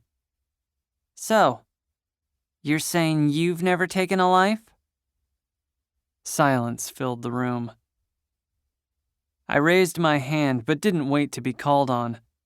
"I'd like to report a member of the Fallen," I said, pointing to Zane. "That guy." The classroom giggled. "Settle down," the professor said. "Settle down." Yamojiru shook her head, an easy smile on her face, but it didn't reach her eyes. "Unfortunately, I have a lot of classrooms to hit before lunch. Thank you for your time, and Zane, thank you for your particularly enthusiastic participation." She nodded to me, a gesture of gratitude, before she stepped out of the classroom. Chapter 33, Reina. The sudden shock and thrill of being reprimanded for using my own gift after a lifetime of being a serf felt like an emotional floodgate opened. I sat in my classroom wondering what happened. I hadn't touched the girl with the braid, so why did my professor seem to believe I'd used an ability on her? And why did the girl's scowl confirm she agreed? Was it some kind of embarrassment gift? Then I remembered another misunderstanding that also occurred without touch at my old school. Kai began to say strange things before he got angry and dumped my lunch on me. At the time, I thought Emma had done something to him since she was touching his arm when it happened. Could it have been me? Is that how my gift was like Yamojiru? My thoughts were interrupted when someone came into class late exclaiming that Yamojiru was not only at school, but visiting each classroom. My new ability could not be overshadowed by anything except Yamojiru. I could think of nothing else. Yamojiru, the Great Fae, was here. My heart leapt whenever a student came through the door. I hoped she would grace one of my classes with her presence. But as my third class came and went, with little more than going over the syllabus, I began to think that my sparse schedule didn't give me enough chances to meet her. I went to lunch feeling deflated. The rest of the students glowed with excitement, their presence altered by beholding the greatest of all Fae. I wondered what it would feel like to stand in her proximity. What did it feel like to witness greatness? I feared I'd never know beyond the glimpse I'd gotten of her so many years ago. "Reina," Odin called, waving me over to his lunch table. I sat down, putting my tray next to his. "How were your morning classes? Did you get to meet Yamojiru?" "No, she didn't come to my class, but something weird happened." He leaned forward. I think I used my gift." He lowered his voice. "And you had those gloves on?" I nodded. Of course, he knew. It seemed like he knew from the first moment we met. "What's your gift?" he whispered, as if unwilling to share the news with anyone else. "Well, I think it's—" Odin leapt up. "You're the man," Odin said, throwing his arm around a stunned Kai. "I heard you told Yamojiru you loved her. You aim high, man. I'll give you that." I gaped. He did what? The thought of competing with Miranda for his attention was one thing, but Yamojiru was something else entirely. Not that I was competing. What's wrong with me? Kai humored him with a smile and said, "She wants me." "You're insane. Have a seat, man." "What? No, not here." Odin gestured to the table and my stomach dropped when Kai's gaze fell to me.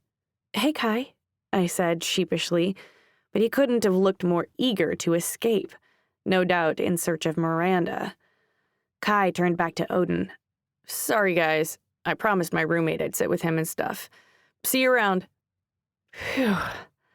Dodged a bullet there. Odin sat down across from me with a goofy grin that said he was still thinking about Kai hitting on Yamoja-Ryu. I was struck by how handsome he was, the green of his eyes dizzying when he was in uniform. It's almost like his status as the king of the school and his rare gift overshadowed his looks. But not that day. Only now, as he sat eating his lunch, he wasn't a king or an apprentice fae at all. He was just a high school boy. A hot one. He took a bite of burger. So, what did you say your gift was? I fiddled with the charm on my necklace. I didn't. Well, you'll work it out in your independent studies. I leaned forward.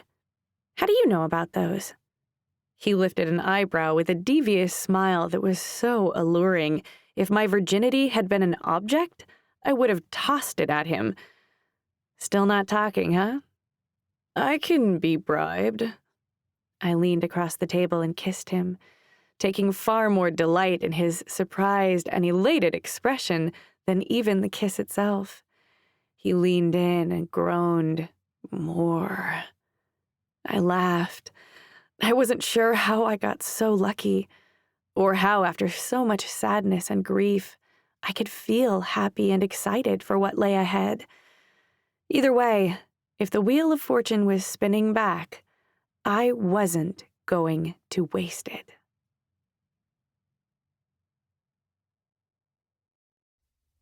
Chapter 34. Kaito. I grabbed my tray and made my way through the line, tossing bowls of lukewarm food onto it. I eyed the common that stood behind the counter, Yamoja-Ryu's speech ringing through me. They were gifted, only enough to keep the food relatively warm. What chance would they have if the Fallen attacked? The sensor scanned my tray, and I waved my school ID over the scanner, which blinked red, and three-dimensional letters appeared in the air in front of me that read Kaito Nakamura before blinking out. I appraised the tables that were half full with students, engrossed so deeply in conversation it didn't seem like anyone was eating. I looked for Zane Black, prepared to give him a little talk about respect, but there was no sign of him. As I weaved between the tables, I could hear that the entire cafeteria could speak of nothing but the Fallen and Yamoja-Ryu. An arm landed on my shoulders. "You're the man," Odin said, shaking me. "I heard you told Yamoja-Ryu you loved her. You aim high, man. I'll give you that." I grinned.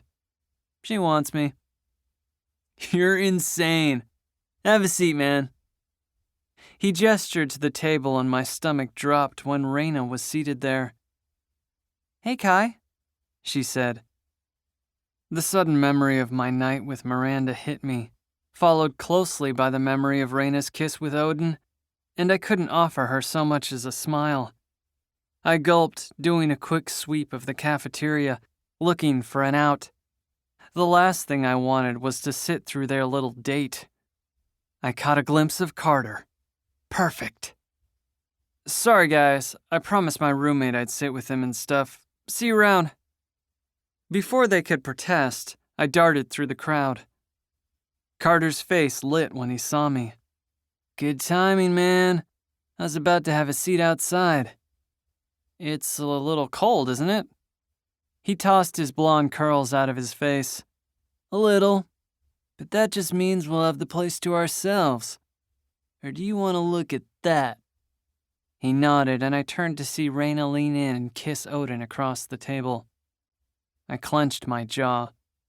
Good point.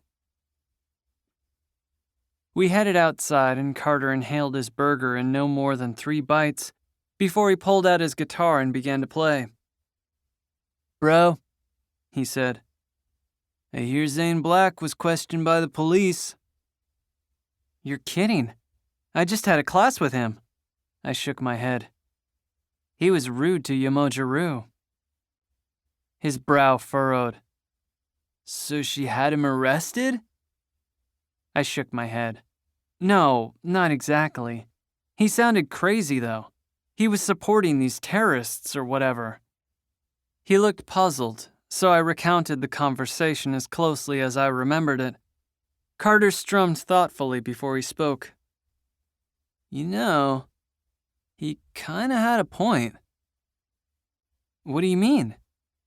Well, the Fae kill people all the time. I nodded. Bad people. Who decides who's bad? I mean, what gives one person the right to kill and not another? And who has the power to make the choice? My thoughts reeled. I didn't exactly know how to answer him. He continued. Normally when the commons or even serfs are attacked, the Fae protect them. We all kinda agree that's what's fair. But now that the Fallen are attacking Fae, it seems, I don't know, like an even playing field.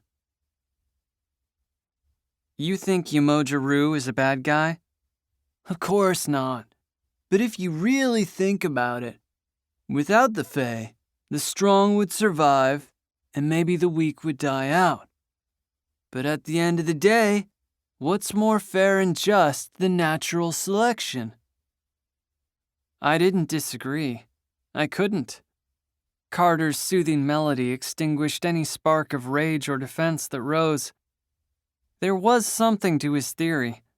Something powerful that Zane Black thought was worthy enough to question the great Fae Yamoja-Ryu. The idea that Fae might not be all good had never occurred to me. They were the darlings of the media. Of course, they had to kill their enemies from time to time to protect the rest of us. Yet, for some reason, once the idea had found its way into my head, I couldn't get it out.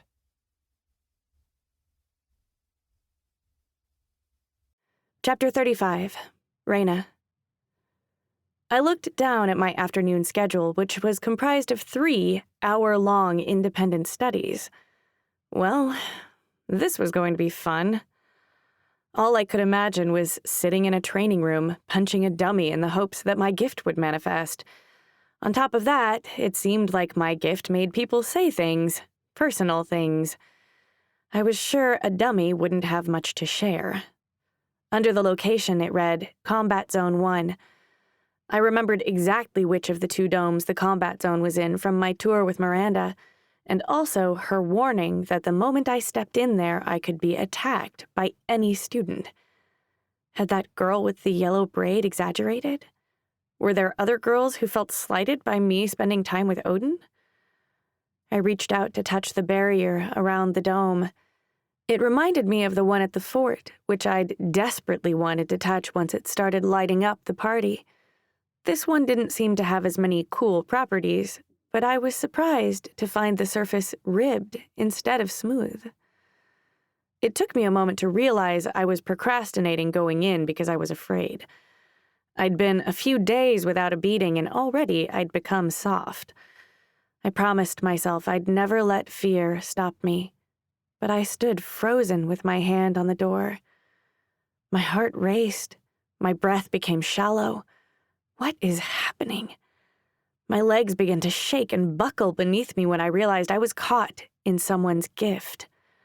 I looked around, but the courtyard was abandoned mere seconds before the bell. No one but Odin had touched me recently. I'd even worn my gloves today to be sure. Anger tore through me. I would not be a victim. Not again. I ripped open the door to the combat zone, ready to face my attacker. When I saw her, my knees gave out and I toppled to the ground, still caught in the wake of her gift. Yamoja-Ryu stood at the center of the entrance, hands on hips, a victorious grin, and her unique magenta hair streaming to the side, despite the virtually windless dome. I gasped. Yamoja-Ryu, I love you. She winced. I've been getting that one a lot today. She walked over and held out her gloved hand. I took it, unable to believe my good luck that I happened to be assigned to this exact spot for my independent study. Good work overcoming my gift to come in here. You have spirit. I've released it now. Can you stand?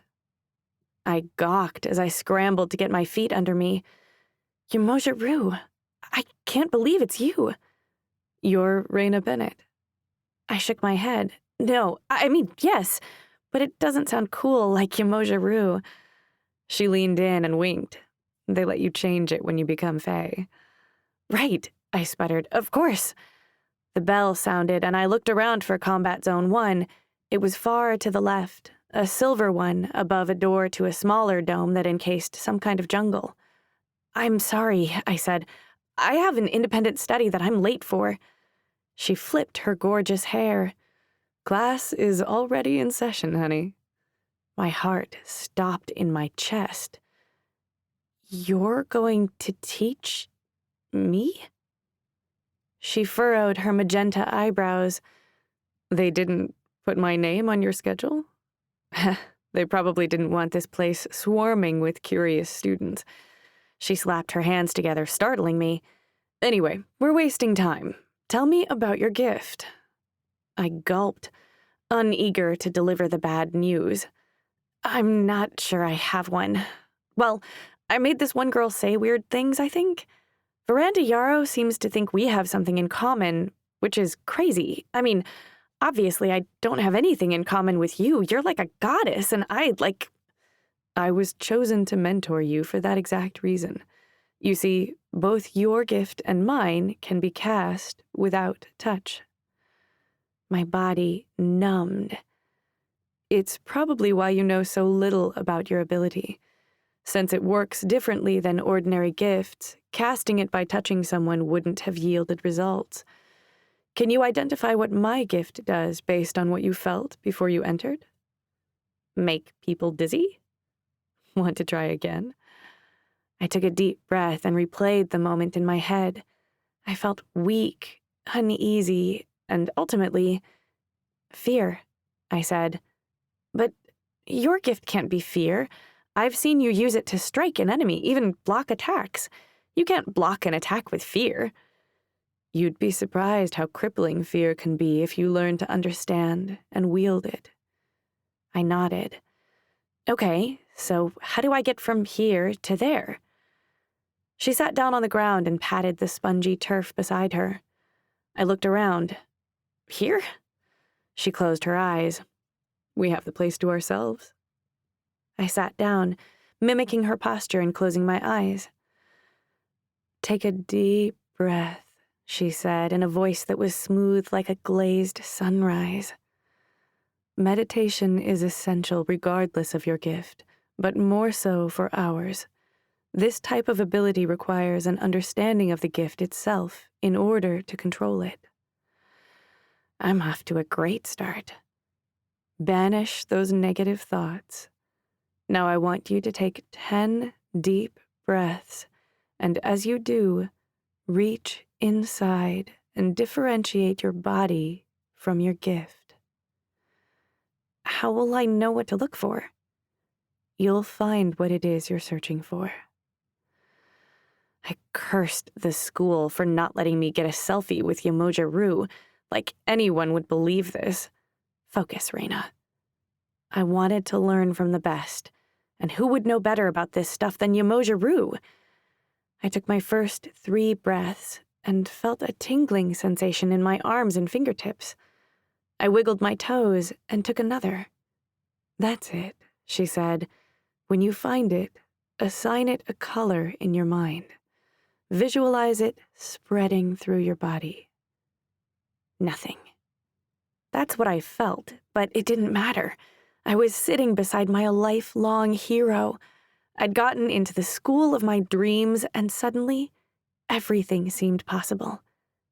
Then I saw it, a fleck of light in the darkness. It grew, and I thought it looked like a pale purple, glowing white as it ran through my body like sand over my skin. Its shape was fluid, and I saw the currents push through my extremities.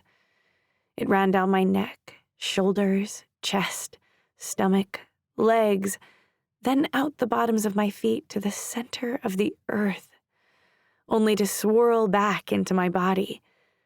I blinked through closed eyes as the purple glow hung above me like luminous stars. Each breath strengthened the light, the image burning more clearly in my mind. Excitement overtook me and I opened my eyes, whipping to Yamojaru to explain what I saw. I froze. Yamoja gaped at me, her trembling hand covering her mouth, tears sliding down her beautiful face.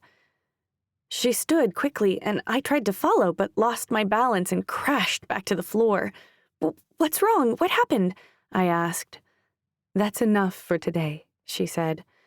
"You did well." Without another word, she left, and all I could do was wonder if that beautiful light I saw inside me somehow hurt the world's most powerful Fae.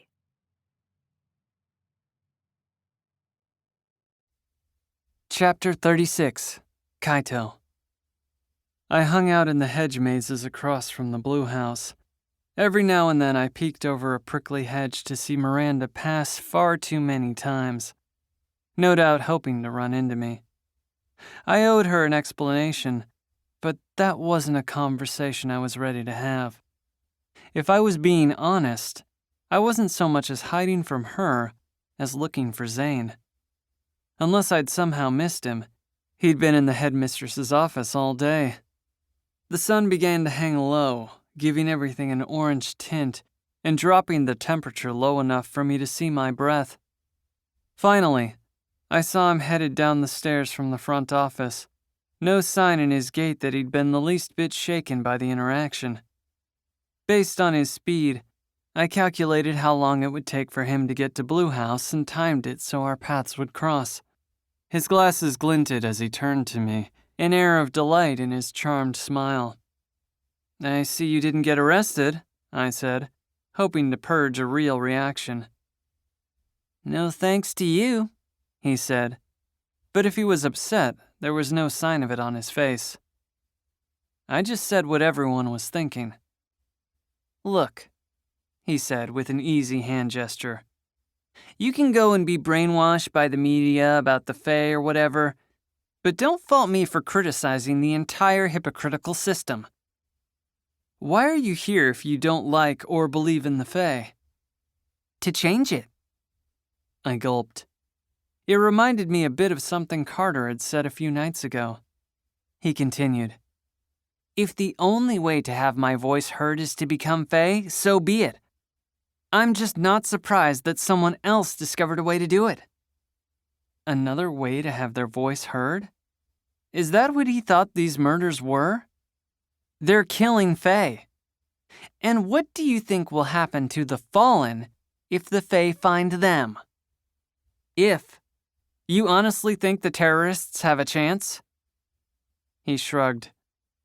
The Fallen are 7-0. 6. He nodded, a half smile on his face. My mistake. I shuddered. This guy knew something.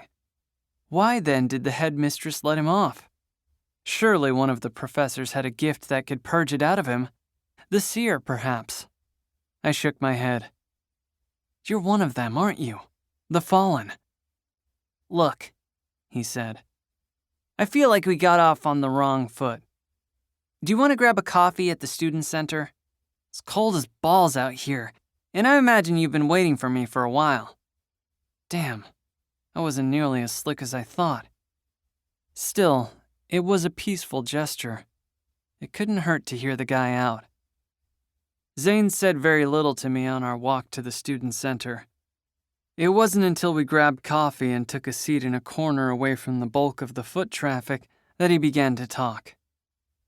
He took in a deep breath, the only sign of apprehension I'd seen him give all day. My family's really poor, he said flatly.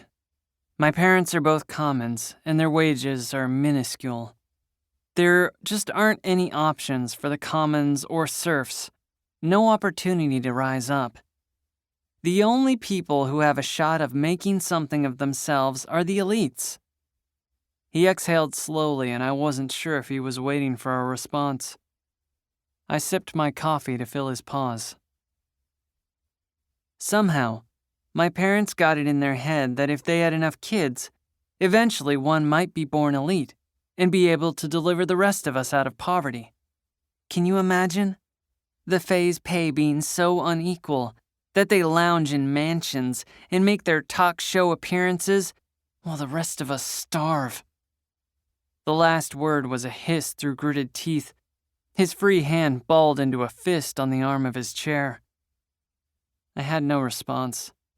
I'd always had money, a legacy of wealth left from a Fae who died 5 generations ago. All these years later, we still lived off his earnings, and I hadn't given much thought to the unfairness of that situation until now. He took a sharp breath in. I have 11 brothers and sisters. I had 13, but 2 didn't make it. I guess my parents' plan worked, though, because I was born elite and was accepted into GFA. If I can become Fae, I can help them. He looked up to me. Maybe I can help more than just them. He gestured to the state-of-the-art student center, his voice cracking with emotion. There's more than enough wealth to go around. I nodded, my thoughts racing through his story. Every day I lived in fear that my parents would call and tell me another one of my siblings died. And I knew when the call came, it would be my fault for not becoming Fae sooner. So what happened? I asked. How'd you make the leap from desperate to become Fae to hating them? His glasses glinted, hiding his eyes. My parents called. My stomach sank, and I wasn't sure I wanted to hear the rest. They received a donation. The only indication of who sent it was a downward arrow. Inside the parcel was 10 years of my parents' salary, clothes and possessions, all of which were the stolen property of Will Citrine. I gaped at him.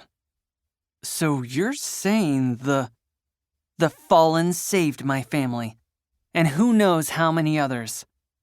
They kill the greedy, media-hungry Fae and help those who weren't lucky enough to be born elite. The lines had blurred, and Zane kept talking. I used to use my shield gift to sneak cafeteria food to my family out through the school's barrier and a gap in the wall. But they don't need it anymore. He looked down at his hands. I imagined I'd be relieved, but now it's been a while since I've seen my family. He smiled at me. Go figure. Zane, I should have known you had a good reason to... Don't sweat it.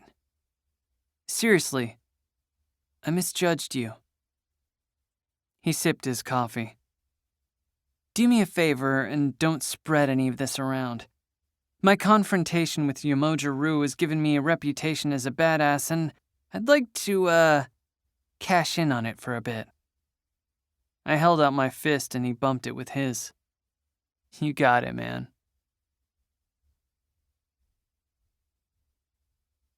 Chapter 37. Raina. I walked back toward Pink House, feeling deflated.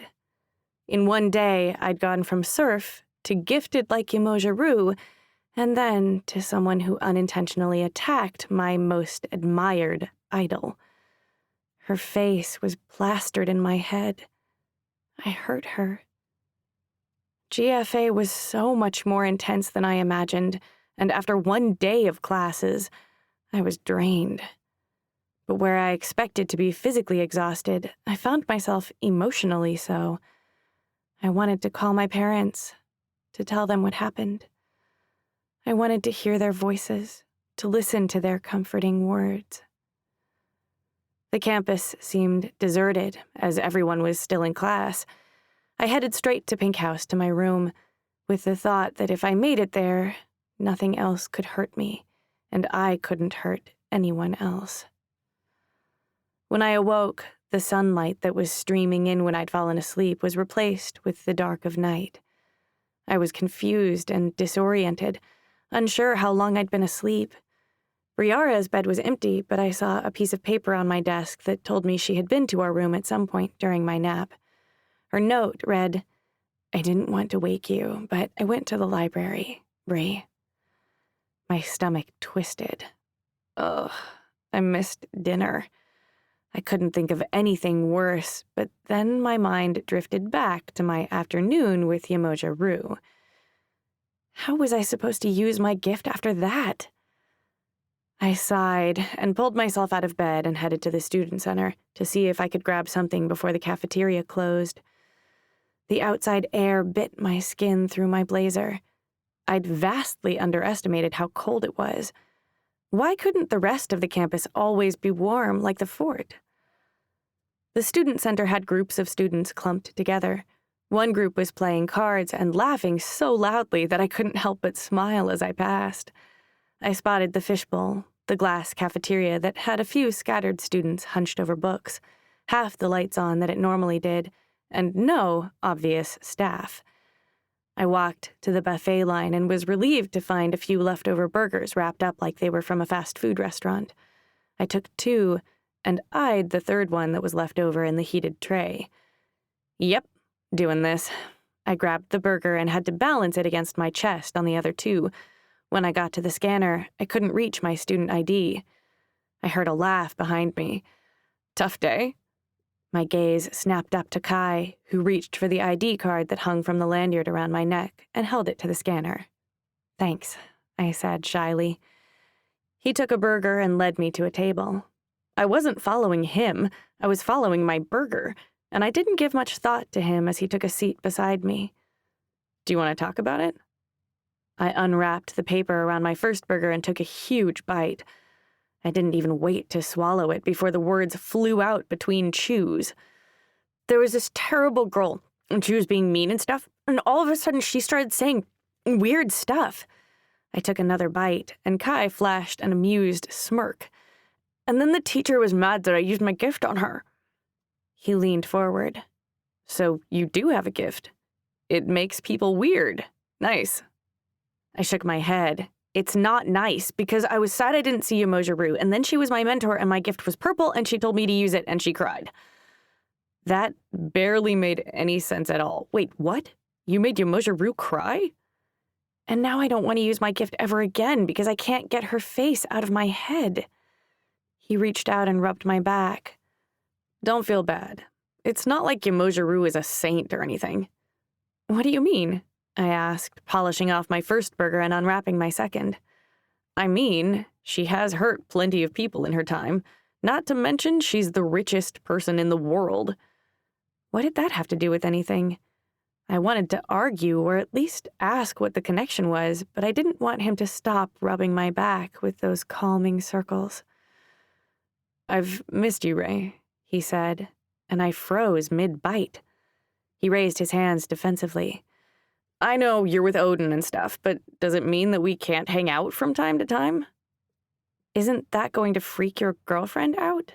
I asked. I was obviously fishing, but I wanted to hear him confirm or deny it himself. I won't tell her if you won't. So it was true. I knew it. That settled that. I needed to make an escape immediately.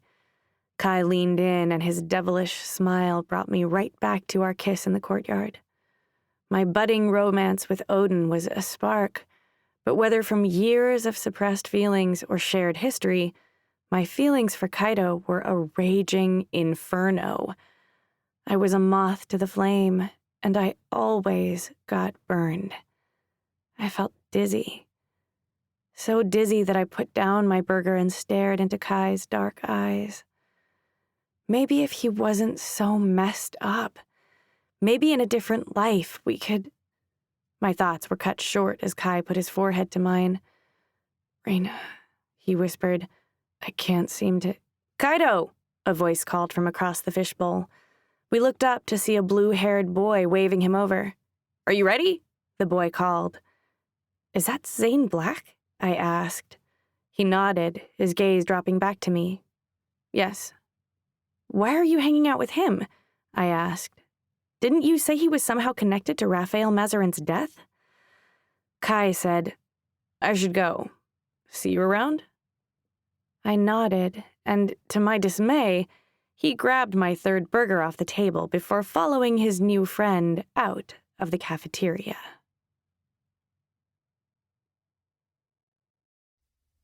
Chapter 38. Kaito.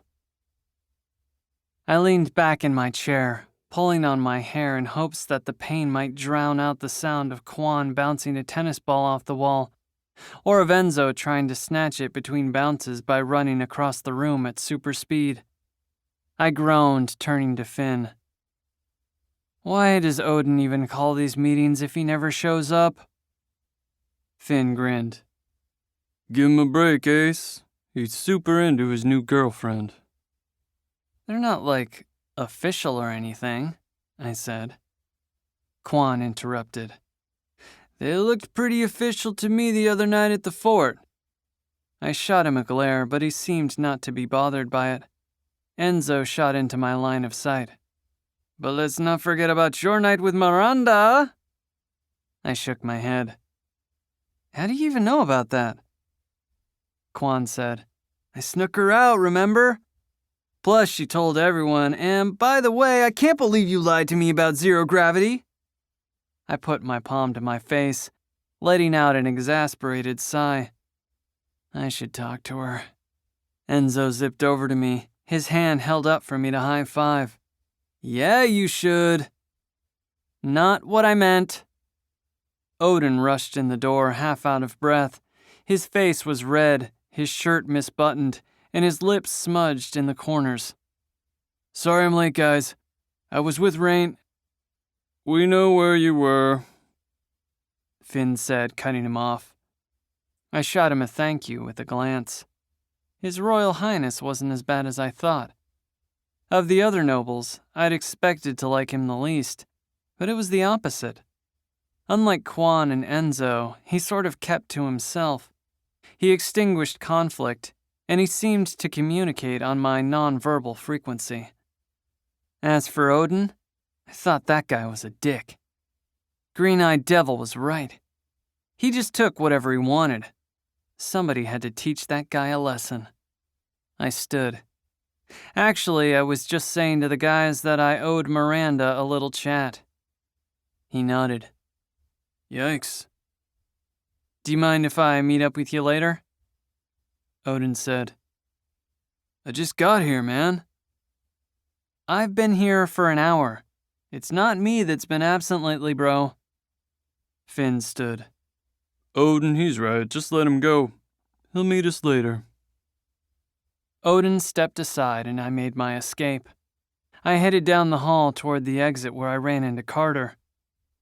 Hey, buddy, he said cheerfully. Did you hear the news? No, what's up? They're letting me do a set at the Winter Ball.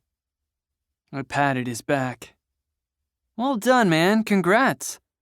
He swung his guitar around and began to play. Where are you headed? I was actually looking for Miranda. Good thinking. Better ask her to the ball.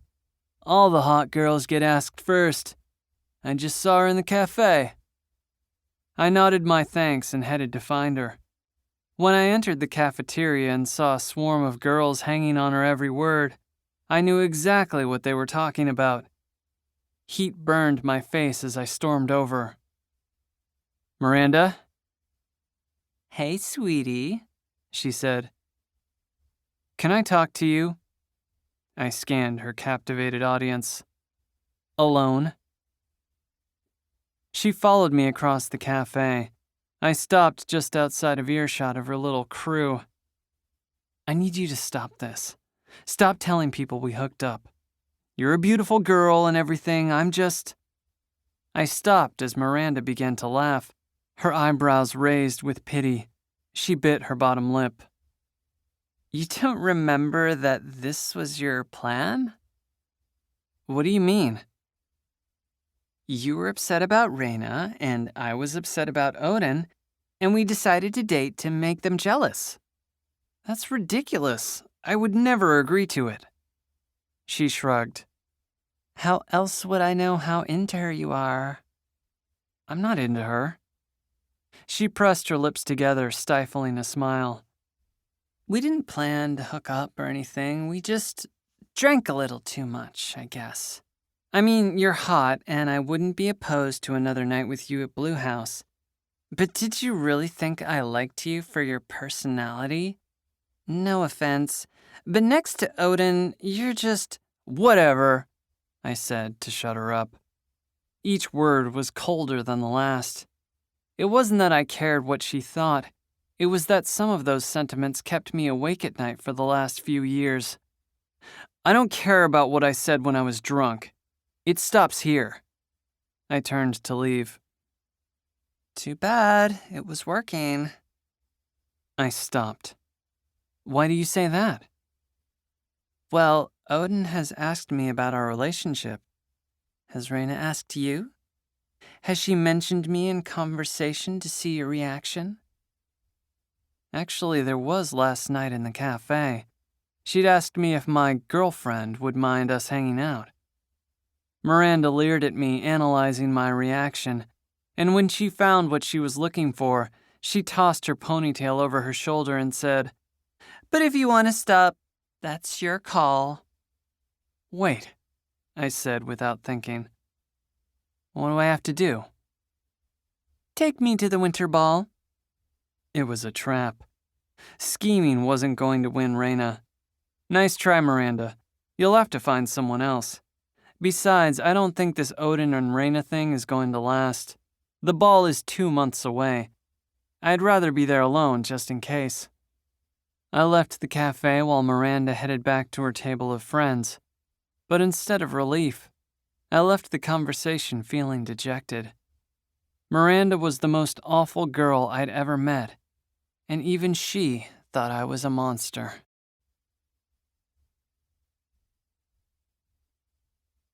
Chapter 39. Raina. I never thought there would be a circumstance where I would dread seeing Yamoja Rue. But as I walked toward my second day of independent study, fear spread through my bones and settled on my ribs. What if she was angry about what I did? What if she didn't show up at all? I felt so nervous that I grew increasingly suspicious that she'd already ensnared me in her gift. I opened the door to the combat zone and felt immediate relief. Yamoja Rue stood at the center of the entrance, as she had the day before, with the same bright smile I was used to. Good afternoon? I said. Welcome back. Let's get to work. She sat, and I took my place beside her. She looked at me, her gaze sympathetic, as if to tell me she understood my apprehension. I won't cry again, promise, she said with a wink. I'm so sorry, I said, but she raised her hand to stop me. It was my fault. I dropped my gift's defense in the hopes of bearing yours so I could help you understand the nature of it. I prepared myself for pain and wasn't expecting such a unique and dangerous power to emerge from you. It's an atypical gift, and no wonder you've had so much trouble discovering it. I shook my head. So, you know what it is? Her dark eyes stared solemnly into mine, and I could see the glint of yesterday's memory lingering behind them as she nodded. Your gift is truth. Truth. I sat, staring down at my hands. I don't understand. You seemed so hurt yesterday. There are truths we hide from ourselves. Everyone has demons they're not ready to confront, she said, turning away, but the smile returned to her face. Maybe we don't always trust our ability to cope. She tucked a strand of magenta hair behind her ear. I suppose the things I've been hiding were difficult to face. But you're Yamoja Rue. You can do anything. She grinned. And you're Raina Bennett, and I have to thank you. Your gift has given me a lot to think about." "It seemed to make you sad." She laughed. "It's the trials in life that make us grow." I nodded. Of course, she was right. I didn't necessarily like that growth required so much pain, but I was far from the girl who once numbed her grief. I understood how important it was. "Raina, I must urge you to be very thoughtful about when you use your gift. Unless you're in the field, you must never force the truth on someone without their consent." The idea that I even had a gift had barely sunken in. Not to mention the obvious pain I'd caused Yamojiro had me far too nervous to attempt it on another person. Of course. "You'll be tempted, but it's just the kind of power that could corrupt even the most heroic Fae." She took my hands in hers and said, "Promise me." "I promise." Her intensity softened to a gentle smile that reminded me a little of my mother, and my chest ached. As I looked at her, I was surprised to see a much older woman than the posters. She appeared tired, and there was a faint scar that ran along her jawline. Despite the countless interviews and documentaries I'd seen about her, she felt like a stranger. I spent the next few weeks fighting desperately to catch up to my peers. I'd lost so much time thinking I was ungifted, but having the greatest Fae on Earth as a mentor meant my progression was swift. Yamojiru's presence soothed me, and it pushed our training into overdrive. I'd visualized a color for my gift, but learning it was the truth gave it a distinctive shape during meditation. After the first full week of private lessons, I could pull my gift out of my body at a radius of a few inches, which was more than enough to start participating in my other classes.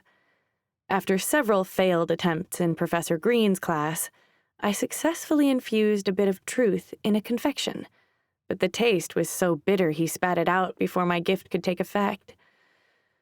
By the second week, I could block a strike defensively with my gift, but only in a small area and only when I could correctly predict where I would be touched. Yamojiro said that was the exact reason why her Fae costumes had pockets of exposed skin.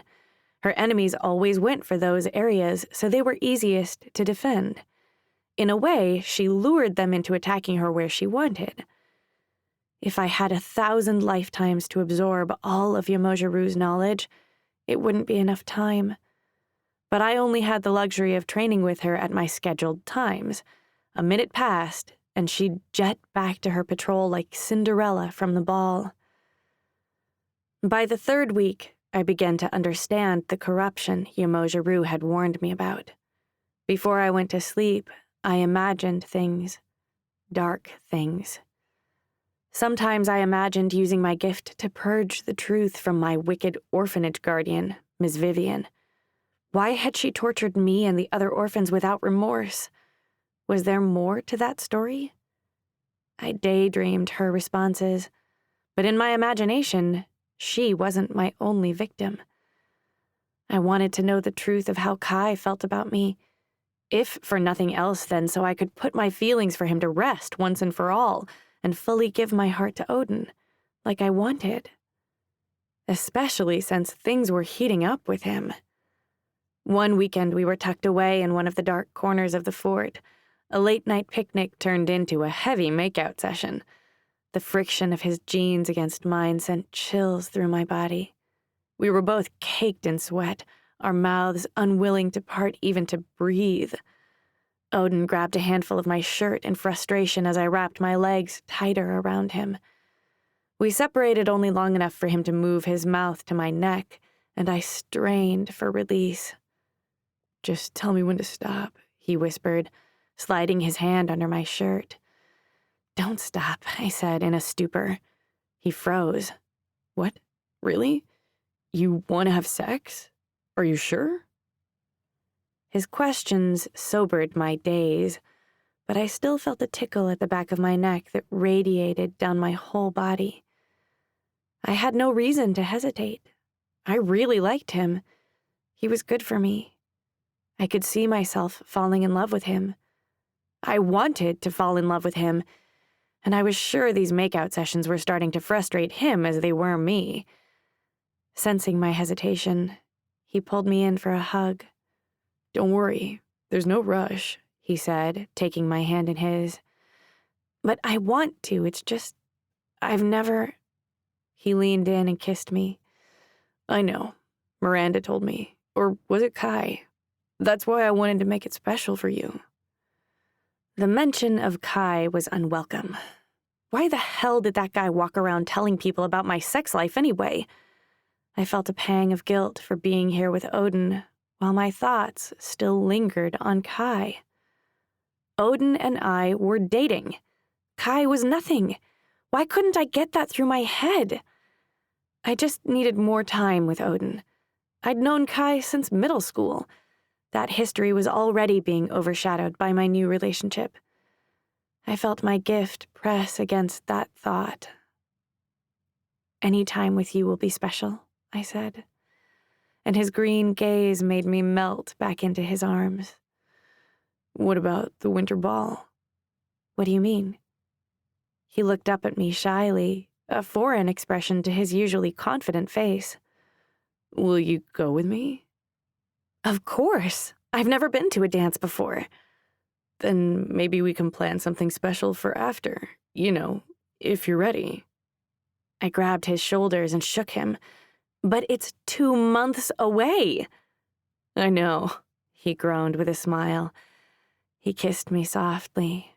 "But you're worth the wait." My thoughts were consumed with the pending loss of my virginity. I knew it was a normal part of life, but I wished I had someone to talk about it with. I wished I could ask Mom questions.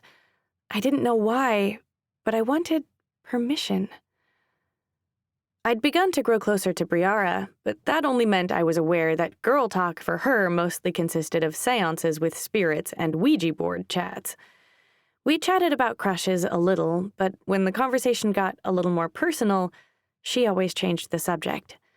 Still, I thought I'd give her a try. Who else did I have in my life? Briara's eyes bulged. "You guys haven't had sex yet?" I shrugged. "Well, actually, I haven't had sex with anyone. Ever." "You're a virgin?" "I don't like that word." "Not even with Kai?" I shook my head, and her posture went rigid. "I'm probably not the best person to talk with." "Right, of course. Sorry," I said. "Do you want to ask the spirits?" she asked in earnest. I shook my head. "I think I'm good. Thanks, though. I'm sure I'll, figure it out." I lay back in bed and crossed my arms over my face to block out the sensation that I was alone. I had no woman in my life that I felt comfortable enough to ask about this sort of thing. Except maybe Yamoja Rue.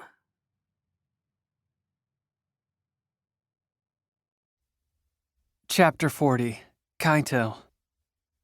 As if the ranking of students wasn't already a huge point of contention at GFA, the headmistress installed a giant digital board that displayed the top 100 students in every building. The class rank of the top 100 was updated in real time as the professors voted students up or down based on their performance in class. Everyone was obsessed. There was a steady camp of students around every board, and friend groups were shattered by shifting ranks among the elites. I'd even heard the list was streamed online for the public to access. If I wasn't training to the brink of collapse every day before the list went up, I certainly was afterward, endlessly pushing the number of objects I could hold and their duration. Since both combat zones always seemed to be booked, I had to find creative ways to test my limits, like touching every book, pencil, backpack, or scrap of paper that crossed my path during the day, and holding them in range until I fell asleep. The Noble Five were all right because aside from Quan thinking he should be ranked above Finn, the rest of the rankings were as expected. Odin on top, followed by me, Enzo, Finn, and then Quan. Still, Odin and I had been tense ever since he started dating Raina. It was no surprise that Miranda was ranked 6th, but I was shocked to see Carter in 7th. I wouldn't have thought he would even make the list, let alone the top 10. I wanted to be the type of guy who didn't care about the list. The type that only knew his rank from being congratulated by other students. But I watched it like a hawk. I searched for Carter to congratulate him on such a great rank, but when I found him in the student center, he was playing an impromptu concert to about 20 girls, all of whom looked like they were a few songs away from throwing their bras at him. He caught my eye and smiled, nodding to me. "Way to go, roomie." I had a meeting with the nobles coming up, but since Odin never showed up on time, I wanted to make sure I was later than he was. Since I had time to kill, I decided to head to the library to see if I could dig up any information about life in the world before gifts and before the Fae, a topic Zane and I discussed at length that week. I hadn't spent much time at the library since I transferred to GFA, just a few hours after I discovered it, but I'd since made use of the database of books that I could access from Blue House with my ID card. But since I was set to meet the guys at the student center anyway, it didn't make much sense to head back. The library was well lit and clean, like the rest of the student center. It had snack machines and nap pods tucked away on one wall. There were always a dozen or so students hanging around its various desk types and couches, which made it feel more like a cozy home than a school library. The least popular area was the one with the stacks of books. Most students preferred the digital versions, if for no other reason than because they were much faster to find and access. But something about physical books always charmed me, so I made my way through the seemingly endless rows that stretched 20 feet up and went back further than I cared to explore. I walked through the rows of books, going deeper until I found the history section. Most appeared to be biographies of famous Fae or Fae collections from a specific time period, but I didn't immediately see anything from before. It must have been further back. I moved quickly along the dates, moving back month by month, so I picked up my pace. The shelf wrapped around the corner like the hedge mazes in the courtyard. I turned the corner and froze. Raina was pressed against the bookshelf by Odin, her neck craned back as his mouth devoured her neck, his hands lost beneath her shirt. Her gaze snapped to me and I spun as fast as I could to flee. Wait! I heard her whisper. "What's wrong?" Odin asked. "What's wrong?" I seethed, already reaching the end of the stacks, my feet never touching the ground. What's wrong is that bastard. I was certain when they started dating that it wouldn't last long, but this was ridiculous. I was losing her. I didn't realize things between them had gotten so serious, and now it felt like every second that passed was one where Raina was slipping away from me and into the arms of Odin. To think he'd been touching her like this all this time made me sick, and I glided out the front door of the student center, hoping the cold air would numb the pain. I felt the cold reach my bones, and my teeth began to chatter. How many books had I touched on my way through the library? I pictured the tidal wave of books crashing down on Odin as he tried to scramble free from the falling tomes. I had to win her back. I couldn't lose her. Not like this. Carter walked by, strumming his guitar as 2 girls I'd never met followed him, and Quan not far behind them. If Quan was being dragged into this, I knew where they were going. He caught a glimpse of me. "Oh, bro, I need you to stay out of our room for the next..." He eyed both girls who were already undressing him with their eyes. "Minute and a half." I bit back a laugh. At least someone was doing well with women. I nodded to him, and my appreciation for him lingered long after he entered Blue House with the 2 transformed guys and Quan, who headed back toward the student center a minute later. Quan grinned at me. "Meeting in 5, he said. "Don't think I'll make it," I said, trying not to let my anger into my voice. He shrugged and headed back inside. I shook as the image of Reyna with Odin replayed in my head. I clenched my fists, looking for an outlet for my fury. He was a better man than me, but I wasn't ready to let her go. I wanted him to hurt. My chance came the next day, when our combat professor, Mr. Cordovan, unwittingly paired me with Odin. Odin grinned at me across the arena like we were friends, like he didn't know how much danger he was in. I wasn't being overconfident either. Since he'd been dating Reyna, he'd been too busy to put in extra hours of training like I had. He was slipping, and this was the perfect opportunity to dethrone our school's king in front of everyone. Zone 6, where our battle was set to commence, was a city block packed with sharp metal that I was eager to make use of. I wanted nothing more than to smack the smile off his pretty boy face. A guy like this, elite with something flashy and good looks to match, was a one-way train to becoming Fae from birth. Riches and fame all showering on him along with a license to kill. There was something unjust about how his dice were loaded, and I was going to set it right. Professor Cordovan's voice shot through the speakers. "You may begin." I took off running away from Odin until I had no breath to spare. It wasn't a manly move, but I needed to buy some time.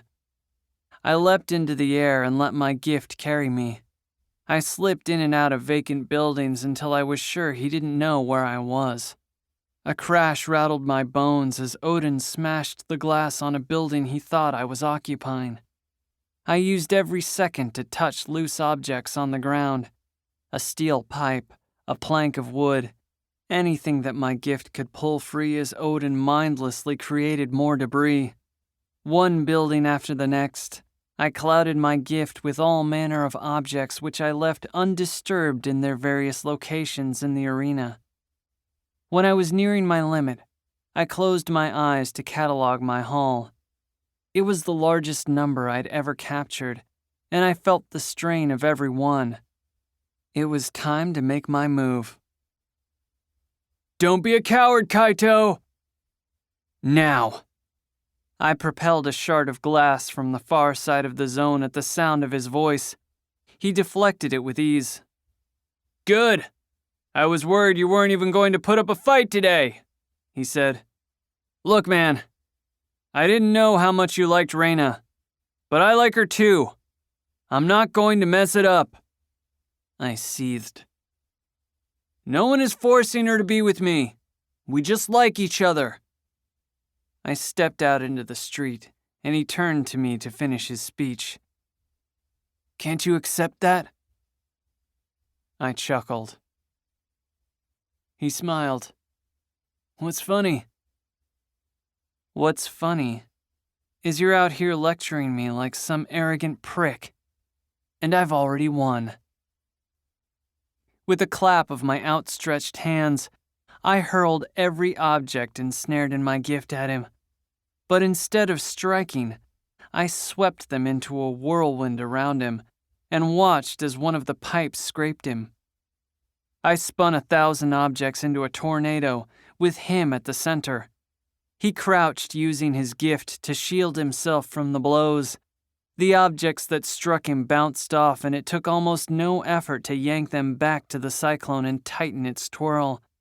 I walked toward him and felt the shudder of his gift as his endurance gave way. Nails, glass, metal, wood, thrashing at his skin, whittling away his strength. Then I saw the first cut draw blood. He yelled and started frantically punching objects, but there were too many, moving too quickly. And each time he swung, he left an opening for me to strike another blow. I bared my teeth as he fell to his knees, his eyes pleading at me with terror and surrender. I pushed the objects tighter and he yelled in pain. Nearly satisfied, I walked up to him and all at once I let the objects drop from the air around him, the severity of his injuries on display for the first time. I cocked my arm back and punched him across his jaw, the pop echoing through the zone. He stared at me with alarm as blood dribbled down his cheek. Professor Cordovan's voice shot out through the speaker. "Congratulations, Mr. Nakamura. That was very impressive. You didn't even get a scratch on you. I've called Dr. Asul for you, Mr. Gates. Can you stand?" Odin never broke eye contact. Not until the zone was overrun by our fellow classmates. Only then did the weight of what I'd done settle in. Whatever kindness he'd shown me in the past, including me in the nobles and vouching for me on the media, was gone. By the end of the day, my name had jumped to number 1 in the school ranking, and I had 8 missed calls from my mother. Unsurprisingly, it seemed they wanted me as a son again. I could barely move without being swarmed by students wanting to hear the story of my victory, and no one seemed more proud or supportive than Carter and Zane. The adrenaline from the battle stayed with me all day, and it was almost enough to help me forget about what I'd seen in the library. Even Quan congratulated me before he urged me to visit Odin in the hospital. Odin would be there for a while. Today was for celebrating, and tomorrow for apologies. After a wonderful day filled with positive attention, I headed back to Blue House. I walked with my head held high, as if there wouldn't be consequences. That's when I saw Reyna. "What the fuck, Kai?" she said. She had on a jacket but was shivering enough for me to guess at how long she'd waited outside Blue House. "That was messed up, even for you." I scoffed. I didn't break a single rule. It was a battle and he lost. "That's not what I heard. I heard it was personal. I heard it was frightening." I pushed past her. "You're ridiculous." "Why are you even here?" she asked. "This school is for future Fae. You seem much more suited for the Fallen." Those are pretty harsh words for someone who went from a shy virgin to banging in the library in 0.2 seconds. Her mouth dropped open. "You don't know what you're talking about, Kai. We were just kissing, and it's none of your business anyway." I ran a frustrated hand through my hair. "It didn't look like just kissing to me." "Well, it was. We're waiting for..." She stopped herself, and silence grew thick between us. "For what?" I whispered. She stared down at her feet, fiddling with the charm on her necklace. "For the dance?" She shook her head. "He wanted it to be special." "Yeah, because that's not cliché as fuck." "You know what, Kai?" she said, her voice heavy with emotion. "You're awfully invested in my personal life. Do you want to tell me why?" She stepped toward me, her chest nearly against mine. My breath caught, my heartbeat dashing. "There are only 2 possibilities here. Whichever it is, tell me, and I promise I'll believe you." A tear slipped down her face, and I felt my misplaced anger break. She continued. "Either you have feelings for me or you can't stand the thought of me being happy." I was paralyzed by her obvious pain. It seemed like no matter what I felt for her, I always ended up hurting her. I looked up to the glow of the half moon and felt the cold seep through my jacket. I didn't want to hurt her anymore. My heart beat, "Please be with me instead." She was only a few words away from knowing the truth, and the weight of that kept me suspended. She was right about one thing. I was no Fae. How could I ask her to choose me when I'm so unworthy? She had the chance to be with someone whole, someone who was programmed for kindness, I was planning on asking her to wreck it. For me. I was asking her to choose her tormentor over her savior. I clenched my fist.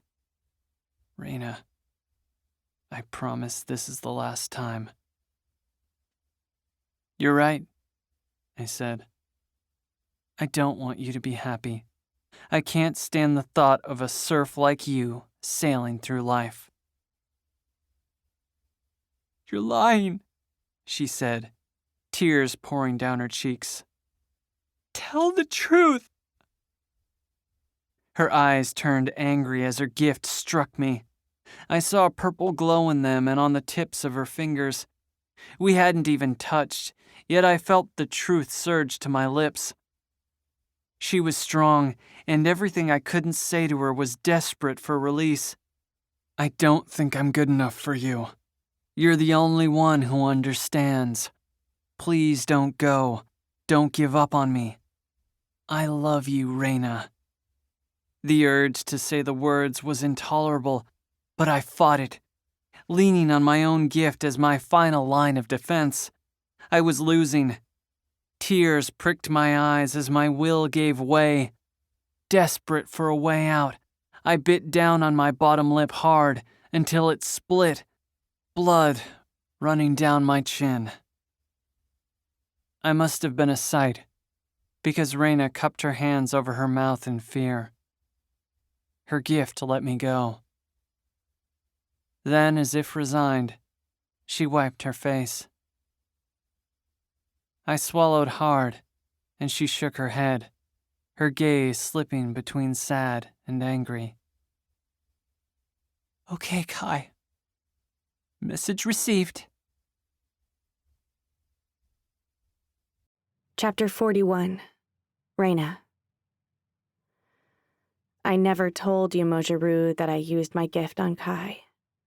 I was ashamed that I broke my promise and how quickly my ability corrupted me, and I knew if she ever found out, that would be the end of my training. October gave way to November, and Kai and I could barely look at each other when we passed in the halls. My anger from our last conversation burned hot without any sign of abating. He was still in the same place in my heart he'd always been, but now his presence was a dagger that on some days made it hard to breathe. I visited Odin in the infirmary as often as he'd allow, but it took longer than Dr. Azul predicted for him to get well again.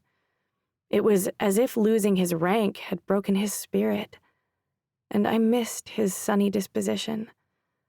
I didn't care how long it took him to recover. I would be there for him, and not because my mind endlessly reminded me that I was responsible, because I cared.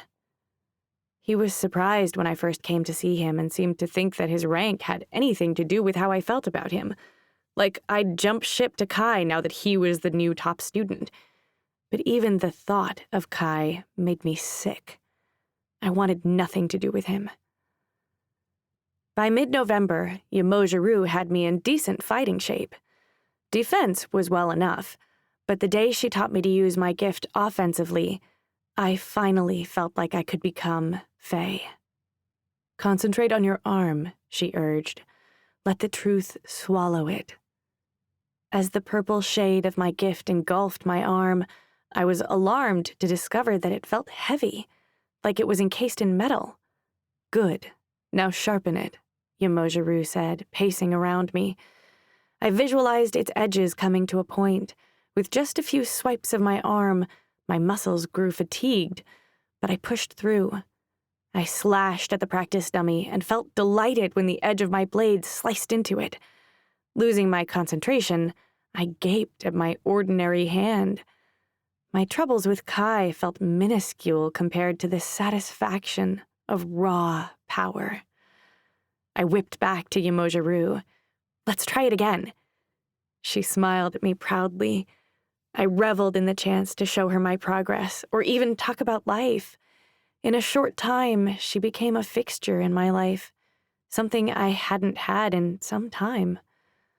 One day, when I was on a high from spreading my blade to my elbow, I worked up enough courage to ask her if she'd ever been in love.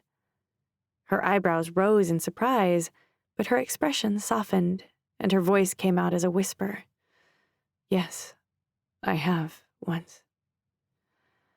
I watched as her gaze turned distant, and she appeared to transport to a memory she wasn't ready to share. Then she turned to me. Why do you ask? Are you in love? To my dismay, my thoughts went to Kai before Odin. I threw my hands up defensively. No, I don't think so. I mean, how do you know exactly? She pulled back her hair and started to work it into a braid. I think it's different for everyone. My heart squeezed in my chest as the next question escaped my lips. Do you think love is a choice? You know, something you go into with both eyes open? Willingly? Or is it something that happens to you, like an intense feeling you get swept up in? She pursed her lips. It seems you already know the answer to that, Raina. I didn't, but it was nice to have someone to chat with, someone who never pushed me but always listened when I was ready to share. She was making me better, a guiding light brought in when I needed her most and mended things I thought broken forever. I saw those improvements reflected in my battle skills as well, and when I could sharpen the truth into a blade and cut with it for more than a few minutes at a time, I began to excel in my defense class, a class that had deemed me helpless from the start and took turns sending me to the infirmary. Some of the classmates who delighted in tearing me to shreds a month ago turned green in the face as I deflected the attacks of my class's best elites, and my unplanned trips to Dr. Azul's office stopped altogether. Then, on a cold autumn day, my name slipped to the bottom of the class rank. Raina Bennett, 100. Ever since Kai took the number 1 spot, I scarcely dared a glance at the board, but a sudden rush of attention alerted me that my name had made the list. Despite my rapid progress, Yamojiru never reported. It wasn't until my skills started manifesting in other classes that my name rose to it, and the moment it did, I understood why Yamojiru had avoided putting my name up. After 2 days of my name on the list, moving from 100 to 94, someone discovered and leaked that I'd been training with Yamojiru. The combat zone was swarmed with students. I had to admit that I enjoyed the release of the secret. I was tired of it nearly slipping during conversations with Briara, and the stronger my gift grew, the more difficult it became to lie. In all the years I dreamed of becoming Fae, I imagined liking the attention that came with it, but it was so polarizing between being admired and hated, I longed for the days when I was invisible. I even saw pain in Odin's eyes when he congratulated me, and I wondered if he felt I'd hijacked his spot by his mentor's side. The one lighthouse in a stormy sea of uncertainty was that Yamojiru began to take me with her on actual missions in the city. I wasn't ready for combat, but was instructed to protect civilians in the vicinity when Yamoja was stopping a crime. On my first day, I had never been more excited in my life, or more nervous. The only thing that kept me going was Yamojiru's faith in me.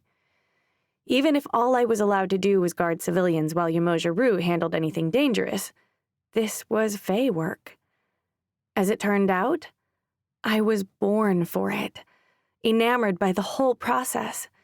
It was the first time I felt like Fae and even had a public stage to do good. I may have been new to my gift, but I had enough power to help and protect alongside the great Yamojiru. For a few short weeks, it seemed like everything would be okay. I should have known that my mentor was keeping me far from any real danger. I should have accounted for my luck running out, because the moment I got too comfortable, everything changed. One night, the air dropped below freezing. Yamojiru and I were patrolling the east side of Ansatal, covering a wide area, waiting for the local precinct to call in when we heard the chilling scream of a young child. We exchanged a glance and tore in the direction of the sound. We slipped down an alley when the creak of deformed limbs crackled, and from behind a dumpster, a black-pointed claw shot out of the darkness and slammed down onto the dumpster with a rattling crash that made my hair stand on end. The dark mass stepped into the open alley. Its body clinked as if made of shards of black glass, the pieces shifting as its form grew before us. "Go," Yamoja whispered, but my legs were locked with fear. One pointed limb after the other sprouted from its largest heap, like barbed lances ready to impale us. I didn't know what it was, but I was certain it was responsible for killing the Fae. Without thinking, I lunged forward, sharpening the purple truth into a keen blade and slashing at the enemy. The magical edge caught, and the faceless beast devoured it into itself. The glass demon thrashed, and I barely slipped out of its range before a new barb lurched forward to impale me. I doubled over, gasping for air, reaching inside myself to find my gift, which felt weak and weary, like on training days when I overexerted myself. Yamoja Rue slid in front of me. "Get out of here, now!" she yelled. "I won't leave you here. You're just a student. This is my job. Now go, or you'll put us both in danger." With the last word, her gift filled me with such fear that I cried all the way home. I pulled out my phone, desperate for comfort. Me. "Kai, I was on patrol and something happened." "Kai, are you okay? Where are you? I'm coming." Me. "I'm almost back to campus. We were attacked by some kind of monster. Yamoja Rue made me leave. She's fighting it alone. Kai, I'm so afraid. If anything happens to her, I'll never forgive myself." "Kai, it's going to be okay, Ray. Whatever happens, we'll get through this." I was too panicked to respond again. "Kai, let me know when you're back." His words only comforted me for a second, and by the time I reached campus, I was panting as I tried to explain what happened to the headmistress. Miss Tricorn surprised me with her response. "You're foolish," she said. I wiped my eyes, looking up at her in confusion. "You think the great Yamoja Rue will be defeated so easily?" My stomach swirled with shame and relief, and I waited eagerly in her office for nearly an hour before an exhausted Yamoja Rue limped through the door. I ran to her, throwing my arms around her. "I'm fine," she said, rubbing my back. The headmistress said, "I'll call Dr. Azul." She hurried back in a minute later and asked, "Did you kill it?" Yamoja Rue nodded. "But when I broke through, it turned to ash." I took her hand. "How did you kill it? It absorbed my gift." She touched my face. "By refusing to lose." I texted Kai that I was back and that Yamoja was all right. I told him we didn't need to meet. He replied, "K." I didn't want to dwell on the fact that I'd texted Kai instead of Odin, nor did I want to explain it to Odin when Kai inevitably brought it to his attention. But Kai never mentioned it. My independent study was suspended after that. I was moved into the classes I'd been missing, including Professor Cordovan's combat training with Kai and Odin. I was also allowed to visit Yamoja Rue in the private infirmary during her recovery, a privilege I took advantage of whenever I could. "So," she said one afternoon, "things are getting pretty serious with you and Odin, huh? Are you being safe?" Heat burned my face, and I narrowly resisted the urge to flee. I'd been waiting for an opening to ask some questions, and if this wasn't it, I wasn't sure what was. Well, safe?" She smiled. "Oh my, do we need to have a talk?" "Well, he's my first boyfriend, and we haven't, I fiddled with my necklace, too afraid to make eye contact. We were thinking after the winter ball. She nodded. Big step. How do you know if you're ready? I suppose it's different for every person, but if you care for each other and you trust him, it can be a meaningful way to express your feelings. Sex is a part of life. It can complicate and intensify things. I tucked a curl behind my ear. She continued. As you grow, you face more difficult obstacles. If you think you're ready to face the ones that come when you're sexually active, and if you understand how to be safe, then it's your choice to make. However, she said with so much intensity I jumped, if you can't say the word, chances are you're not ready. I grinned. I can say it. It's weird to say it when I'm talking to you. She tossed a pillow. Sure. You know, this is a little off topic, but there's something I always wanted to ask you. Shoot, she said, gesturing for me to fetch her pillow. I handed it to her. On our first day training together, what truth brought you to tears? She paused for a long time, and I wasn't sure if she would answer, but then she said, I don't want to be Faye anymore. I'm afraid my chance to have a family has passed. What? You can definitely have a family. You're only 60. I knew it, technically. She'd been saving people long before I was born, but she looked nearly identical to the images of herself when she was 20.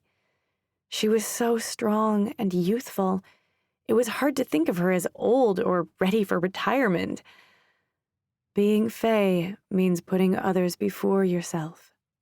How would they feel if I just abandoned them to pursue my own goals, especially now? I shook my head. So, what are you supposed to do, die in the field? Her silence and kind gaze confirmed that theory. You don't owe us anymore. I'll tell you what, train hard and take my place so I can retire. You got it, Rue.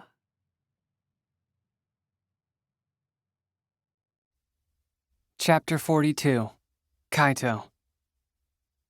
The night of the winter ball arrived, and I knocked back several drinks at the fort along with a ton of other students while we waited for the event to start.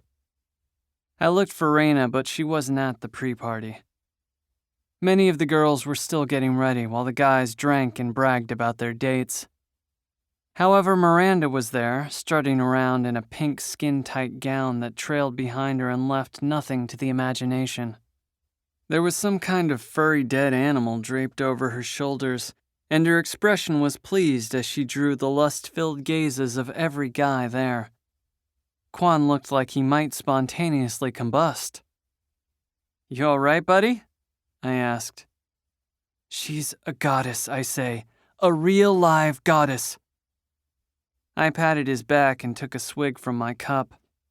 I had kept my distance from Reina over the last few months because I knew I'd have a chance to see her at the midterm exam that marked the end of our first term at GFA. But since Reina and I both ended the term ranked in the top 10, Headmistress Tricorn waived it. My suit didn't feel much different from my school uniform, except thank God it was a nice charcoal gray instead of that horrible maroon color. The only one who seemed more nervous about the dance than I was Carter. How could a famous pop star be so wary about performing at a small high school function? On the other side of the fort, Zane caught my eye. He raised his cup and took a sip.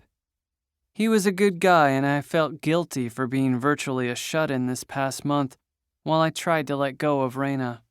The ballroom glowed with lights that hung mid-air like snow, and everyone looked so different than how they normally looked in their uniforms. Even Carter had taken the time to slick back his hair, though his shirt was just a long-sleeve mesh monstrosity that proudly showed his nipples. I thought he might have been wearing eyeliner, too, but I didn't get a good enough look at him to know for sure. He took his place on stage and I held my breath as I shared in his nervousness. The moment he began to play, the party boomed to life, and his voice sailed through the arched ceiling strong and angelic. My chest warmed. Even though I lost Raina, I'd been more than fortunate to leave this term with some new friends. Carter, Zane, Finn, even Quan. If I got nothing else from GFA, I got them. Things weren't so bad.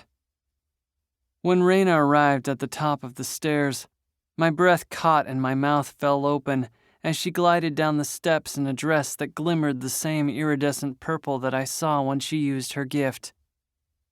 Fuck. I was not over her. The world crashed back to me as Odin took her hand and led her onto the dance floor. Why had I even come tonight? For Carter? With the number of crazed women who reached for him at the bottom of the stage, I was sure he'd be just fine. Wait, why were the women crazed when they should have felt relaxed by his music? In fact, even I felt a sort of involuntary mania coursing through me. Was Carter's music causing it? He could only calm, right? Unless he lied. Raina and Odin danced into my line of sight, Odin's hands running up and down her body. I turned away. Raina was with Odin. I had to let her go, and I refused to stay here and risk wrecking her special night. I had wrestled with the idea and finally made my mind up to leave. Then I heard her voice behind me. Kai. I spun. Oh, hey, Raina. You look beautiful. I mean, obviously, like, for Odin, because you're his girlfriend and not mine. Oh God, shut up, shut up. She smiled. Thanks. She reached up and started fiddling with her necklace. I just wanted to thank you for being there for me that day, when Yamojiro and I... It's no problem. I'll always be around if you need me. I gulped. I'm so sorry about everything I said. It's your life, and I've been terrible. It's really okay. Can I ask a favor? I asked before I panicked and turned away. Across the hall, I could see Odin carrying 2 glasses of punch and scanning the crowd for Raina. Never mind, it's stupid. She tucked a curl behind her ear. What is it? She grabbed my arm and turned me back to her. I wanted you to use your gift on me one more time, so you know I'm not a monster. She took a step closer. I know you're not a monster, Kai. Please? She smiled. You're not going to make yourself bleed again, are you? I felt the blush sting hot on my cheeks, but before I could respond, her eyes flashed purple, and I felt her gift take hold.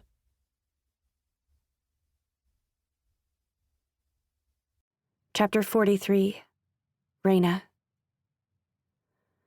Kai looked down at me, the truth on his lips. I felt racked with nerves. What could he possibly say? I knew whatever was coming would hurt, even if that wasn't his intention, yet I couldn't walk away.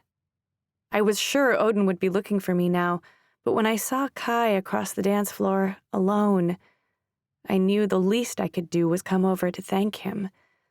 A moment ago, I believed myself to be completely over him, but now, as he stood in front of me, I wasn't so sure. Raina, I know I'm not good enough for you. That's my choice to make. But you won't.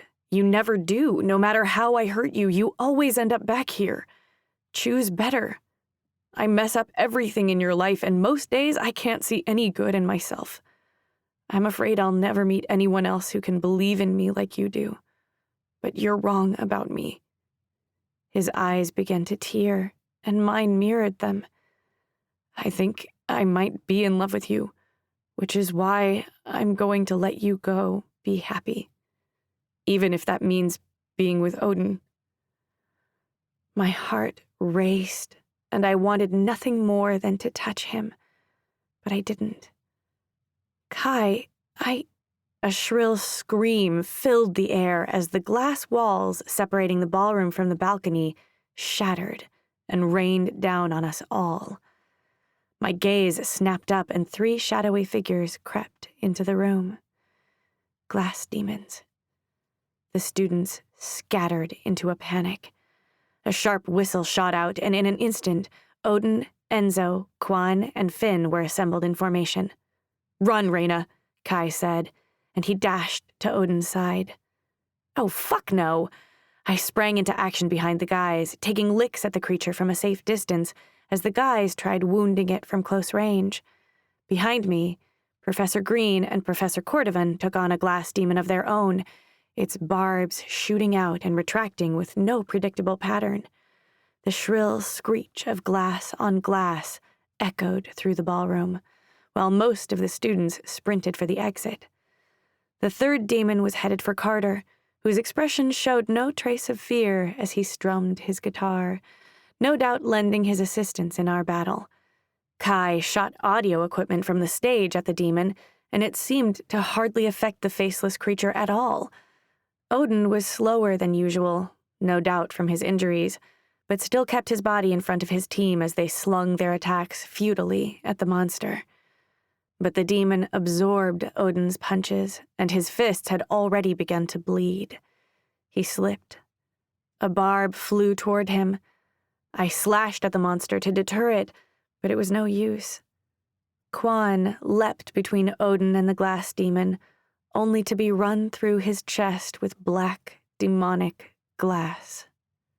Stunned, Quan turned his back to us before he collapsed on the floor in a pool of his own blood. I screamed with horror as the boys charged in recklessly. We were all going to die here. A flash of magenta shot through. With an arm encased in magic shaped like a sword, Yamoja-Ru sliced through the demon. It burst to ash and smoke, so I sprinted to Quan, pulling him into my lap and pressing his wound. Kai grabbed my shoulder and slid Quan and me out of the way as a 2nd demon attacked. As if thirsty for more of Quan's blood, the demon charged me, and my gaze moved to Yamoja-Ru, who was busy blocking attacks from the 3rd demon, too far to help. I dropped Quan and stood to block the attack, but its powerful limbs broke through my gift. The demon's talon slammed into my head as Kai's gift yanked me back and tossed me into the air. My ears rang as my vision blurred. I hung suspended over Quan as he bled out, but the darkness stole the scream from my throat, and everything went black.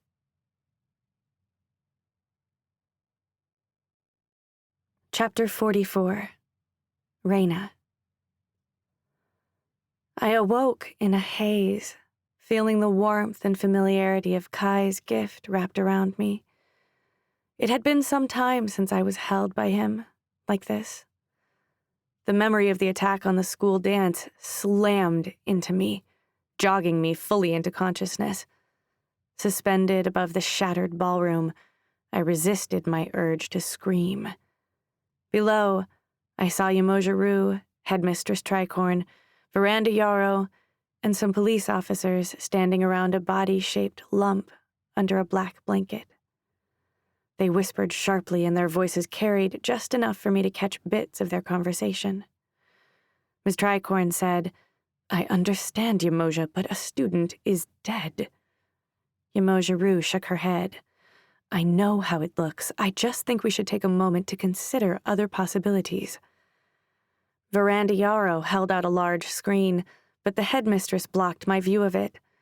Veranda said, "This was obviously orchestrated by the Fallen, but how did these students get involved?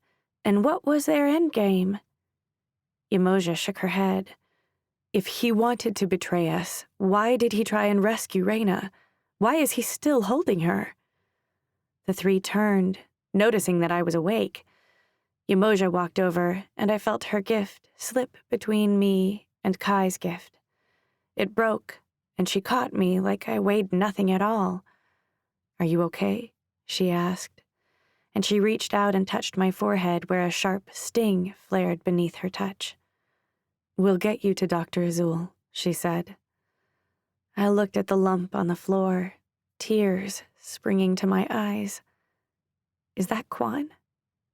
Yamoja Rue nodded, putting me down before pulling me into her shoulder. "Why did they attack here?" I said, my voice breaking. I reached instinctively to touch my necklace charm for comfort, but it was gone. I must have lost it in the battle. Veranda Yarrow stepped forward, a harsh look on her beautiful face. "We think it was a recruiting mission, a message to the students to pick a side." She turned to Headmistress Tricorn, who nodded at her before returning her gaze to me. Yamoja Rue said, "I'm not sure this is a good time. This is a crime scene. I'm sure for Mr. Laveau's sake, Reyna would like to help in any way she can," Ms. Tricorn said, her words pin-sharp. "I do," I said, and Veranda Yarrow held out the screen. I held my breath as a video played. Zane Black stood at the school's barrier. He cast his gift, a shield that seemed to be concentrated on his left arm.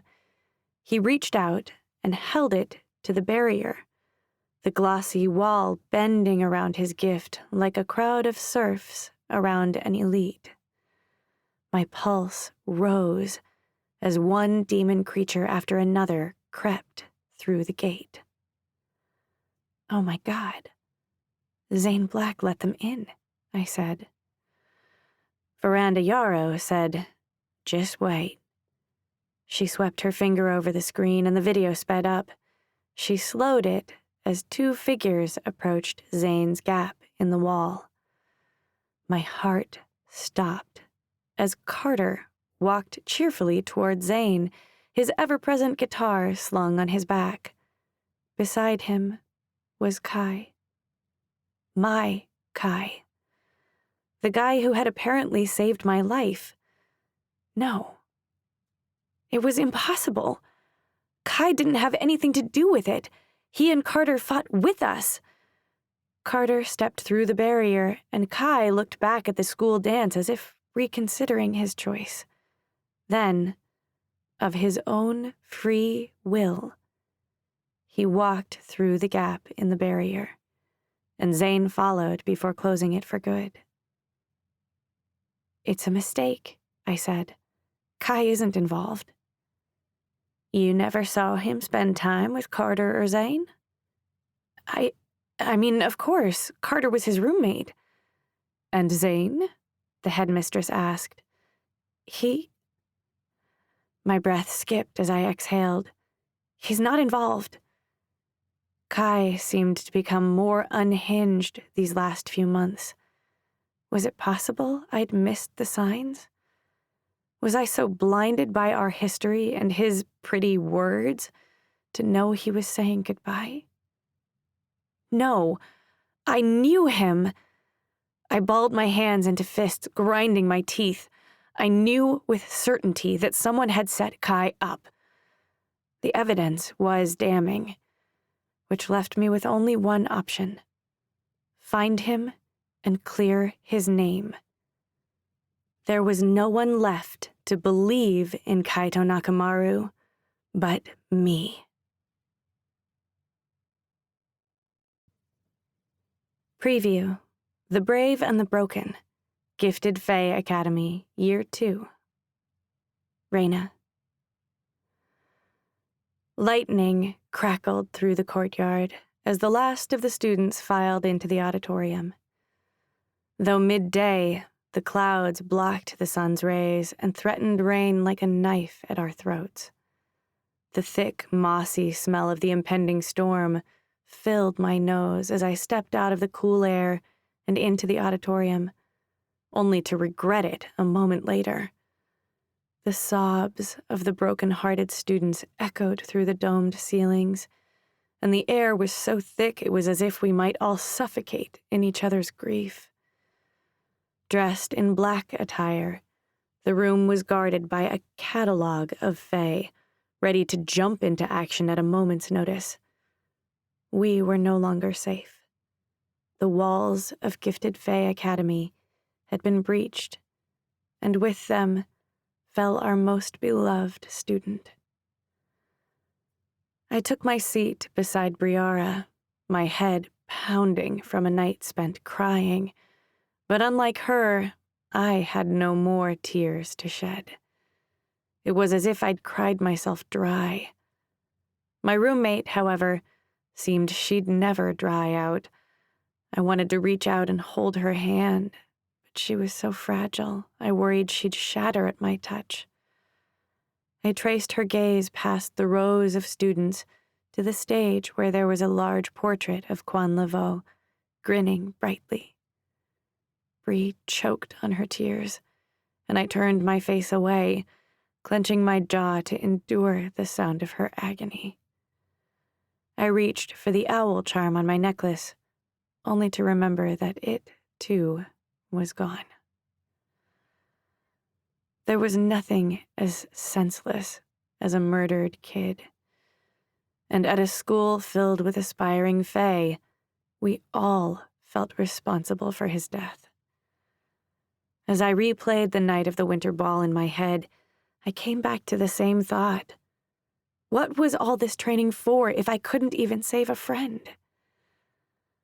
The big screen above the stage lit up, and a close-up of Veranda Yarrow filled the screen.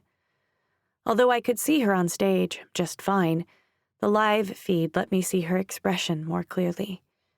Her wide hips and fierce red hair swayed as she stepped behind the podium, her eyes glistening with pain. Quan Laveau was kind and brave, she said, her words slicing into the crowd. He died fighting to defend his friends and his school, an act worthy of the title Fae. Her voice broke, and she stepped away from the mic while Yamoja Rue took the stage. I leaned forward at the sight of my mentor. Her magenta hair was dulled, her skin was ashy, her eyes sunken in and dark. When her gaze flicked up to the crowd, I saw in them that she'd been asking herself the same questions I had. It was evident that she, too, felt responsible. She lifted the mic. I'd like to present the honorary title of Fae to Quan Laveau for his heroic actions in the recent attack on the school. A flare of sniffles and sobs filled the air, and my vision began to blur white. I was no stranger to funerals. I'd been to one just over a year ago for my parents. The only thing that got me through back then was the hope that I would one day get into GFA and things would be better. But now, behind the walls of the institution that I had admired all my life, I found myself walking toward the same despair, but without the hope of a better future. I snapped back to attention when the next speaker took the stage. Odin Gates, my boyfriend and Quan's closest friend, stepped behind the podium looking much worse than Miss Yarrow or Yamoja Rue. He hadn't returned a single call or text since the attack, and I'd imagined he was in bad shape, but I wanted to know he was okay. Now, dread flared at the sight of him. Unlike Yamoja's dulled gray appearance, Odin's eyes blazed such a vivid green that he hardly looked human. His skin was waxy, his plump lips chapped. Instead of broken, he looked dangerous, prone to attack like a rat backed into a corner. Just from looking at him, and everyone else for that matter, I knew if the school and the local Fae could be defeated in spirit alone, the Fallen had already won. robbed of my usual nervous habit, I smoothed out the folds in the black fabric of my dress as I waited for Odin's first words. Finally, Odin tapped on the microphone, his green eyes glazed over like he forgot the whole school was watching. "I can't believe he's gone. Just like that." He shook his head. "Quan didn't deserve to die." He gritted his teeth, his jaw bulging. "What's the point of these gifts if you can't protect the people you care about?" I swallowed. There it was. I bit my bottom lip and shut my eyes. Odin was unraveling, and it was painful to watch. Professor Green and Veranda Yarrow exchanged a look, as if debating whether or not to put an end to his speech. I hoped they would, but I supposed they were giving him leeway since he knew Quan best. Odin sputtered, "When I find Kai, I'll make him fucking pay for what he did." Veranda snatched the microphone away, and the room sat in stunned silence. I dropped my head, the heat of fresh tears streaking my face. Kai. I placed my hand flat on my chest where my owl charm used to rest. My heartbeat raced against it as I swallowed the misguided urge to defend him. Ms. Yarrow spoke. "Emotions are running high. Please join us in the cafeteria for refreshments." The screen above the stage flipped to static, and taking it as a sign that the ceremony was over, some of the eager students stood up and prepared to move to the cafeteria. I didn't blame them. The sorrow in the auditorium was palpable. Thunder crackled outside as the first few students filed out. Then the screen lit back up. My stomach dropped, my heartbeat racing as I gaped at the screen. Kaito Nakamaru stared back, and before he spoke his first words, I knew that trusting him had been a mistake. The Brave and the Broken is now available in print and ebook. Head to Amazon.com to pick up your copy now and find out what happens next with Reina and Kaito. Sign up for the author's newsletter at britneychanel.blogspot.com to stay updated on when the audiobook version of The Brave and the Broken will be released. Just to let you in on a little inside secret, it's likely to be very soon. That's BritneyChanelle.blogspot.com. This concludes the reading of The Fae and the Fallen, Gifted Fae Academy, Year 1. This book was written by Brittany Chanel and performed by Lessa Lamb and Matthew H. Longoria. Text copyright 2019 by Brittany Chanel. Audio production copyright 2020 by Brittany Chanel. Thanks for listening.